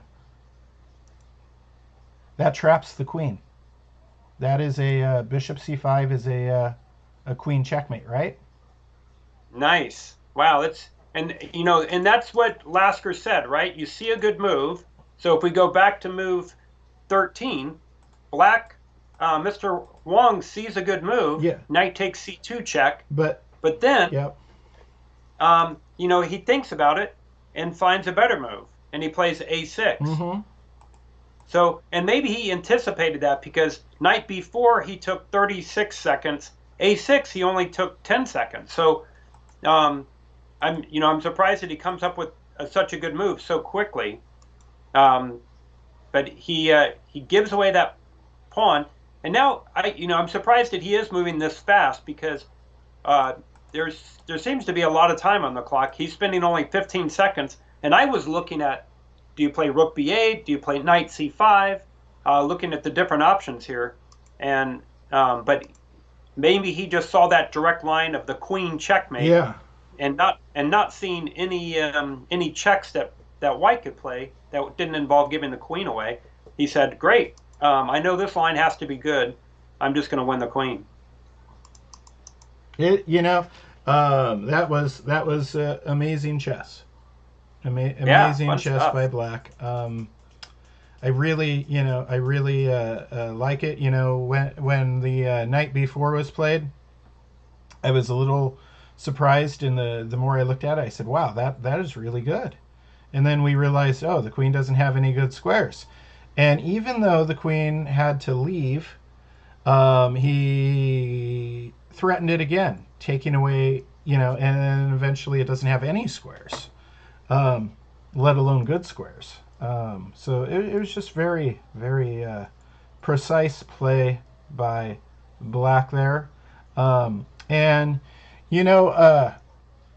That's not to say that the early h4 was a bad idea by white against the advanced variation. It certainly was not. An adjustment. Not a bad idea. Yeah, adjustment I would make for white is not exchanging on d3 as soon after you do that.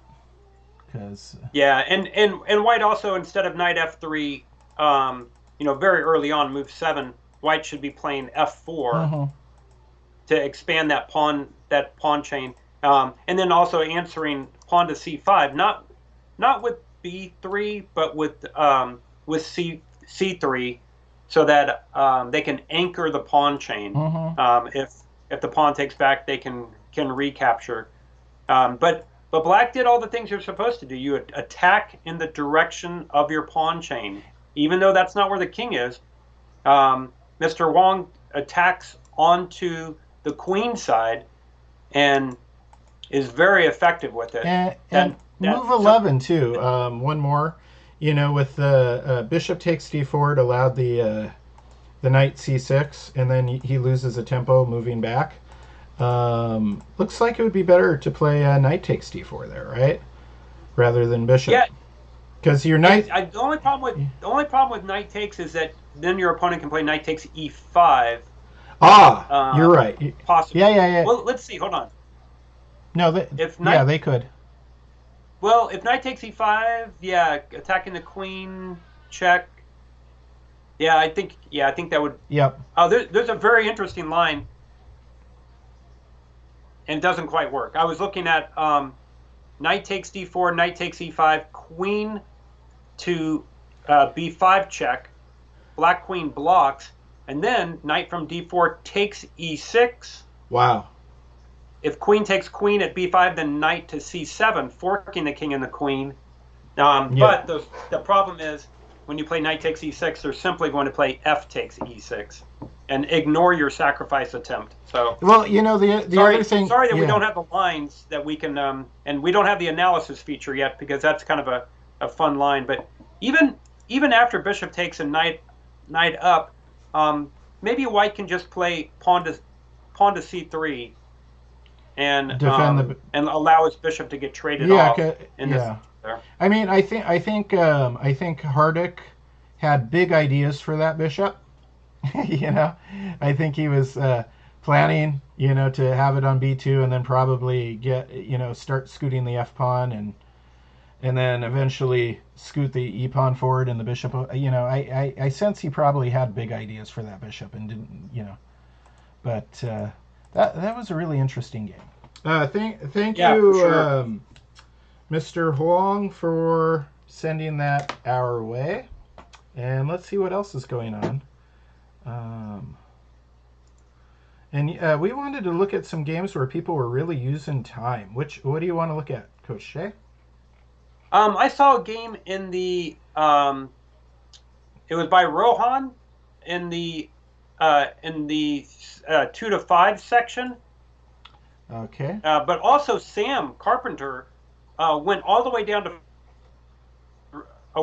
Sam by having a look at that game on board 3. Alice Wang was white. And Sam Carpenter. Let's take a look at that. That sounds fun. Yeah. Coach Chris, since all of the games are done from this round, I'm going to do a fair play report and look at any questionable games. So I'm going to let you look at the Sam game on your own for a second, Super. Okay? No problem. Like I said, go ahead and mute me while you're doing that, and then just let me know when you come back. Sounds good. All right. Okay, so we're going to look at Alice Wang versus Sam Carpenter. And what I do when I'm analyzing is similar to what I do when I'm talking to Coach Shea. And that is, another recommendation. Fantastic. When you're playing chess, you have a conversation with yourself. And so analyzing like just myself versus talking to Coach Shea is quite similar. E4, E5, knight F3, knight F6, Russian game, Petrov's defense, knight C3 going for 4 knights, knight C6, all the way 4 knights, bishop C4 up. Normally the bishop goes to B5. Here to avoid knight takes, pawn D5, known as the famous fork trick. But black plays bishop C5, so we have an Italian 4 knights. Instead of the Spanish 4 knights where the bishop would be on b5, d3. And black plays h6.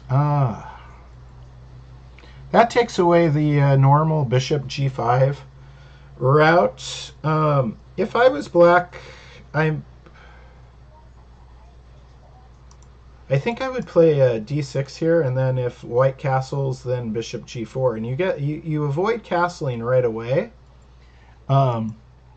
And then pop your knight in and attack the knight on f3 twice, rather than spending a tempo early on h6. It's playable, but it also costs you time and creates some little bit of weakness here for white to work with later. Black plays d6. So black has not castled yet. I like that.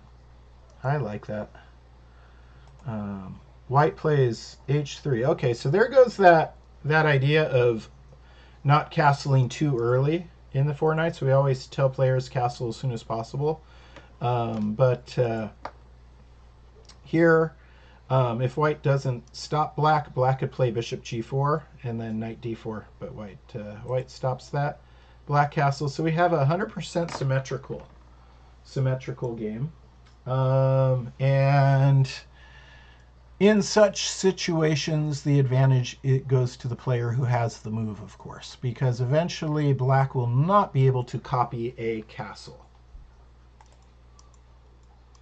Knight goes to h4. I do not like that move very much. Its knight on the rim is grim, and the knight's not going to get to f5 anyways. Because if it goes there, black could just take it. Black plays bishop e6. And then white goes back bishop b3. Fair enough. Bishop takes. And white takes back toward the center, creating a semi-open file for their rook.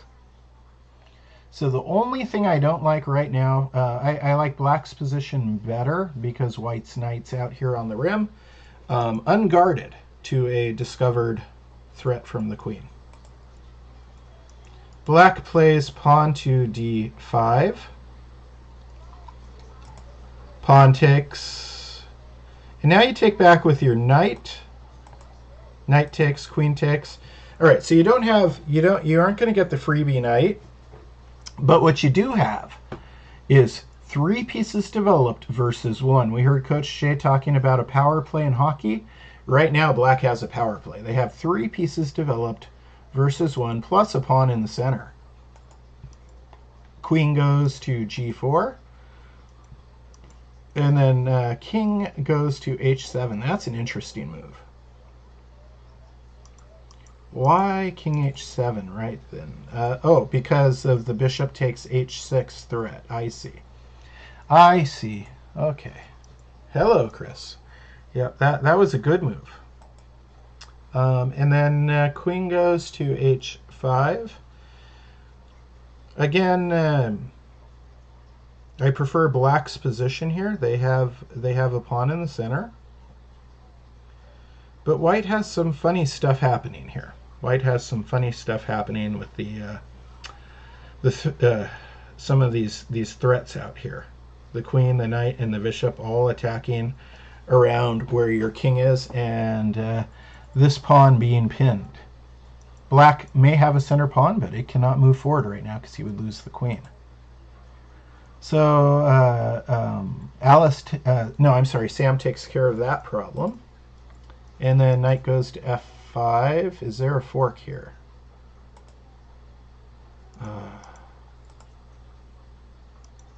Well, I mean, you could trade queens, but the question was, no, you cannot play pawn g6 because then queen takes h6, obviously. So there is not a fork. Bear with me a moment here, folks. Queen f3. Bishop b6, keeping the bishop on this diagonal with the king is good. Knight goes back, threatening the queen again. Queen moves. And then I'm starting to like white's position. I'm starting to like white's position. They have a lot of little threats. Uh-oh. And as soon as I say that, of course black improves their knight to the outpost and is threatening c2, forking the 2 rooks, and white misses it. So there's that. And wait a second. That saves one of the rooks, but could white have gone a step further and played rook takes e5, threatening the queen? It looks like they could have. It looks like they could have. And that would have been a better move because then you don't lose a rook at all. And now, of course, you've got this battery threat on g7. What do you guys suppose is the best way of defending against that? Probably rook g8.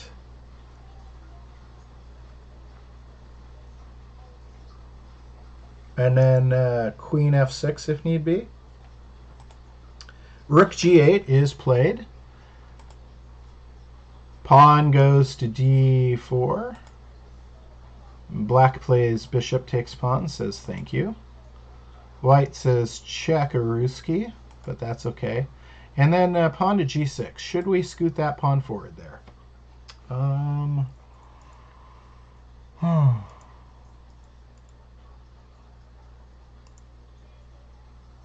We have enough defenders to do it. We have enough defenders, but it does make h6 quite a bit weaker. So it might be better to play king to h8 than scoot a pawn. Anytime you scoot a pawn forward, you're creating weakness. Weakness around, behind it. Knight goes to f3. Rook goes to d8. queen goes to e4. Let's step back a second. Stepping out of the file is important because bishop could sack on f2, and then you lose your queen. So it makes sense. And keeping it on the same diagonal as your opponent's king. f5. Bam, there's a fork. Queen steps away. Rook gets captured. Queen gets captured. Black's in command. But white has one big threat here. You cannot allow this checkmate to happen. And black stops that checkmate and says, let's trade because I'm ahead material. White says, no, thank you. Black moves their queen back. Very active square still. Knight takes.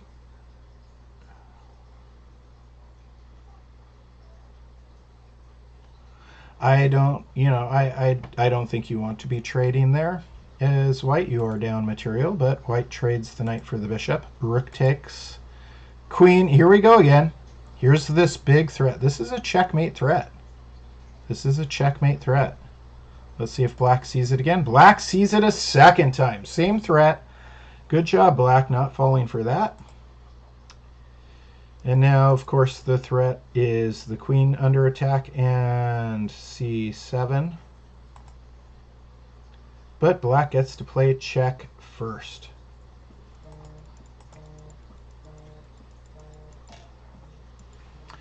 Check, and then has to block.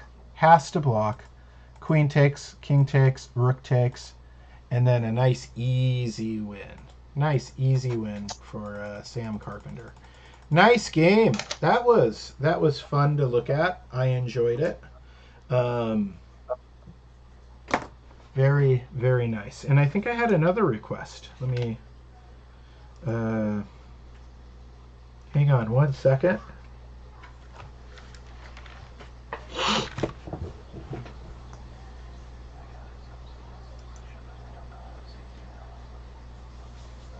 All right, so let's see. I'm looking at the standings while Coach Chris is standing up. So yes, Jay. I'm just looking at the standings. Looks like we just have 3 perfect scores in the K-1. Areve, Pratish, and Johnson. Mm-hmm. And I do want to remind everybody, looks like we're doing a great job with fair play.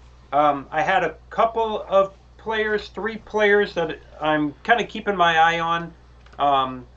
Because they did come up with very good moves relatively quickly. Yes. So guys, don't use a computer. Don't get any help from your parents or your big sister or your little sister, for that matter, if they are stronger players than you. This is you all by yourself playing chess. So yeah. Otherwise, you're wrecking the learning potential for yourself. You will get exposed later on. And the repercussions are really bad. You don't even want to go down that road. You're also, even if this wasn't rated, it wrecks the ability for other people to track how they're improving as well. Sometimes, one of the popular things that a lot of streamers keep doing are these speed runs. Right? And the streamers, a top grandmaster will go or an IM will pretend to be a weak player and see how quickly they can run through things. And that's also, a little bit problematic, because when you're playing somebody that you think is rated your level and they aren't, it wrecks the fun and learning potential for that game. For sure, yeah. Let's see. We wanted to look at Kalin versus Dasovich versus Johannes Chow in the 6-8 section. So we saw a real nice game by Sam Carpenter while you were working on that, Jay. And oh, nice. Yeah. Is he one of your students? Sam is not one of my students. Okay. He's not one of mine, so that's great. Nice to have you aboard, Sam. Why is that? Oh, here we go. Ha! My thing was not scrolling properly. It's been a long day already. Kalen Dosovich versus Johannes Chow. Board 1, section grade 6 to 8, round 3. Let's take a look together.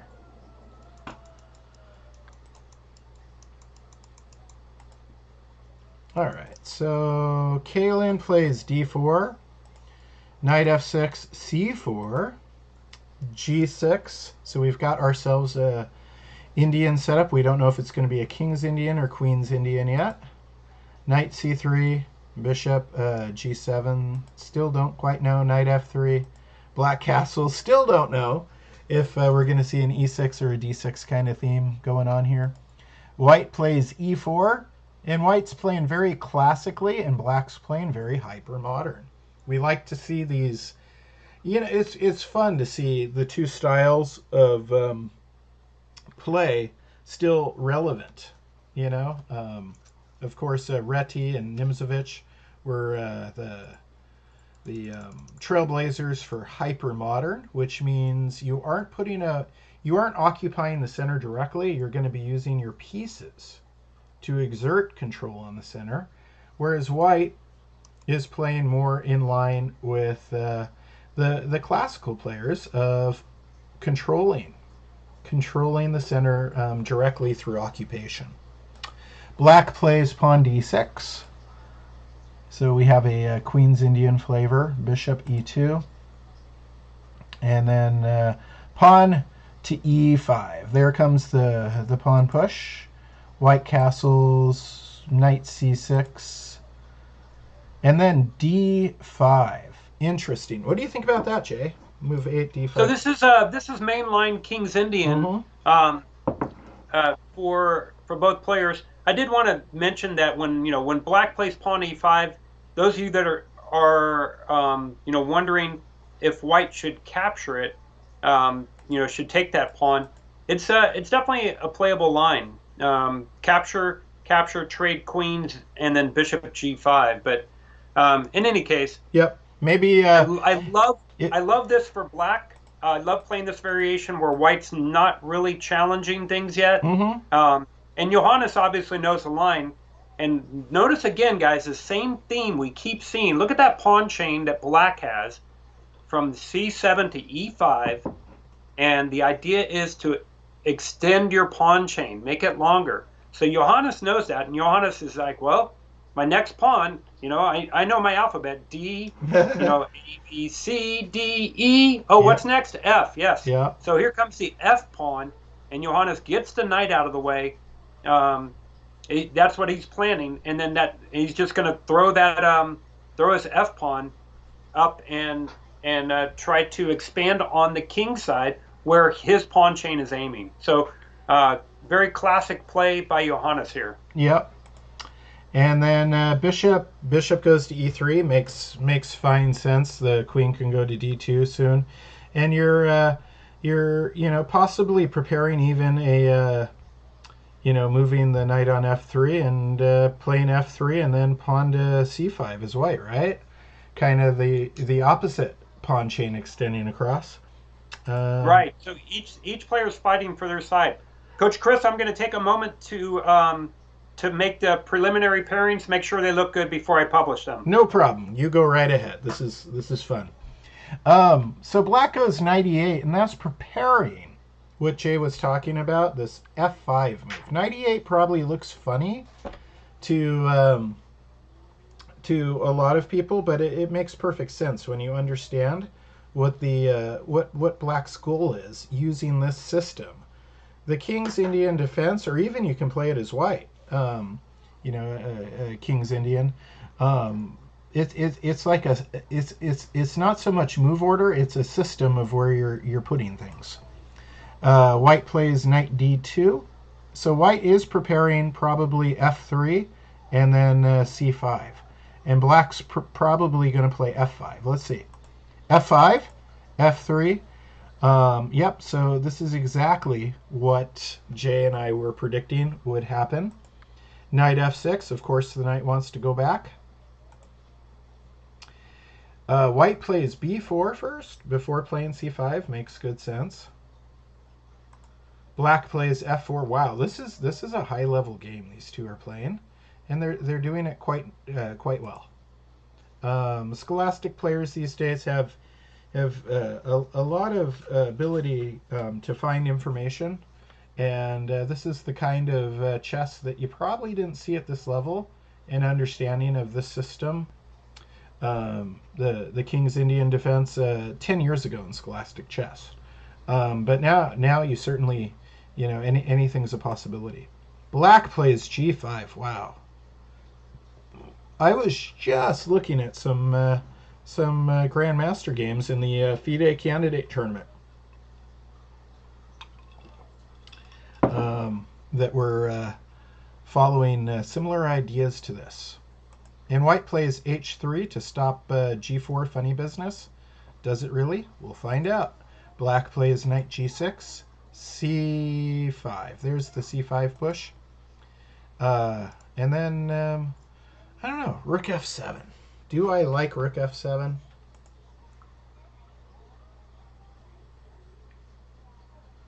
Black plays rook f7. That's a strange move.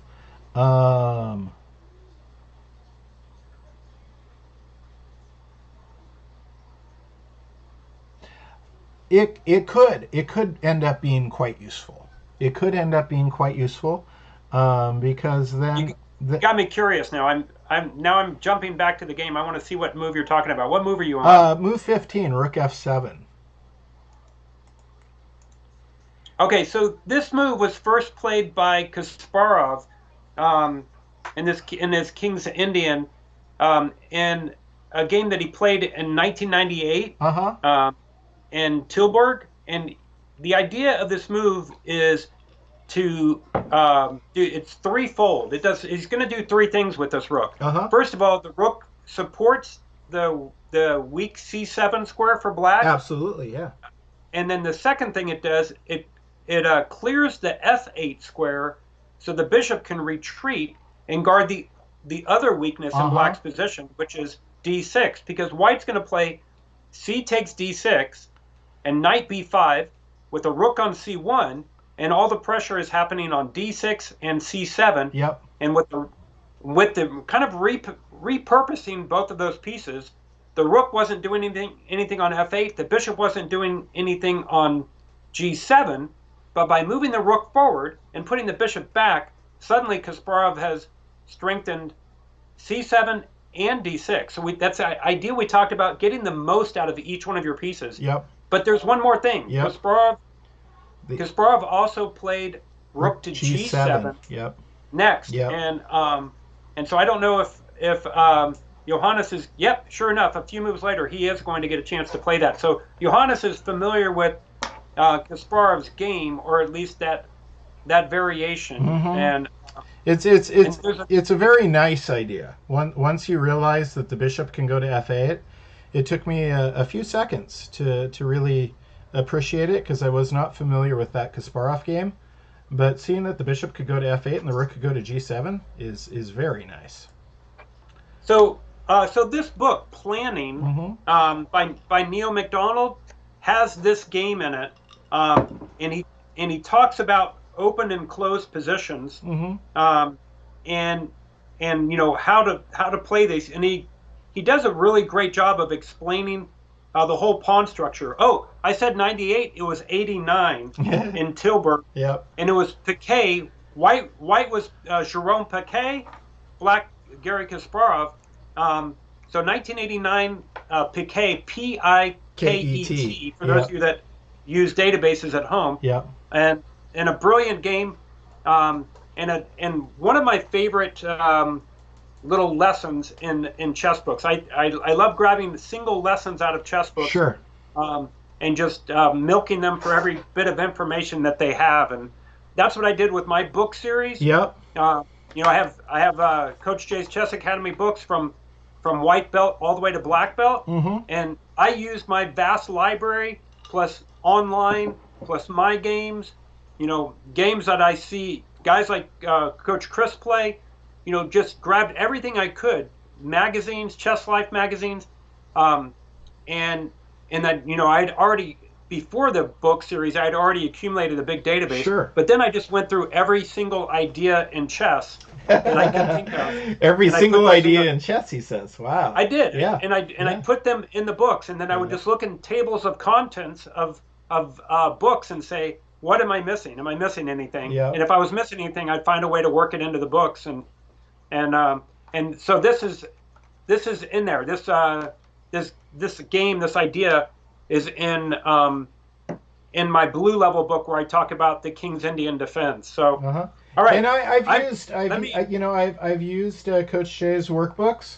I taught a camp with him maybe 4 years ago down in Burbank, and they are very, very impressive. And around that same time, he also put all this in an app. A lot of the stuff, and now he's redoing that and putting it all in Kahoot Chess. So remember what I said. You can sign up for about the price of a Starbucks. One Starbucks a month, and you will get access to these great lessons plus the Kahoot parties. Okay, so Bishop goes to f8, as we were just talking about. And then white plays pawn c6. And then black plays pawn to b6. So the interesting thing here that I see, and we'll get Jay to talk about this in a moment, is the future for this bishop on c8. We might be thinking that it doesn't have much of a future, but perhaps black's going to be playing h5 and g4. Is that correct, Coach Jay, for this kind of line? Yeah, black plans on definitely pushing that pawn chain forward. The pawns move forward and the knights come in behind them, and that's the idea. The knights jumped out of the way. You push the pawns forward. The knights come in behind them, and then you push. The only thing you want to be careful about is making sure you don't put a pawn. Your black doesn't want to put a pawn on h4 because the queen has dreams of being on that square. Yeah. And so yeah, I'm not actually looking at the game right now, but I'm just doing it from my head. Sure, yeah. But the bishop on c8 has no squares to go. But that's not really a problem because they're going to be playing h5 and g4.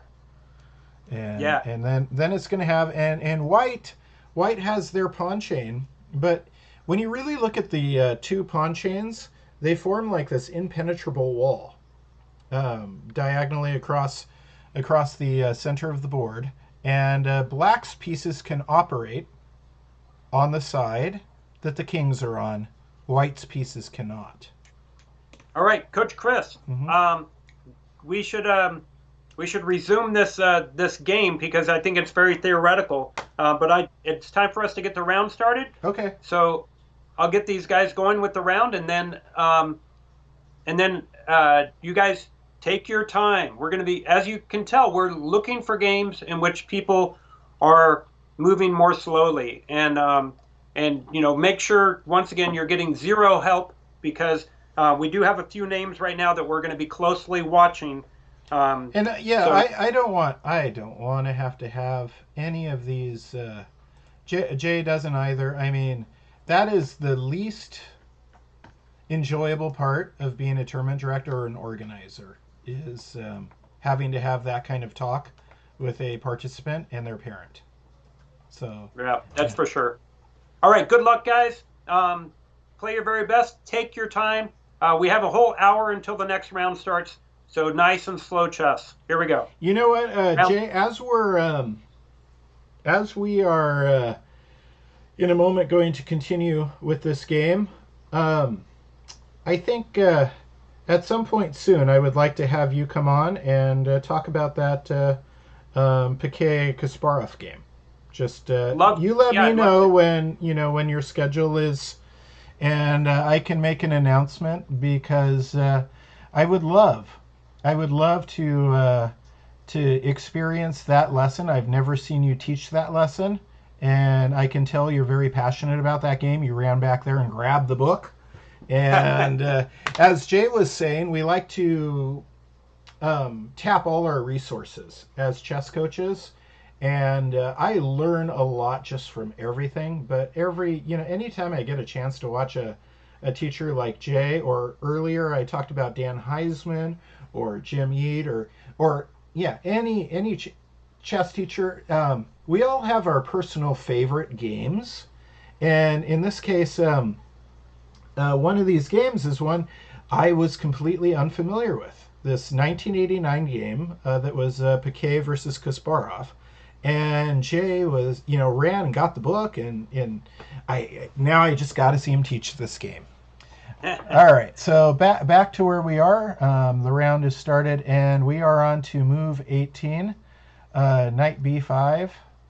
As I said, white's pieces are operating on the wrong side of the board right now. Unfortunately for them, there's this impenetrable wall, and black has a kingside attack. White does not. Okay, Coach Chris, I'm going to mute you for a second because I can't figure out why it hasn't started the round. Okay. For the next player. So I'm going to focus on that for a second and get it going. No problem. I'll continue with scooting ahead a little bit. A6 certainly is playable. Just telling the knight to go away. There's the rook g7 that we talked about, the bishop e1. h5, here it comes, the bishop, and pawn g4. Yeah, coming down the line. White plays pawn g4, and so now as black, you're gonna play the exchange for sure. Fx g3 en passant, bishop takes, exposed with a check. Wow, this is working out beautifully. See that rook g7? How well that worked out. And now look at this bishop that never moved, and how dangerous all games started. Wow, this is things went tragically wrong for white really fast. So we just got a 23 gx f4 check from the rook on g7, and then white plays king h2.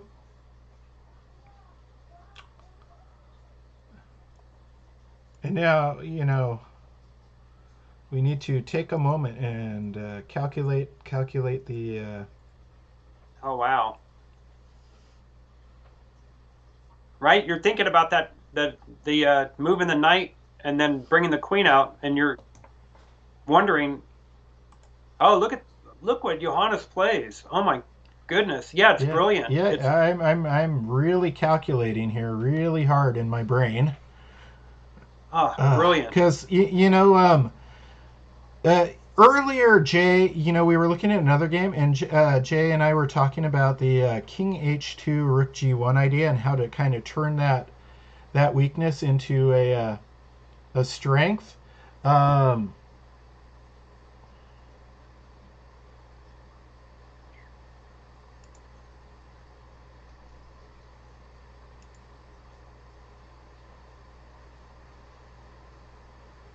Wow. Wow. This is a very, very tricky game. Very, very tricky. Let's see what he does. Bishop takes h3. Wow. It's brilliant. It's brilliant. That is incredible. Incredible chess. Best move for white is probably just taking the bishop. Yeah, got it. Well, that's what he played, but I don't know if he can actually get away with this move, so to speak, because of Well, I guess you could play rook g1, right? I think he's got it. He has to not allow the next move, and that's the key move for Johannes. Is the next move is he's just going to create a rook roller. Just this game rook over. g3, queen h4, rook roller that Coach Shay's talking about. It sneaks up on you. You don't expect to see that at this point in the game. Wow, it's just over. Yeah. Honestly, so, with the discovered check from the rook, I wasn't even thinking of a rook roller kind of checkmate. And then the bishop takes h3. Brilliant. That's understanding. That's really understanding the situation. Yeah, just wow. Yes. This is such a good game.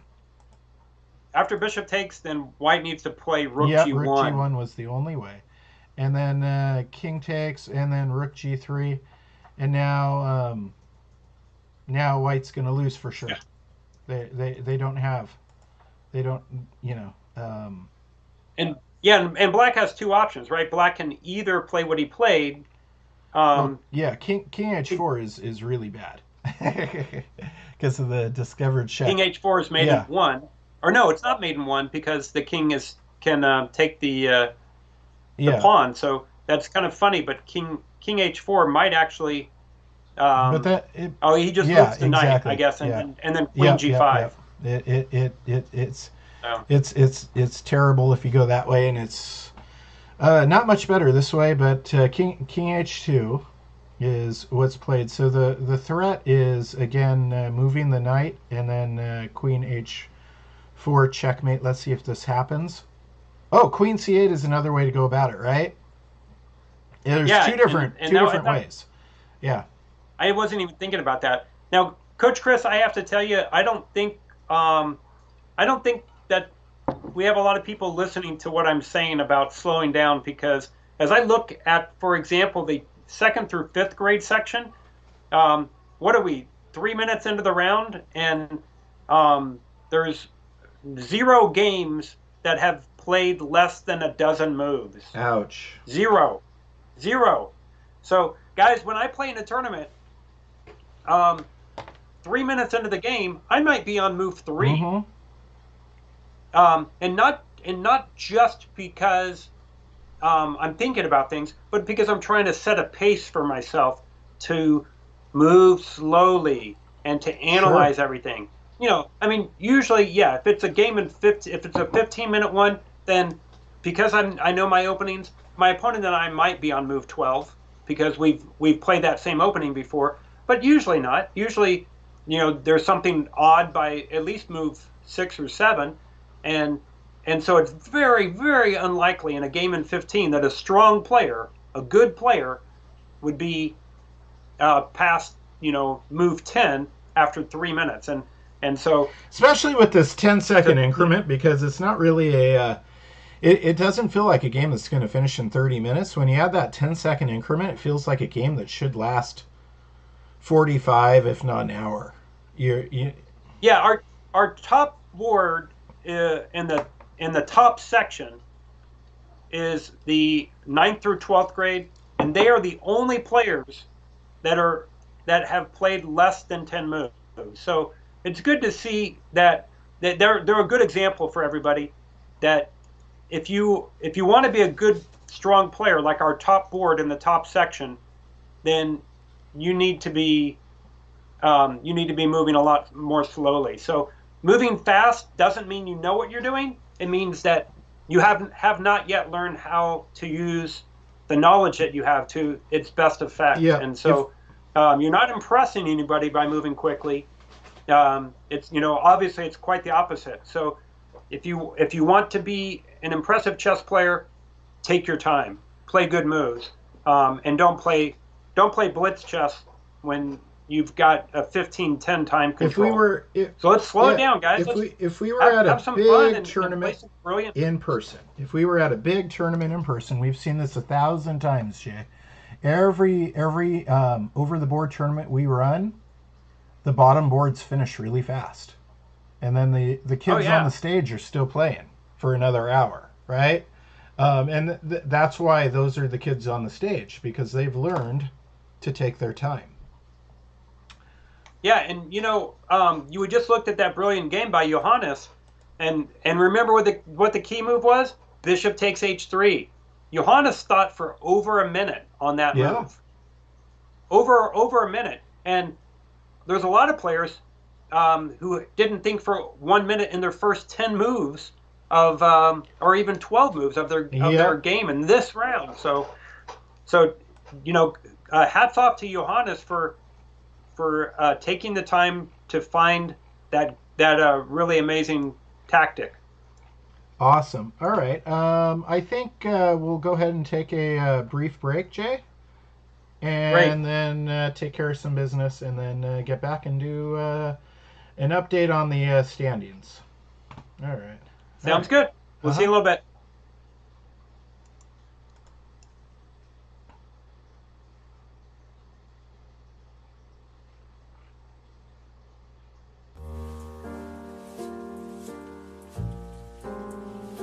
I will be running a free online chess club for everyone who wants to learn.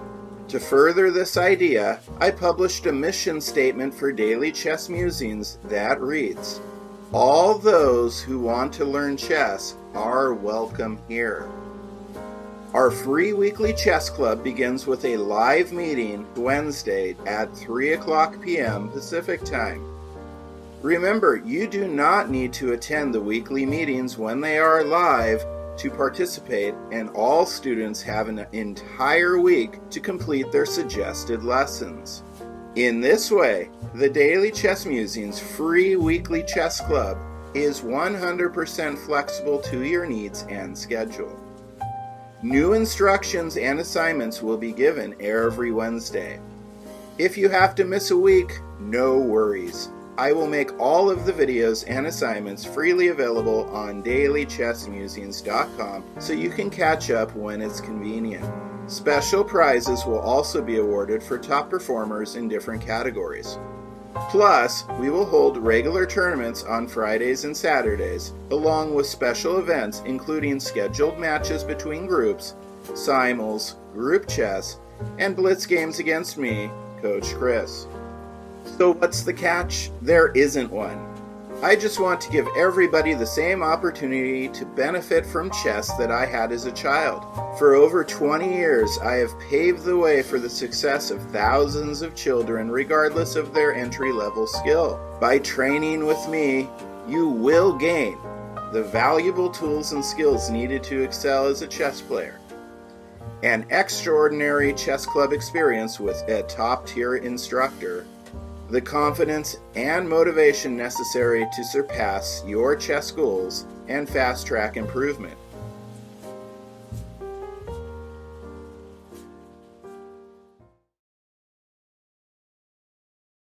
Hey everybody, Shelby from American Chess Equipment. That's www.amchesseq.com. We're the official chess supplier of Daily Chess Musings.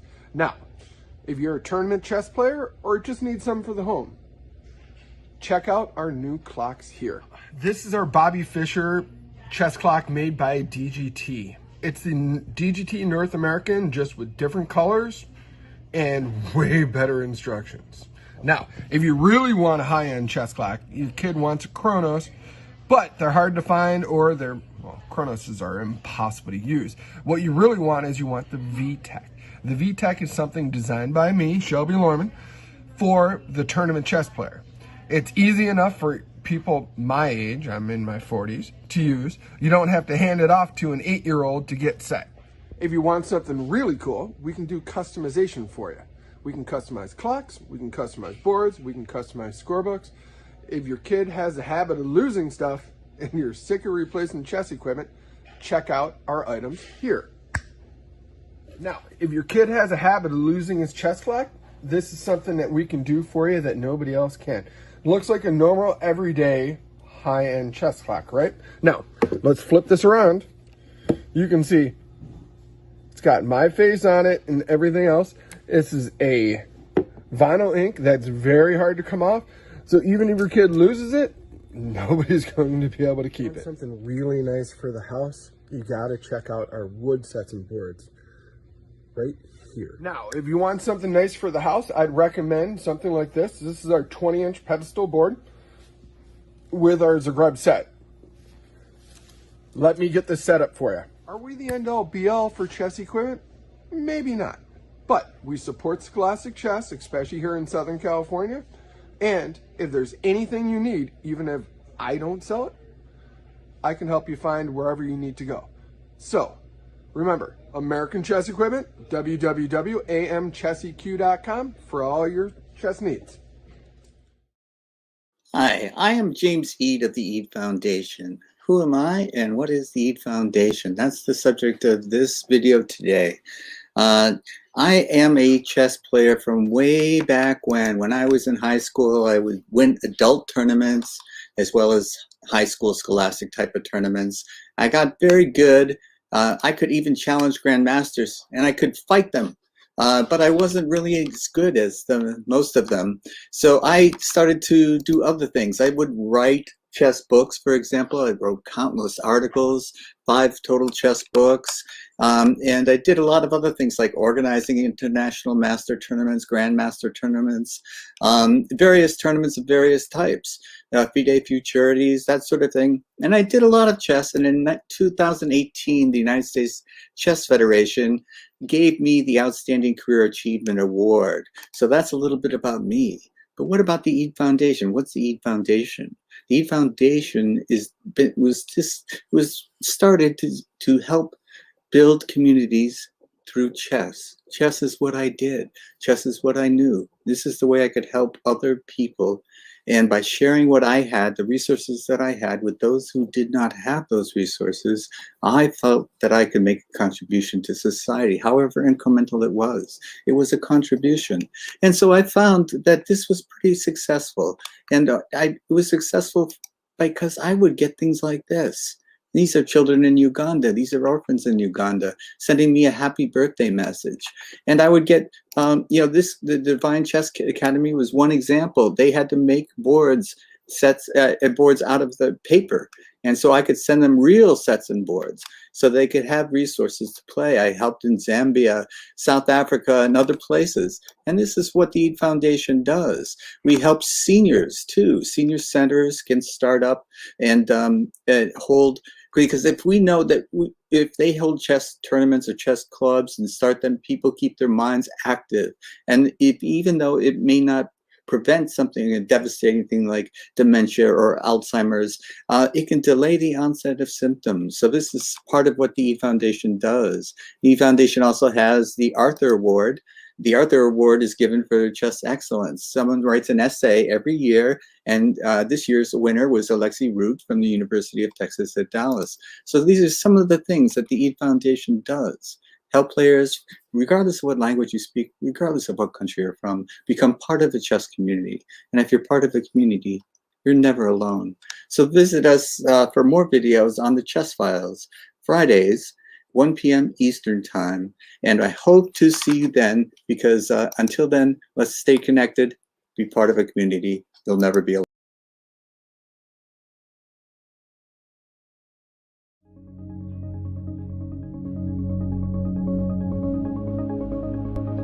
Can you move your leg? Ding, ding, dong. Good job! High five! The game of chess is a beautiful game because you get to be the king. You get to command an entire army of chess figures. You are in charge. In life, you may not get to make all the decisions yet. In chess, you get to make all the decisions.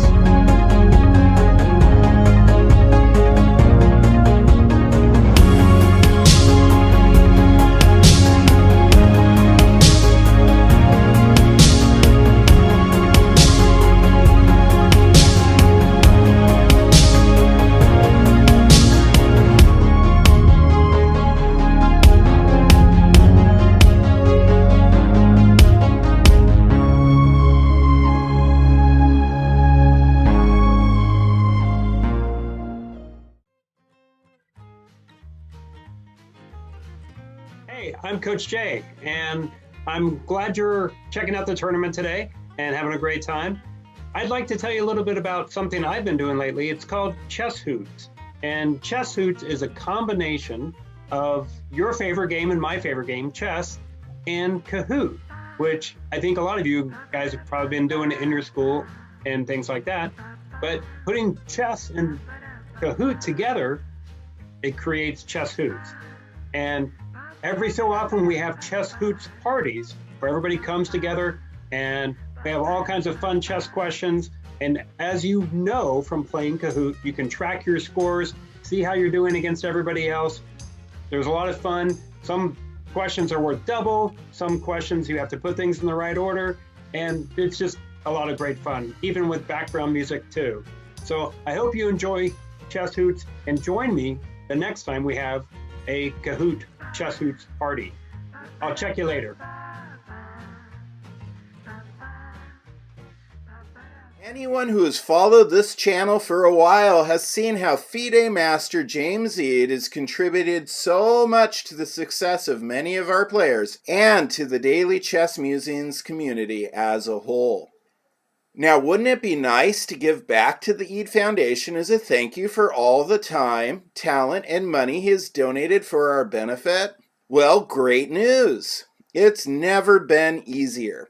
The Eade Foundation has partnered with Dollar Store to receive a share of the money DollarStore.com makes from chess players buying their products. We all know the Dollar Store is a place to buy quality products at inexpensive prices. Plus, now when you use the discount code CHESS, your purchase will help the Eade Foundation promote chess literacy and chess excellence globally. Let me add that helping your community is a wonderful opportunity for individual growth. So today I am calling on the Daily Chess Musings community to change their shopping habits just a little bit so that we can support the greater chess community through the Eade Foundation.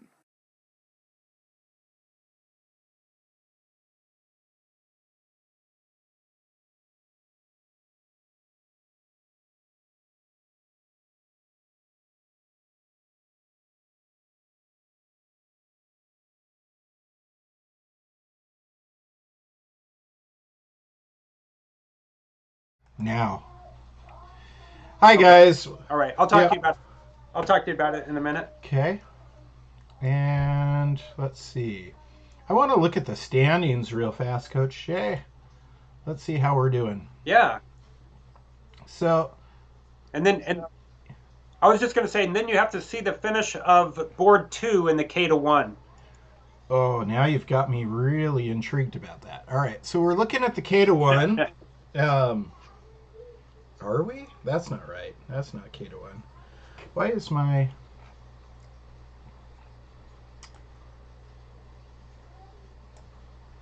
Of course. Here we go again. Ha ha ha. Let me check my windows. These windows are showing just fine, but it's not showing me the K-1 on the side with my scroll thing. I can see the 2-5 standings, and we're looking at them right now. Aaron Reeve Mendez has a perfect score, 4 out of 4, and Rohan Menon has 3.5. Then in maybe that was the no. Then in the 6-8 standings, why am I looking at 9-12? Okay. In the 9-12 standings, we've got Arnav Kapadia with 3 out of 4, and Sofia Doroshenko also with 3 out of 4.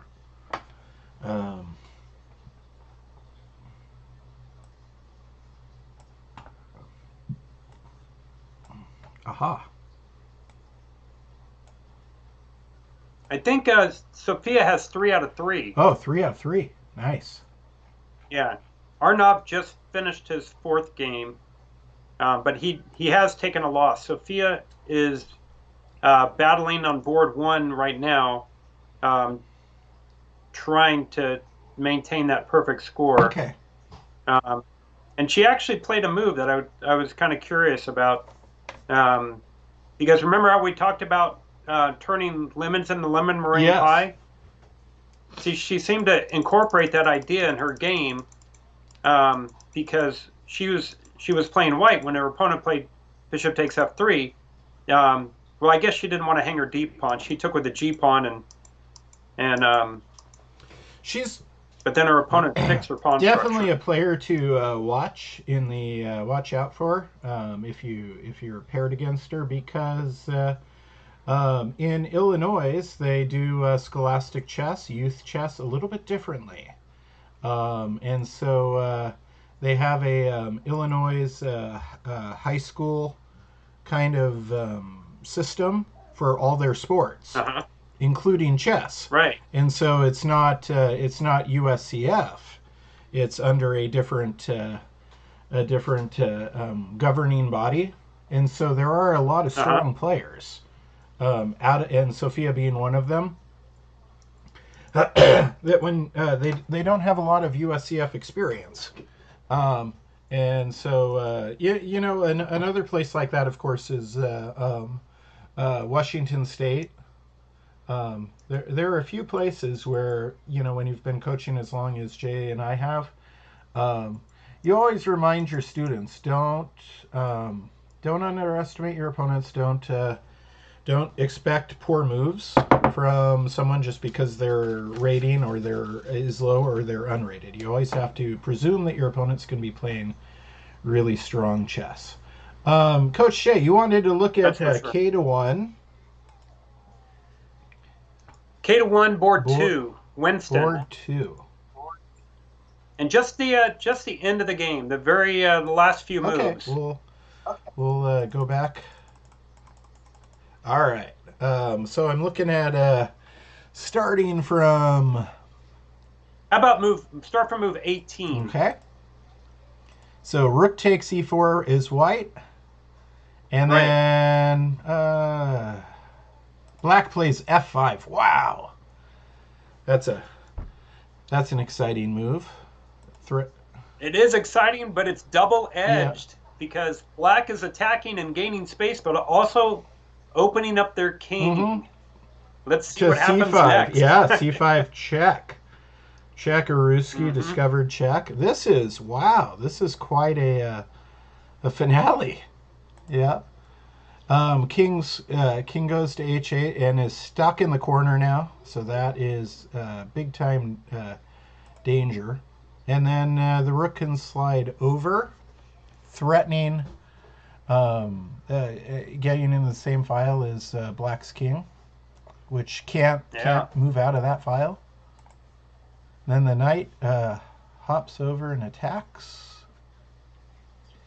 And then Anastasia's made. I have a nice checking time episode on Anastasia or Anastasia, depending how you Russian or English version of it. But yeah, there's the check, boom, and then checkmate. Just absolutely beautiful.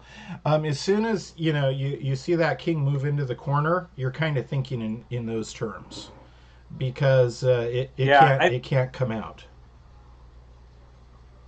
I had a game like that that I was fortunate enough to win, and which I got to do an Anastasia's mate, or Anastasia's, or however you would pronounce that, and so it's a fun theme, and there was a tournament game, and it was looking kind of dicey for me against a lower rated player, and suddenly exact same thing. I pushed my c pawn for a discovered check from the bishop on the diagonal, and then mate on the h file. So it's Coach definitely Shea, a theme. did you need to talk with Megan about something off camera while I continue with No, I was just going to mention which names we are getting the fair play report on. So just so that we can kind of keep an eye on that. I'm checking them in this round. I'm going to check this. Somebody's calling for the arbiter. So let me see what they got cooking here. I'll go ahead and look at the standings while you're doing that. K-1, we've got one person with a perfect score. Ariv Deb Mizra, perfect score. And then quite a few with 3 out of 4, which is a very, very good score. 2 to 5. We've got Aaron Reeves, only one with the perfect score, and Rohan right behind with 3.5 out of 4. Excellent. Things are exciting in all these sections. 6 to 8. Now that I have the side of my screen working, I don't know why the sidebar wasn't scrolling for me earlier. I think it was a mouse issue. We've got Ankita Jain with perfect score, 4 out of 5. And a bunch of players right after. Johannes, Ansh, Sebastian, and Mr. Huang with 3. And then, let's see, and then 9 to 12. We've got Arnav with 3, and Sophia with 3. And then we've got Matthew Shindetron with 2.5. So the 9 to 12 is really close. Really close. Very hotly contested section. And reminder, we are keeping a very close eye on the fair play situations. So make sure you are not using any sort of assistance with your games. That would be very serious. You don't want to go down that path. It's not worth it, and it wrecks the fun for everybody. So don't do it. Let's see, what do I want to look at? Maybe I'll jump to 2 to 5. Haven't looked at something from there in a while. And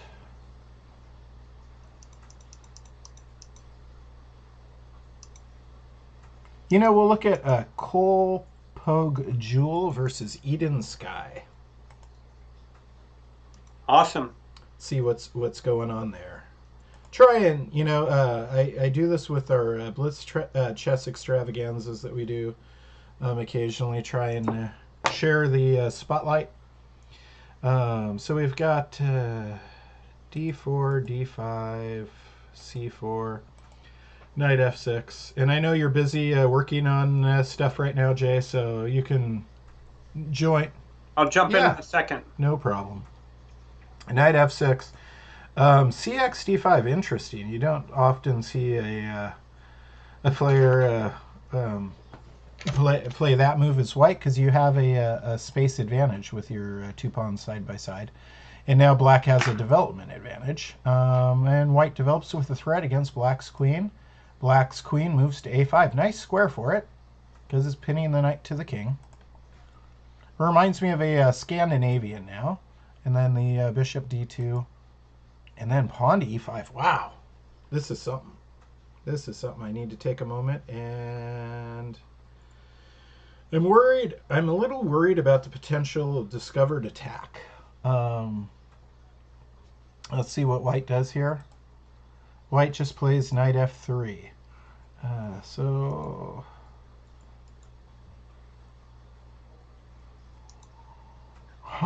This is a really...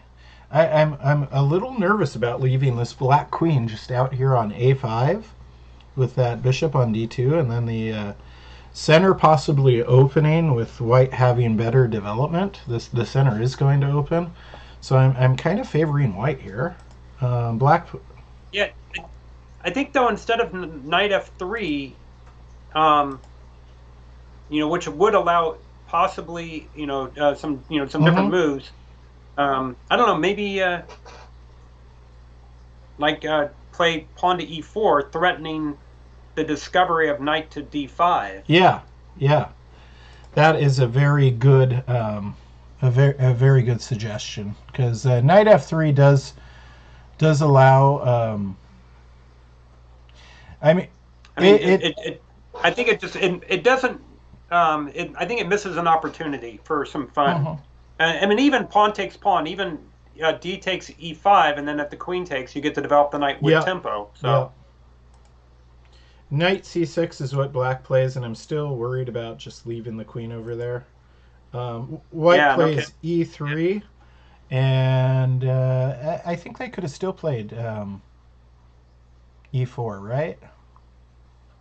Yeah, I think it's definitely something to be worried about because then knight And knight now d5 we're is feeling a scary. little bit better as black, but I guess white can play a3, right?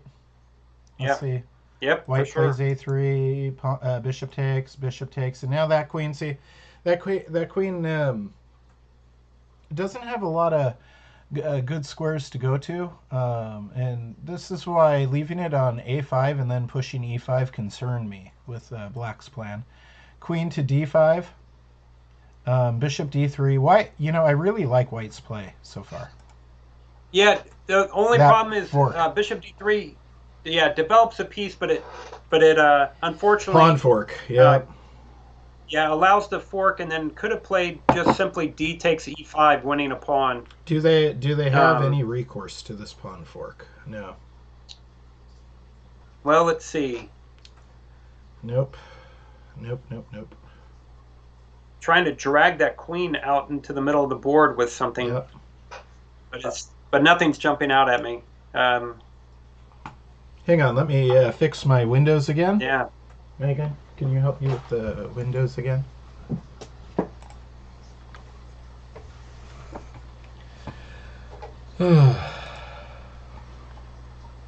So, news flash: Johannes did lose on that top board to Anj after playing a very creative and vicious attack as white. Oops. Yeah.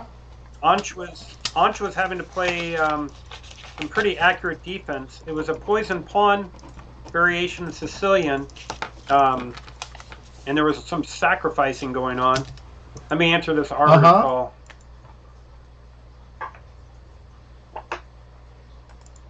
We're just making the presentation look a little better. Okay. And then you answer that arbiter call.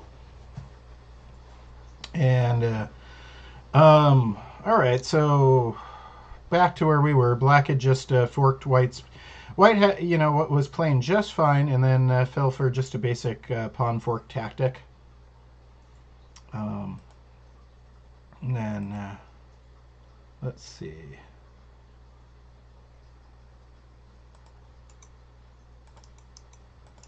Scrolling ahead here. Black castle's queenside makes perfect sense because they can't go the other way with that bishop there. Castle, and that's a nice move by black, setting up a discovered threat on the queen. And boom! That was a beautiful way to uncover the discovery. Knight g3. And then here you're happy to trade queens because you get a rook afterwards. And they took the rook before. Interesting. I might have done that in the other order. Trade queens first because you're going to get the rook. And so you're trading while you're ahead, and you're going to be even more ahead. And it's, see, because you do it this way, and then you don't trade queens.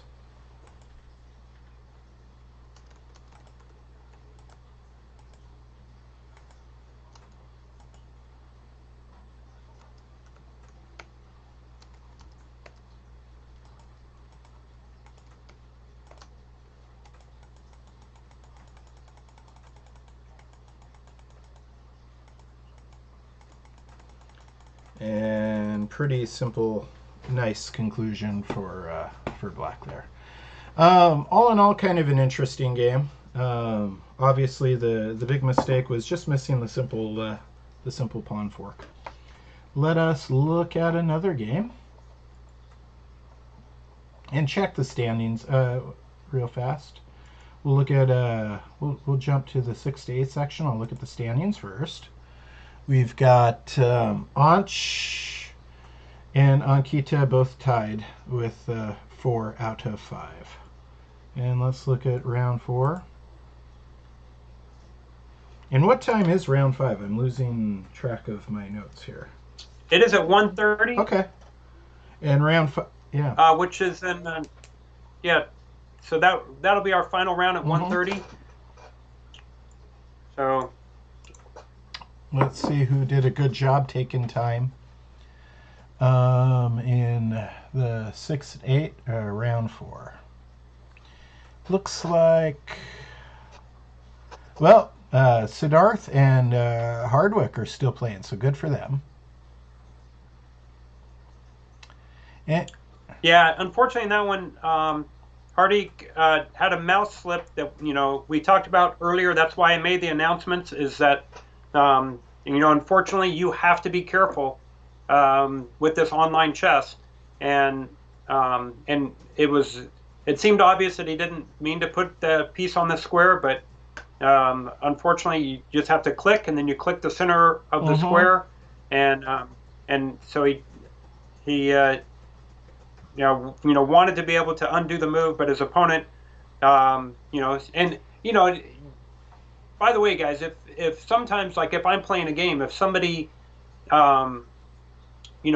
is like thinking and they're thinking and they're thinking, and then they reach to grab their queen, and they've been thinking, like looking at the scene, and they reach to grab their queen, and the bishop's right in front of it or something, or maybe the other way around, and they grab the wrong piece, and then they go, oops, and they go to grab the other. When I'm playing chess, I just say, oh, it's okay. And, I understand that you didn't intend to grab that piece. Go ahead. And so then, they'll say, really? And I'll say, yeah, I'm here to play chess and not win because you had an accident. Wow. So you guys have that right to, when your opponent,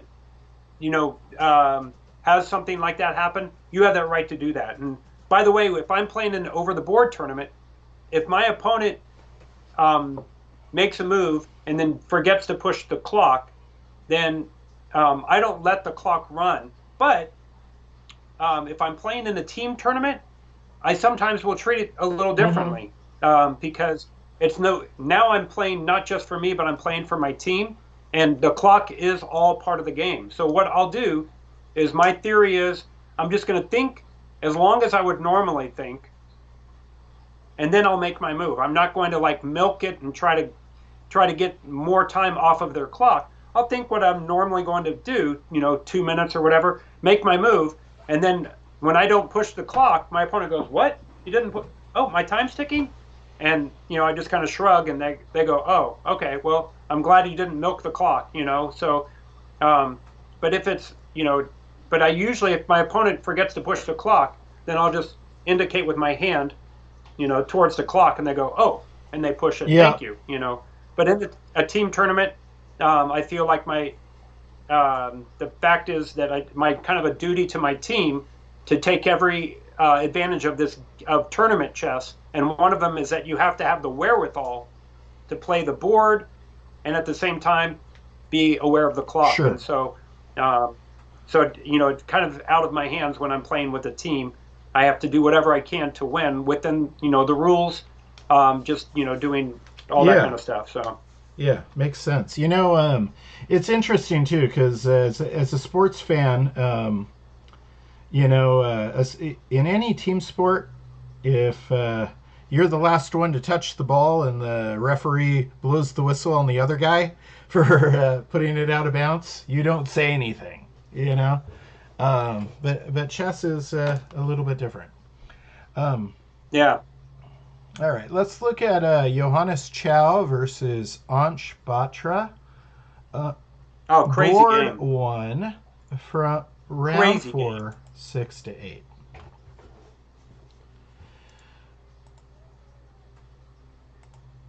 6-8. And we only have 14 minutes until our final round starts. So the first 10 moves of this game are all book moves.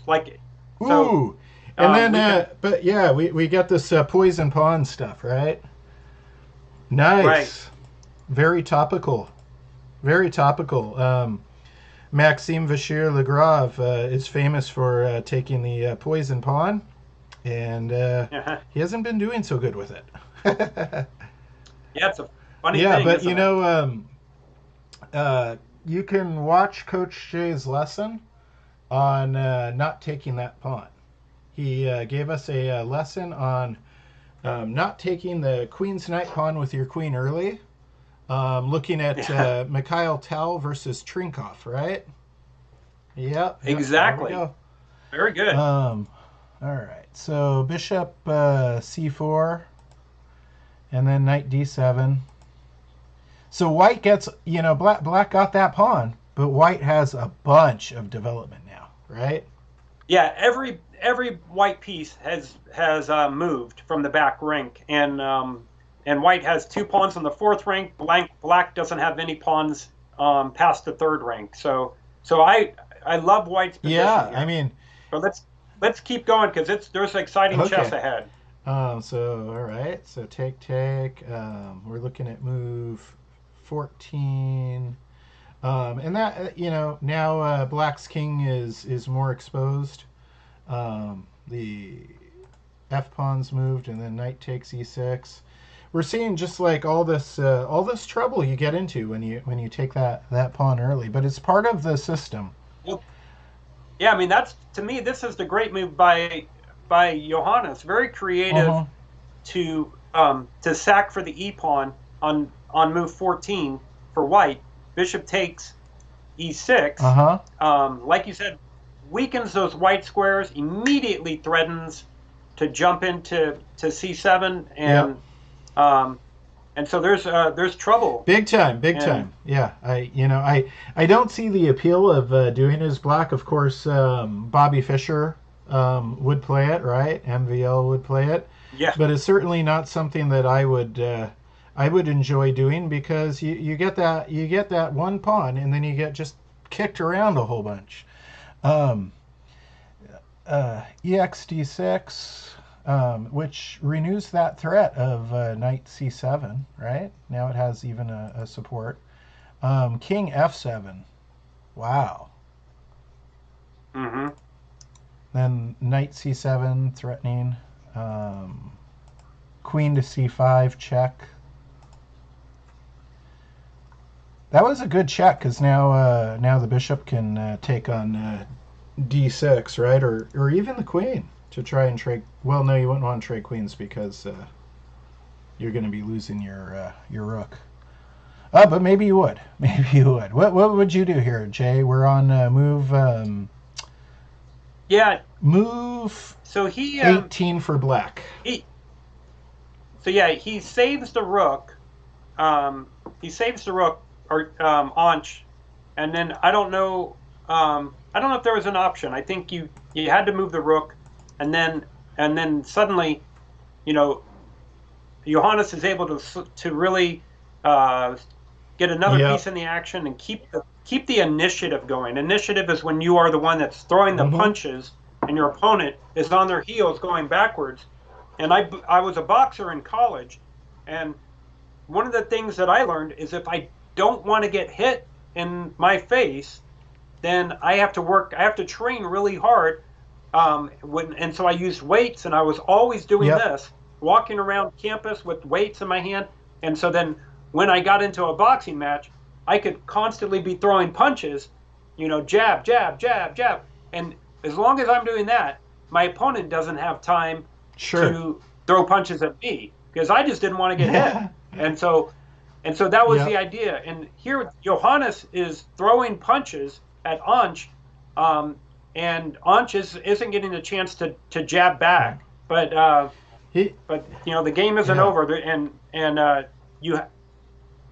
Johannes has sacrificed a piece for 2 pawns, and if you don't convert that to a different kind of advantage, if you don't change it into a winning endgame or gain material or checkmate the king, then eventually that advantage dissipates. It goes away, and then suddenly you're not winning anymore. So queen c6 is what's played, and then queen to e3, which that's another really interesting move. Queen e3. It's sneaky, because now Johannes wants to get the queen to e6 for checkmate, and so he's simply threatening knight g5 check. And so Anch has to be aware of that. Yeah, that is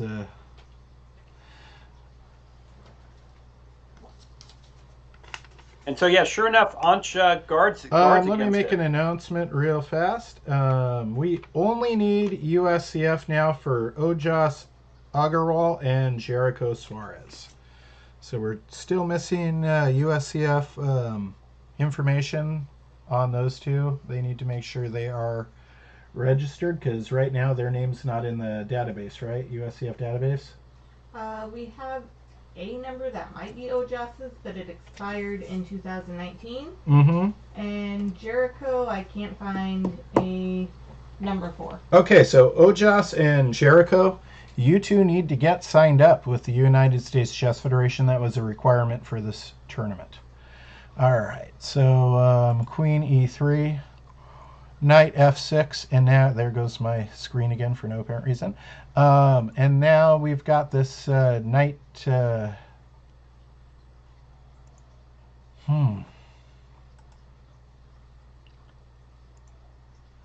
Queen goes to B3. Wow, this is just so unpleasant for black.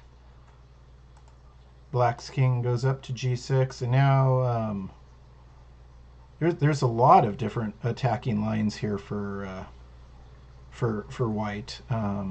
Let's see what he chooses, and he goes Queen G3 route. Is that what you would have played, Coach Jay, on move 22? All right, sorry, I was checking out Ojas's game and realizing that Ojas's game, his opponent, they weren't there at the start, and then Ojas joined, but as a result, the clocks didn't get started. So if his opponent isn't there, I'll just have to do a forfeit on that one. Okay, so I thought he was going to play. I was watching the game live, and I thought he was going to possibly play F5, just to keep the initiative going. But I have to admit, I didn't see a follow-up. After bishop takes, I wanted to play, then play the queen check, and then play another queen check, but then the king's just escaping back. And so I thought about F5, bishop takes, rook takes, king takes, and then queen G to trap the king so he can't go back home. And then the next move, rook F1 check. So, but it's so hard to calculate that with this kind of time control. So Johannes just plays the safe variation. But now I think Johannes allows. He's going to run out of checks, right? Yeah. Well, I think he allows his opponent to kind of. Oh, escape. I guess he does have the knight takes F6 check coming up, right? Yeah, that's what he plays now, Uh-huh. and then I think he needed to. And then after this next move, he can't allow bishop G4, and so bishop G4 gets solidified with a pawn push, and so I don't know, maybe F5 is necessary now, threatening immediate death with queen G3 and then queen G6 mate. Yeah. Oh, but you know what? On F5, then there's bishop takes D6.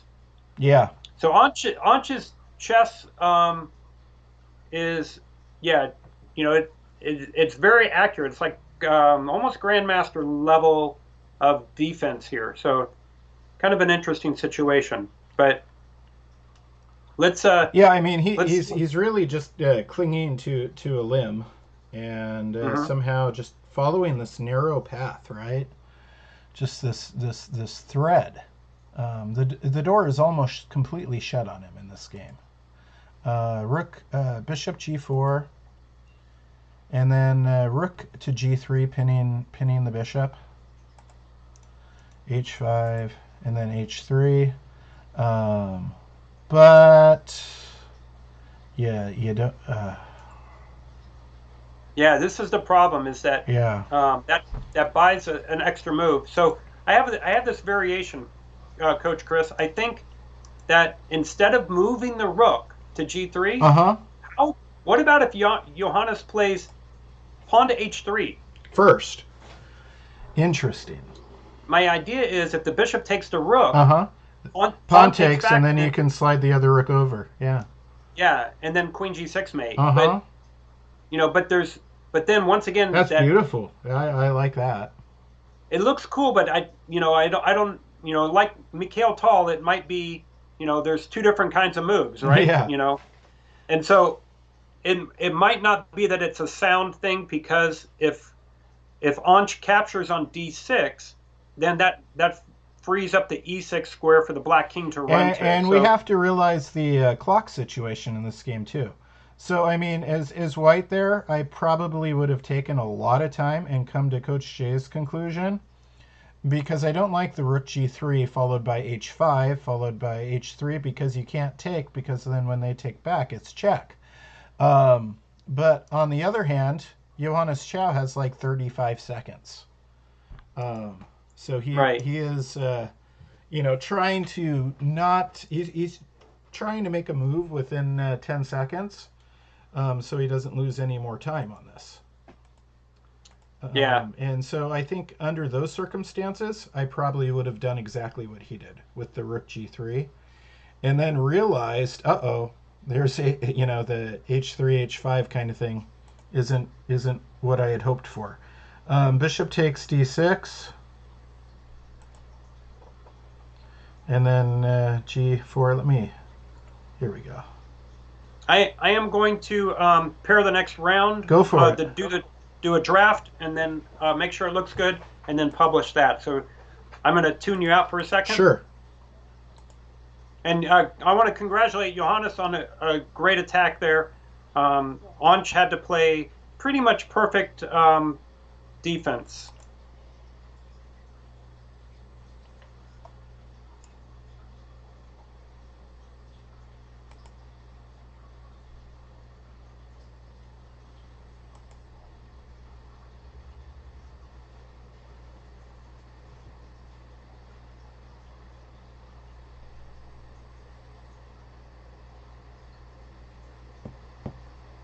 Yeah. Anch, I got to give you credit. You did it. You survived that kind of attack that, I don't take, I don't play these poison pawn variations. I love to play them as white, I get it sometimes in the Tory attack, the poison pawn variation.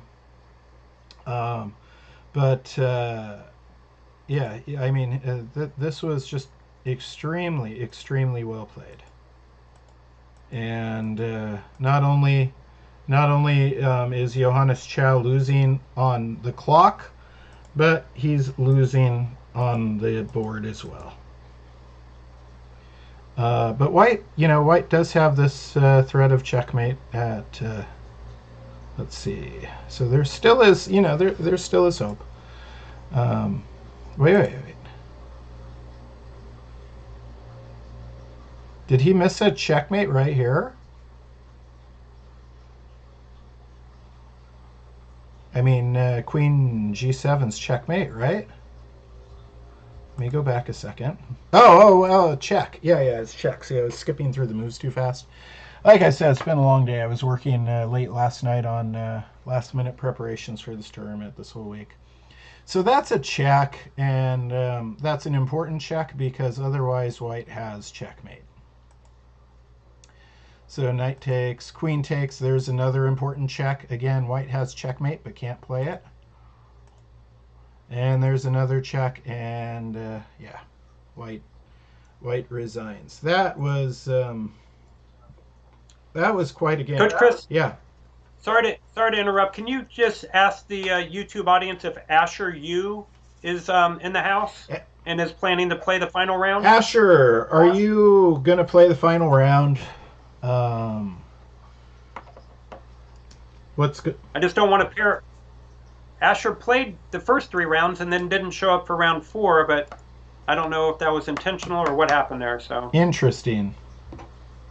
Maybe you never know. I mean, maybe he had a connection problem. And then can you also ask about Rehan Potter? Rehan Potter. What's going on with him? Rehan did not play round 4. Did not show up. Okay, so Rehan Potter, are you around? All right, I'm going to pair the other sections that do not have a question mark. Sounds good. So, all right, 6 to 8 section reminder. Anch and Akita, I think are going to be playing each other. I want to remind everybody in that section to use fair play practices. Very important. Okay.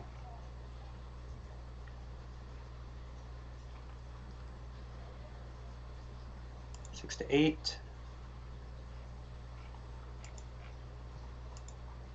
All right, pairing 6 to 8. And bingo, there it goes. Now, K to 1. Final round action. Okay, I am going to pair K to 1.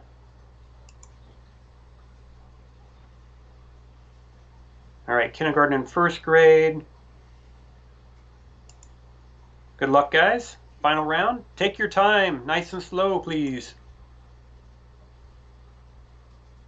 All right, and then in the 2 to 5, no response. Oh, no, that wasn't 2 to 5. What section was that? I think I might have paired the too soon. 2 to 5 is totally good to go. So I'm going to pair 2 to 5. Okay.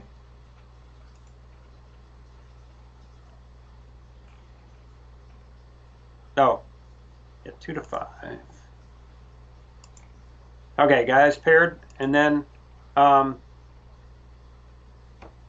no word in the 9 to 12 on Rehan Potter, right? Nothing that, yeah, we're aware of on Rehan Potter. Okay. I've got a lot of notes in front of me and nothing about that.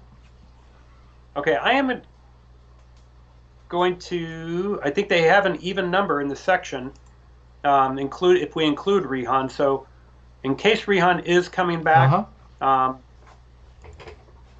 going to just pair, and whoever gets paired against Rehan might get a forfeit win, or Rehan might show up. But if you exclude him, then it would have been a bye anyway. So exactly. Makes sense. So because Rehan is at the end of the standings there. So all right, pairing away. Good luck, everybody. Take your time. And with that, Jay, that looks like everybody has started. Well, I mean, at least all the rounds are paired. Let me go ahead and click and see if everybody's going. Looks like Asher is not going yet. Asher. Yeah. Darn it! I hope Asher shows up for Peter. I know Peter would much prefer to play chess than to get a forfeit win. Yeah, absolutely. Peter's a competitor, and then everybody in the 2 to 5 is going, so that's fantastic. We've got just we have Kendrick Q, who has not made a move yet. White made a move, but I think Kendrick hasn't made a move yet. Yeah, that's correct. So Kendrick, if you are around in the 2 to 5 section, time to jump in and start your game. Your clock has started. Then we've got 6 to 8. Let's see what we got going. Cody and Siddharth aren't playing yet. Now okay, Cody just showed up. Looks like they're going. And you just got a notification for an arbiter call. All right. It's probably Siddharth. Probably. Let's see. It is. Hello, Siddharth. Okay, so let's see, Siddharth. Okay, Cody is here, Siddharth, so good luck. And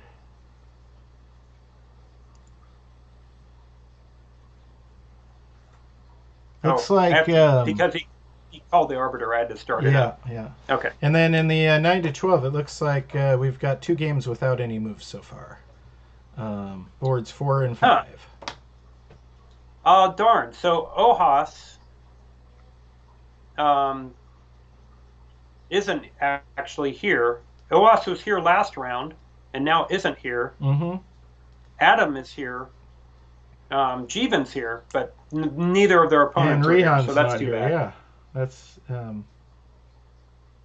that's too bad. You see, this is why if you're going to miss a round, it is good etiquette to let the tournament director know ahead of time, even if you can't get a bye for that round or something, because in this case we had a player who's white and a player who's black on the adjacent boards, and they probably could have just played each other.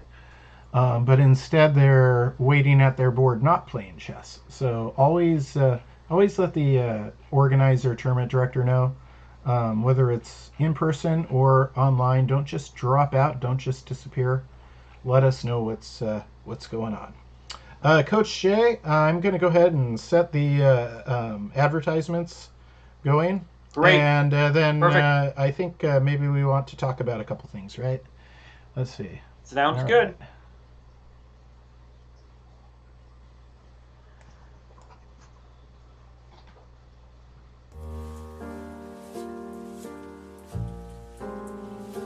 I will be running a free online chess club for everyone who wants to learn. To further this idea, I published a mission statement for Daily Chess Musings that reads, "All those who want to learn chess are welcome here." Our free weekly chess club begins with a live meeting Wednesday at 3:00 p.m. Pacific Time. Remember, you do not need to attend the weekly meetings when they are live to participate, and all students have an entire week to complete their suggested lessons. In this way, the Daily Chess Musings free weekly chess club is 100% flexible to your needs and schedule. New instructions and assignments will be given every Wednesday. If you have to miss a week, no worries. I will make all of the videos and assignments freely available on dailychessmusings.com so you can catch up when it's convenient. Special prizes will also be awarded for top performers in different categories. Plus, we will hold regular tournaments on Fridays and Saturdays, along with special events including scheduled matches between groups, simuls, group chess, and blitz games against me, Coach Chris. So what's the catch? There isn't one. I just want to give everybody the same opportunity to benefit from chess that I had as a child. For over 20 years, I have paved the way for the success of thousands of children regardless of their entry-level skill. By training with me, you will gain the valuable tools and skills needed to excel as a chess player.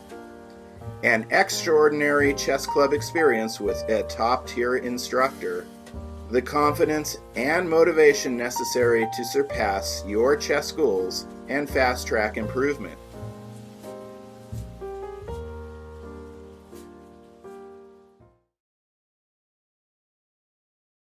Hey everybody, Shelby from American Chess Equipment. That's www.amchesseq.com.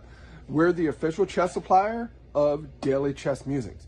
Now, if you're a tournament chess player or just need some for the home, check out our new clocks here.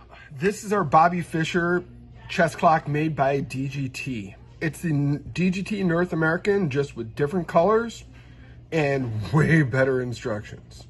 Now, if you really want a high-end chess clock, your kid wants a Chronos, but they're hard to find, or Chronoses are impossible to use. What you really want is you want the VTech. The VTech is something designed by me, Shelby Lorman, for the tournament chess player. It's easy enough for people my age, I'm in my 40s, to use. You don't have to hand it off to an 8-year-old to get set. If you want something really cool, we can do customization for you. We can customize clocks, we can customize boards, we can customize scorebooks. If your kid has a habit of losing stuff and you're sick of replacing chess equipment, check out our items here. Now, if your kid has a habit of losing his chess clock, this is something that we can do for you that nobody else can. Looks like a normal, everyday, high-end chess clock, right? Now, let's flip this around. You can see it's got my face on it and everything else. This is a vinyl ink that's very hard to come off. So even if your kid loses it, nobody's going to be able to keep it. Something really nice for the house, you gotta check out our wood sets and boards right here. Now, if you want something nice for the house, I'd recommend something like this. This is our 20-inch pedestal board with our Zagreb set. Let me get this set up for you. Are we the end-all be-all for chess equipment? Maybe not. But we support Scholastic Chess, especially here in Southern California. And if there's anything you need, even if I don't sell it, I can help you find wherever you need to go. So, remember, American Chess Equipment, www.amchesseq.com for all your chess needs. Hi, I am James Eade of the Eade Foundation. Who am I and what is the Eade Foundation? That's the subject of this video today. I am a chess player from way back when I was in high school. I would win adult tournaments as well as high school scholastic type of tournaments. I got very good. I could even challenge grandmasters and I could fight them. But I wasn't really as good as most of them. So I started to do other things. I would write chess books, for example. I wrote countless articles, 5 total chess books. And I did a lot of other things like organizing international master tournaments, grandmaster tournaments, various tournaments of various types, FIDE Futurities, that sort of thing. And I did a lot of chess. And in 2018, the United States Chess Federation gave me the Outstanding Career Achievement Award. So that's a little bit about me. But what about the Eade Foundation? What's the Eade Foundation? The Eade Foundation was started to help build communities through chess. Chess is what I did. Chess is what I knew. This is the way I could help other people. And by sharing what I had, the resources that I had with those who did not have those resources, I felt that I could make a contribution to society, however incremental it was. It was a contribution. And so I found that this was pretty successful. And it was successful because I would get things like this. These are children in Uganda. These are orphans in Uganda sending me a happy birthday message. And I would get, the Divine Chess Academy was one example. They had to make boards out of the paper. And so I could send them real sets and boards so they could have resources to play. I helped in Zambia, South Africa, and other places. And this is what the Eade Foundation does. We help seniors too. Senior centers can start up and hold, because if we know that if they hold chess tournaments or chess clubs and start them, people keep their minds active. And even though it may not prevent something, a devastating thing like dementia or Alzheimer's, it can delay the onset of symptoms. So this is part of what the Eade Foundation does. The Eade Foundation also has the Arthur Award. The Arthur Award is given for chess excellence. Someone writes an essay every year, and this year's winner was Alexi Root from the University of Texas at Dallas. So these are some of the things that the Eade Foundation does. Help players, regardless of what language you speak, regardless of what country you're from, become part of the chess community. And if you're part of the community, you're never alone. So visit us for more videos on the Chess Files, Fridays, 1 p.m. Eastern Time. And I hope to see you then, because until then, let's stay connected, be part of a community. You'll never be alone.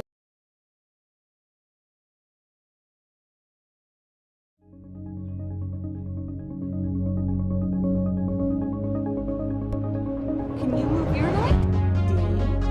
Ding, ding, dong. Good job! High five! The game of chess is a beautiful game because you get to be the king. You get to command an entire army of chess figures. You are in charge. In life, you may not get to make all the decisions yet. In chess, you get to make all the decisions.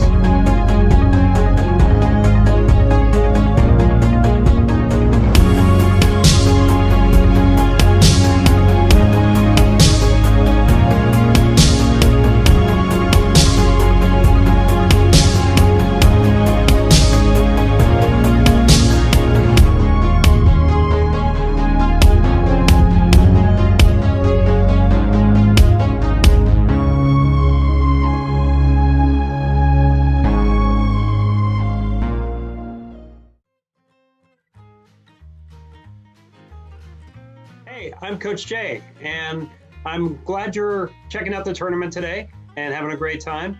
I'd like to tell you a little bit about something I've been doing lately. It's called Chess Hoots. And Chess Hoots is a combination of your favorite game and my favorite game, chess, and Kahoot, which I think a lot of you guys have probably been doing in your school and things like that. But putting chess and Kahoot together, it creates Chess Hoots.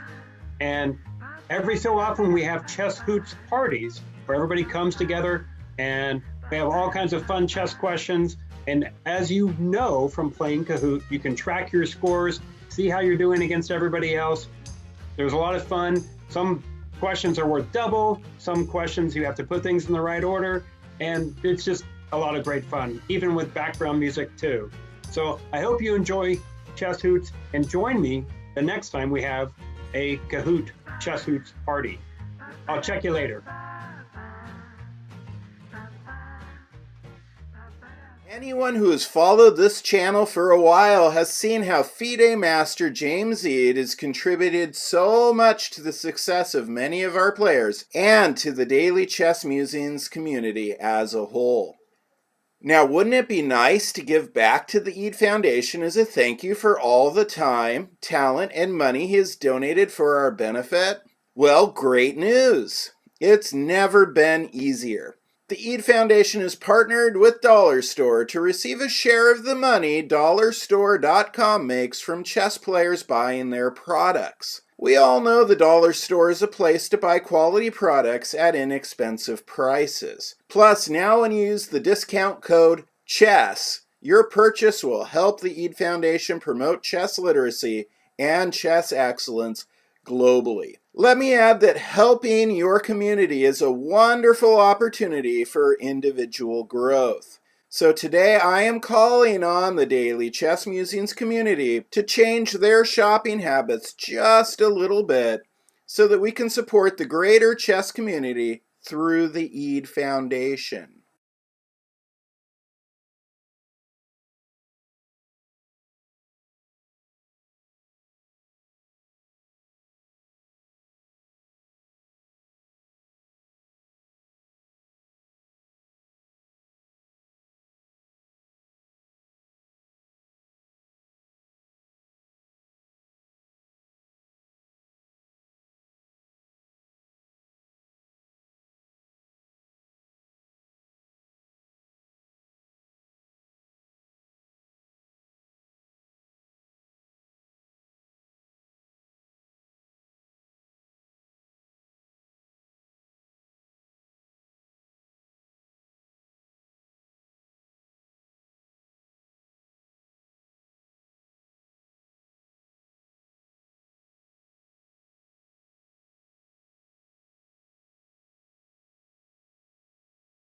Okay, great.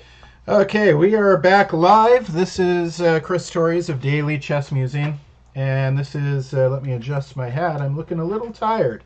It's Jay Stallings up there of Chess Hoots. Hey, guys. If you're here, you probably know who I am, but please take a moment after the tournament and check out the Chess Hoots YouTube channel. See what's going on there. I really like a couple of his episodes. Morphy Goes to Europe and the Pawn Queening Square episode that he did in Chess Hoots. It's very, very good stuff. And there's like 60 videos up there. And for the price of a Starbucks, thereabouts, $5 a month, you can do live Kahoot parties, Chess Hoots with Coach Jay. It's a heck of a good deal. Also, you just watched an ad about this FBDS Dollar Store, and you can use the code CHESS. And then a portion of your purchases that you would be making anyways, they get shipped to your house, just like if you bought them through any other online retailer. And a portion of your purchase goes to the Eade Foundation. So you can just slightly adjust your buying habit and be helping get chess equipment to places like Uganda and Nicaragua, to communities that otherwise wouldn't have chess. So go ahead and do that. You also saw the ads for the summer camp. I will be doing again a free online summer camp, and Coach Jay will be participating with that. We will have chess hoots during the summer camp, so make sure you sign up for that. It is free. And let me talk briefly about the correspondence pyramid. If you've never thought about playing correspondence chess, now is the perfect time to do it, because we are expanding correspondence chess to you don't have to purchase a stamp and drive to you can play correspondence chess, USCF rated correspondence chess, on chess.com. You saw the ad for the pyramid. Instead of being a linear step ladder, I've designed it so that it tiers outward in the shape of a triangle. So when you're playing somebody 4 levels above you, it gives you a whole bunch of variety of opponents that you can challenge. So you aren't playing the same people over and over again. And I've used correspondence chess over the years with all of my... There goes my window again, doing wonky stuff. What's going on there? Oh, that might be me. Sorry. I changed my window size. Oh, you know what? We might be reacting to... That's interesting. That might explain. What? I was wondering why sometimes the windows change size. Here, OBS might be trying... Well, let me revert back to the other size and see if that fixes it. Did that fix it? Megan's fixing it right now. And Coach Jay, you wanted to tell us about a day camp you're teaching in July, I believe, right? Yeah, I'm doing classes through the LA County Parks and Rec. Nice. And so I have an 8-week class for new players. So it wouldn't really apply to you guys that are playing in the tournament, but maybe you know somebody that wants to play, or maybe you have a family member who wants to really learn how to play. It's an 8-week class that meets every Wednesday night. Unfortunately, if you're on the East Coast, the class starts at 8:30 at night. And it's going to be online. It's an online class, and it's a 1-hour class. But everybody that joins the class, besides getting all the instruction in the class, you also get access to my website where you can play chess. And wow.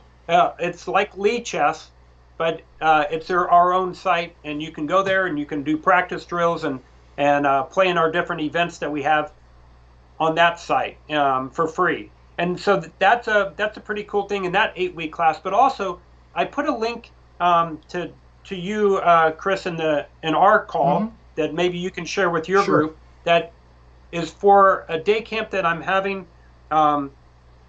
It's on a Saturday in July, and it is from 9:30 to noon my time. So if you're on the East Coast, 12:30 until 3, and it's just 2.5 hours. But I'm packed into this day camp that I've done several times before, but constantly improving. And I pack into it some opening traps, some really important middle game ideas, some must-know in-game guidelines and ideas and the most common in-game patterns. And so it's a really great way to enhance your game and cover some ideas that you may not have seen before as well. So I think it's a great idea, and I think Coach Chris will agree that you want to get instruction from as many different sources as possible, like me, from all of my books and books like planning and online, and I watch YouTube videos and I play against the computer. I play Magnus app and record those every day. I look at the Follow Chess app, and any interesting positions, I take a screenshot and then I put it in my computer and share it with my classes. And so you want to grab information, guys, from everywhere you possibly can. So hopefully, if you've never done a class with me, I think this is one that you would enjoy, and you can jump in and check that out. And what day was that again, Coach Jay? You know what? Let me double check the date on it. Let's see. It is, clicking my link here, July 24th, Saturday, July 24th. And okay, yeah, we will go ahead and put that up on our blog on Daily Chess Musings. Any of the details, and what's your email address, Coach Jay, if anybody wants to email you? Yeah, you can catch me at simply chesshoots at gmail.com. And that's CHESSHOOTZ.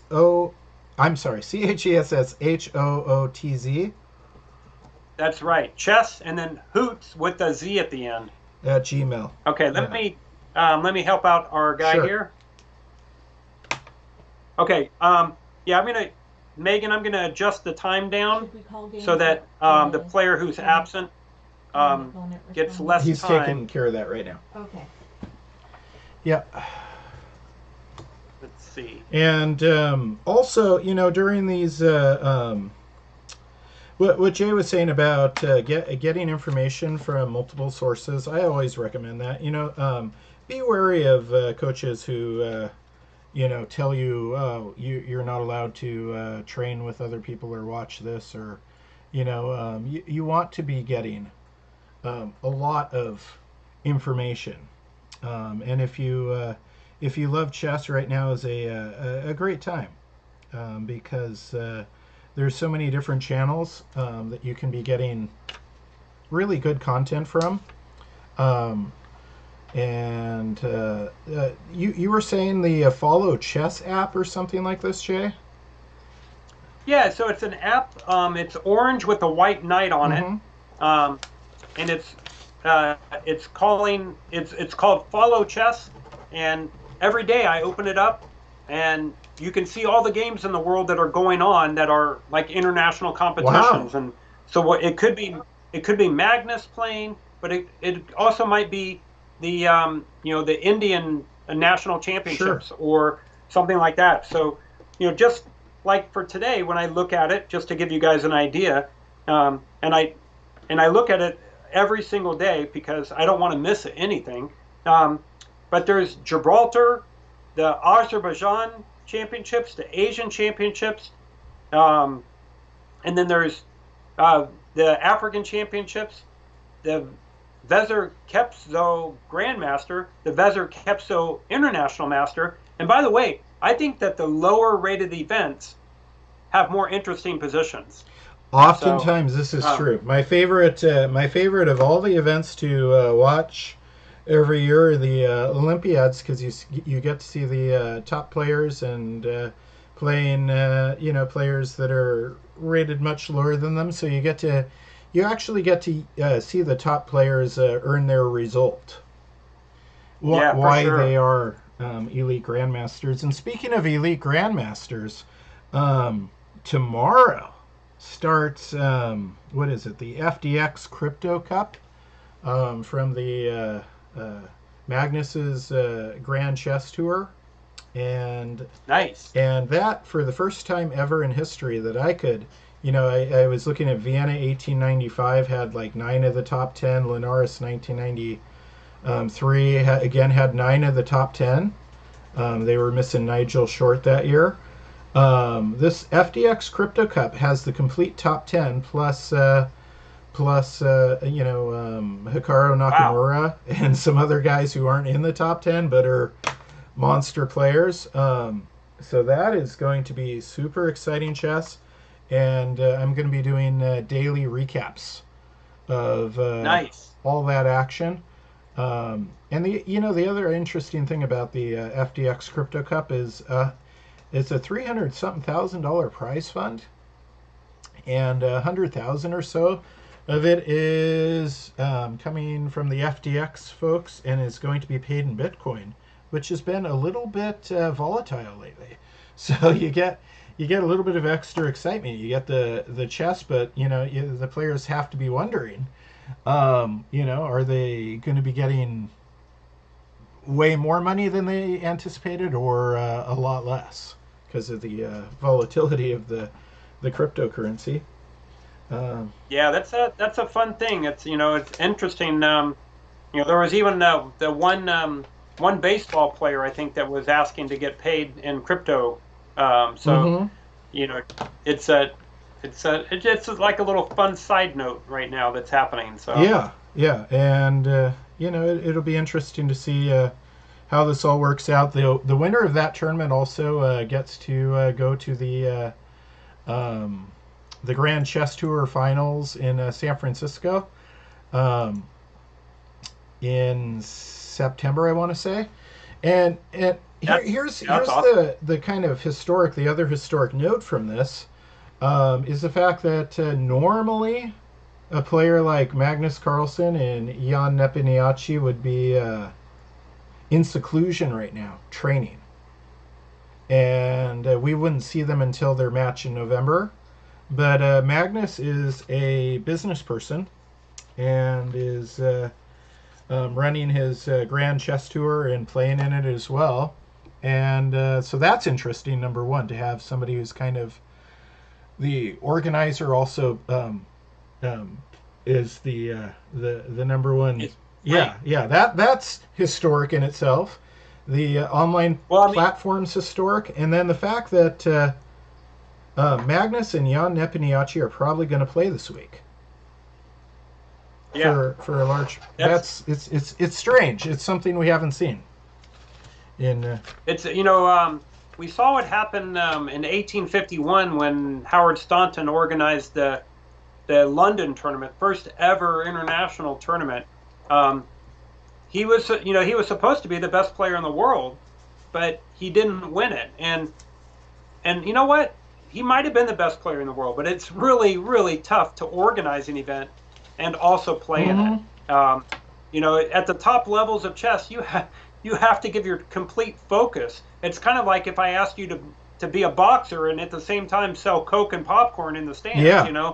It's like, it's like, which one are you going to do? And so Staunton, I think, it was not surprising that he did not win in 1851. Adolf Anderson did, but that's a tough thing. And Magnus is pretty impressive that he can juggle all that.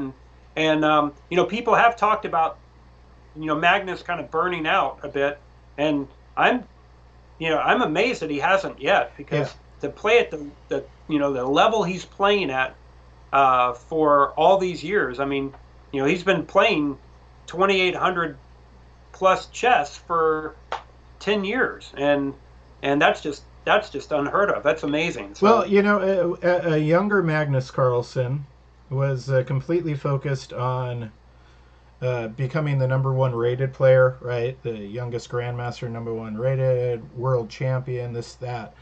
And that, that is a very narrow focus, and that's kind of what you need to get up there. As, if you've thought that maybe some of my analysis is scatterbrained today, I'm doing, some other things while I'm analyzing. And so is Coach Jay. I'm, as a chess player, I used to be better at multitasking than I am now. I am not very good at multitasking. I like to be 100% focused on chess. And what we've seen with Magnus is he has expanded to just wanting to get maybe the ELO, the rating points, to having his number one passion now maybe be earning the big bucks, right? And a different kind of rating, right? And that it's a hard thing to juggle for sure. And he's very impressive for doing this. A lot of players wait until after they retire to really pick up on this business side of things, right? They win the world championship, and maybe twice or something, and then they retire, and then they turn it into a business. Magnus has turned it into a business first, and that's really interesting. Speaking of sharp focus, being so focused on what you're doing. What was that in your book about? Was it Rudolf Spillman whose pants started on fire one time, Coach Shea? Do you want to share with us that? Yeah. So in my book, Fried Liver and Burning Pants. Where is it? Curious but True Chess Stories. Yep. That the book is a book of fun chess stories and then lessons that we learn from some games played by these players. And in Spielman's case, he was an extremely focused player, and he might have focused a little too much because in one instance he was eating in a restaurant, and he went to a restaurant, he ordered his soup, and he's has a small chessboard, and he's analyzing the game that he just played in the tournament, and he's really focused on it. The waiter comes over and puts down the soup, and he just kind of mindlessly, pushes it a little bit to the side, and he keeps playing. And the waiter comes over and says, "Sir, your soup's getting cold." And whatever, okay, back to his game. And then he comes over, "Sir, your soup." And so then, just kind of like to get this guy out of there, he starts to spoon the soup into his lap. He's not even thinking, but he just spoons the soup right into his lap. Yeah. And because he was so concentrated on the game, he couldn't eat and play chess at the same time. The other case was he was in a tournament, and back in those days, not only could people smoke in the tournament room, but the spectators could hang out like right over your board. And the cigarettes weren't what they are today. They weren't like mass produced by a factory, but people would make their own. They were handmade. And so the ash on the end of a cigarette would sometimes kind of be like a little small fire. It would fall off of off the end of the cigarette. And so in one case, a spectator's cigarette, the ash fell off, landed in Spielman's cuff of his pants. His pants caught on fire. They started to smoke first, and people were like, "Where's the smoke coming from?" Spielman keeps playing his game, and the flames started going, onto his pants, and somebody got a pitcher of water and doused him. He's like, "What are you doing?" And they're like, "Saving your life. Your pants are on fire." And so a little too much focus for Spielman. So, Chris, I noticed that we only have maybe 1 or 2 games left in the entire tournament. Super. We have a battle of the Devs in the 6-8. Dev Patel and Devin Kazakis. In a long game, Devin Kazakis, playing black, has the upper hand at this point. He had to play a very nice rook and pawn endgame, but it looks like he's finishing that one up. Down to our final move there, and congratulations to Devin on that very nice game. And then in the 9-12, our top board is still in question, and so I don't want to comment on that one because they are running short on time. It is our top board in the top section. Awesome. And I just got a note suggesting maybe we want to look at Mr. Huang and Sydney's game from round 5. So we'll take a look at a game real fast. All right. It is board 3 in the 6-8. Yep, that's the one. Let's take a quick look. And Mr. Huang joined us last week as well for our practice tournament and was impressive there in the Blitz. And it looks like we're going to have another Caracan. And we get a knight c3 this time. I think, was it Mr. Huang who, it was, played the advance last time. This time he's playing a knight c3, which is the main classical line. Well, Mr. Huang is black. He's playing black. Got it. Yeah, there we go. And he plays g6 here, and that is unusual. Normally you see dx, e4, knight takes e4, and then the bishop develops with the threat against the knight. The knight retreats with the threat against the bishop, and so on and so forth. G6 is setting up house for the bishop. Let's see what happens. Knight f3. Bishop g7.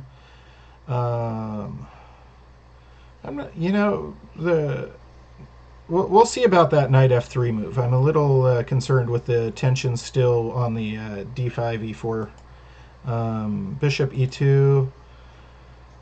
Take. Knight f6. Knight takes. Pawn takes. Yeah, interesting. The pawn takes. I don't think I would have played that. Yeah. Very interesting. This is a unusual game. Out of my comfort zone, but that's all right. We can analyze checks, captures, and threats. Castle, castle. White plays h3. I don't really care for that very much. It's creating a weakness around the king for no good reason right now. Yeah, I think there's other things that should be done first. Absolutely. Knight d7. Where is that knight gonna go? The usual suspects for developing that knight aren't available right now because the pawn's on f6. Bishop f4. Right. It goes to b6, which is not where it wants to be. Bishop goes to f5. And that leaves the bishop not with very many retreat options if there's a pawn to g4. But there's a pawn to c3 first. Rook goes to e8. Rook t1. Makes sense. Both of those moves make sense. And then that knight on b6 would be happy to trade itself for the bishop. Or at least move closer to the action. And it does. Rook f to e1. Knight takes f. Yeah, I think I would have been. I think I would have retreated that bishop. Yeah. And not let the knight take it because that bishop has a nice diagonal. Yeah, I mean bishop h2. Yeah. Yeah. I mean even you can. I was looking at that bishop h2, but even bishop g3, the bishop's has a little more scope and it doesn't trap the king in. So I think it's totally fine on g3. And then you're thinking about pawn to c4 at some point to chase that knight. That's that has a lot of influence on the position for the time being. Sure. So black gets to trade their awkward knight that was on b6 for the bishop that was on that nice diagonal. It was on this h2 to b8 diagonal. It had a lot of squares it saw. And then queen takes f4, bishop e6. Threatening a2. Let's see what happens here. Bishop goes to d3. So allowing a2 to drop. Yeah, interesting. That bishop could get trapped over there, but I don't really see it right now, though. So after a trade of rooks, and then c4. Yep. Then maybe you go back after it with rook a1 and knight d2, and it's in trouble. But of course after c4, then black has b5. So not easier said than done. Yeah, I think it's a really if that is white's intention, it's a very gutsy intention to give up that pawn there because there's not a lot of. All right, so bishop takes a2, rook takes. So we're going with Jay's analysis. Queen takes, and then rook e1 threatening the queen. You can do that first. And now is that rook going to go back over? And nope, the queen goes out to h4. What do you think there, Jay? Yeah, I mean, like I said, instead of queen h4, I wonder if it's possible that you can actually trap that bishop. So yeah, I think the line that the testing line is c4 here, and maybe black has to give away give away a pawn with pawn to b5, because if you don't play pawn b5, the next move is rook over, and retreating the bishop doesn't work, or moving the bishop to b3 doesn't work because knight d2, bishop a4, and then pawn to b3. Yeah. So I'm not a big fan c4. of the queen h4 idea because I just don't see how you're going to get an attack on the king's side there. Right. The knight cannot move forward to help out. G6 is very strong. So I think it's just queen goes to b6. Yeah, now I'm starting to like black's position. Yeah, things are turning. And then rook e2. Got to guard the b pawn. Yep. And then that's a nice move for the bishop, threatening to expose the king. And then not taking on f3. Instead, playing a5. Interesting. What do you think about that, Jay? Well, yeah, it's. I think Black has big plans on the queen side, especially with their bishop on g7 will eventually help out with something down on the deep queen side. Let's see. Yeah, that's the idea is the a pawn's going to start to dissolve that pawn chain, and so yeah, I agree. And then a4, it's just weaponizing that pawn, and then there goes opening up the bishop. And for those of you that are on a tight schedule, we have finished today's tournament. So with Arnav Kapadia winning on in a very close and interesting game on board 1 in the 9th through 12th grade section, our standings at this point are not official because we do have a couple of question marks regarding some players in the event. We're going to have to check over these games. We'll get some more analysis done on them, but it's definitely some. I don't think our standings can be set. We can't say that they're final for sure. Yeah, and we weren't planning on today anyways. These are right. Preliminary. What we'll do is do some heavy-duty analysis. Like we said, we did the first 2 levels already, and for the questionable games, we'll be looking level 3, level 4, and getting some independent review as well. And then when things are official, we will let you know, and I can invite Jim Eade and back, and we will do an official announcement at that point. So let's all right. So knight g5. We'll finish this game and then look at the final preliminary standings. Right. Queen b6, holding the b pawn in place, and then gonna push a3. It looks nice. We like Black's position here. The one thing, though, is in order to get the bishop on g7 to be able to have some scope, it allowed the knight to go to g5. So that was the trade-off.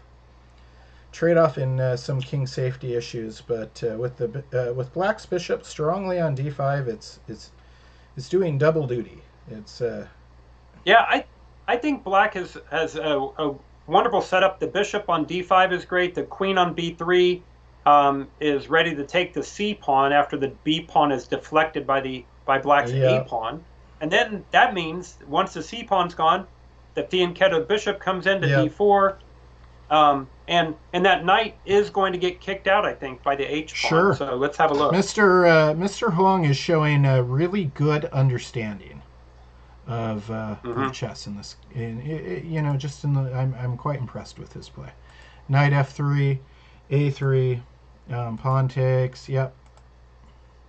And then rook goes forward to defend the bishop, but also set up a possible discovered attack. But bishop takes d4, threatening the rook. Rook says check. Rook takes, queen takes. And white is out of fun. Must retreat. Bishop goes to f2. Knight comes up, but again, f7 is guarded by the bishop nicely on d5, and the bishop on d5 isn't going anywhere, and is also threatening g2, so it's perfectly placed. Boom. Ah, nice. Yeah. Yep, using the pin, and that's it. That's checkmate. Wow, nice finish. Yeah, very nice game, Mr. Huang. Let me look at the final preliminary standings with you guys, and then we'll let Jay remind us about all the good things he's doing, and we'll say our goodbyes. All right, so K to 1. My voice is running out of gas too. First my brain, then my voice. All right, so K to 1 standings. We've got Ariv with a perfect score, 5. Wow, very nicely done. And then Johnson and Andrew, excellent job. Those are our top 3 preliminary. top 3 preliminary. And Coach Chris, I want to take the opportunity to draw everybody's attention to numbers 8, 9, and 10, who all, 8, 9, and 10, who all have 3 points and 9 tiebreak points. This system is only showing us the first tiebreak.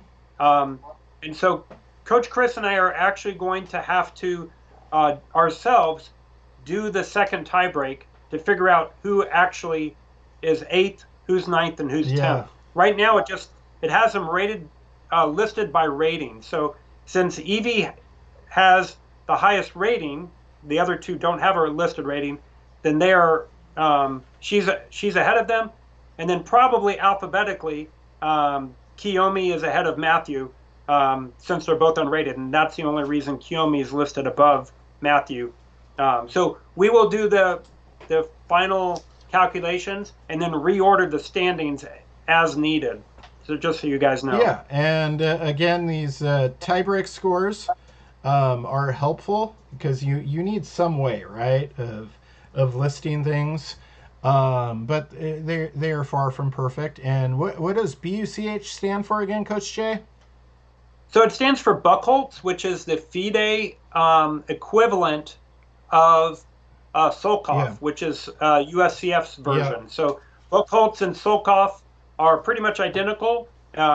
Since this is a FIDE website, we're using the Buchholz tiebreak, or they call it count back or something like that in Australia. This is where it's based out of. So it's their count back or tiebreak. And so, in any case, we'll have to do some of the tie breaking ourselves. Although it looks like the 2 to 5 section, there's no secondary tie breaks necessary until we get all the way down to 17th place. Yep. So. And again, let me remind people that these are preliminary. We're gonna finish running all the fair play testing on all the games and make sure that we feel confident that this was all the games were contested fairly before we have the final results. These are preliminary after round 5. Aaron Reeve Mendez with a perfect score of 5, and then we've got Anusha and Sophia with scores of 4 out of 5, and then we've got Rohan Menon and Alice Wang 3.5. Just really fun section. I really enjoyed the 2 to 5 section immensely today. Yeah, a lot going on. And then Aaron played really well, but Aaron's 1800. Yeah, so thank you for joining us, Aaron. It was a pleasure watching you, and man, the sky's the limit. You're doing nice. Really good. Grades 6 to 8, we've got Ankita with 4.5, and Anch with 4.5. And then Johannes Chow, you played really good today, Johannes. With great play by Johannes. 4 out of 5, and Mr. Huang also really good chess with 4 out of 5. And even Kaylin Dasovich, we 3.5. That was really, and Devin Kosakis 3.5. You guys, awesome, Chubb. Yeah, I saw good games by both Kaylin and Devin that were really impressive. So I'm glad to see that they're raising their game up. Yeah. And then now to the final section, the 9 to 12. Arnav Kapadia with a score of 4, tied with Matthew Shinde-Tron, 4. And then we have Sophia coming in third with 3.5, which is a very nice score. And then Jackson Bennett with 3, and Jivan also with 3. I want to thank everybody who showed up. I want to again give a shout out to James Eade for all the great work he's doing through the Eade Foundation. This was a real interesting day for me. I enjoy watching chess. I think the experience of trying to broadcast while taking care of some tournament managing stuff and other things I need to work on. I need to get better at doing that, and I look forward to hosting another tournament, and hopefully you find players will join me again. Because it's good to be 100% focused on and just be able to focus on chess, but to be able to multitask a little bit is a skill I need to work on. And Coach Jay, it was just outstanding fun hanging out with you today. And good times. You have a camp, a day. You have, first of all, you have a lot of things. Let's remind people. I will, Coach Jay, just send me an email with your July 24th day camp info, and we'll make sure it's a big thing.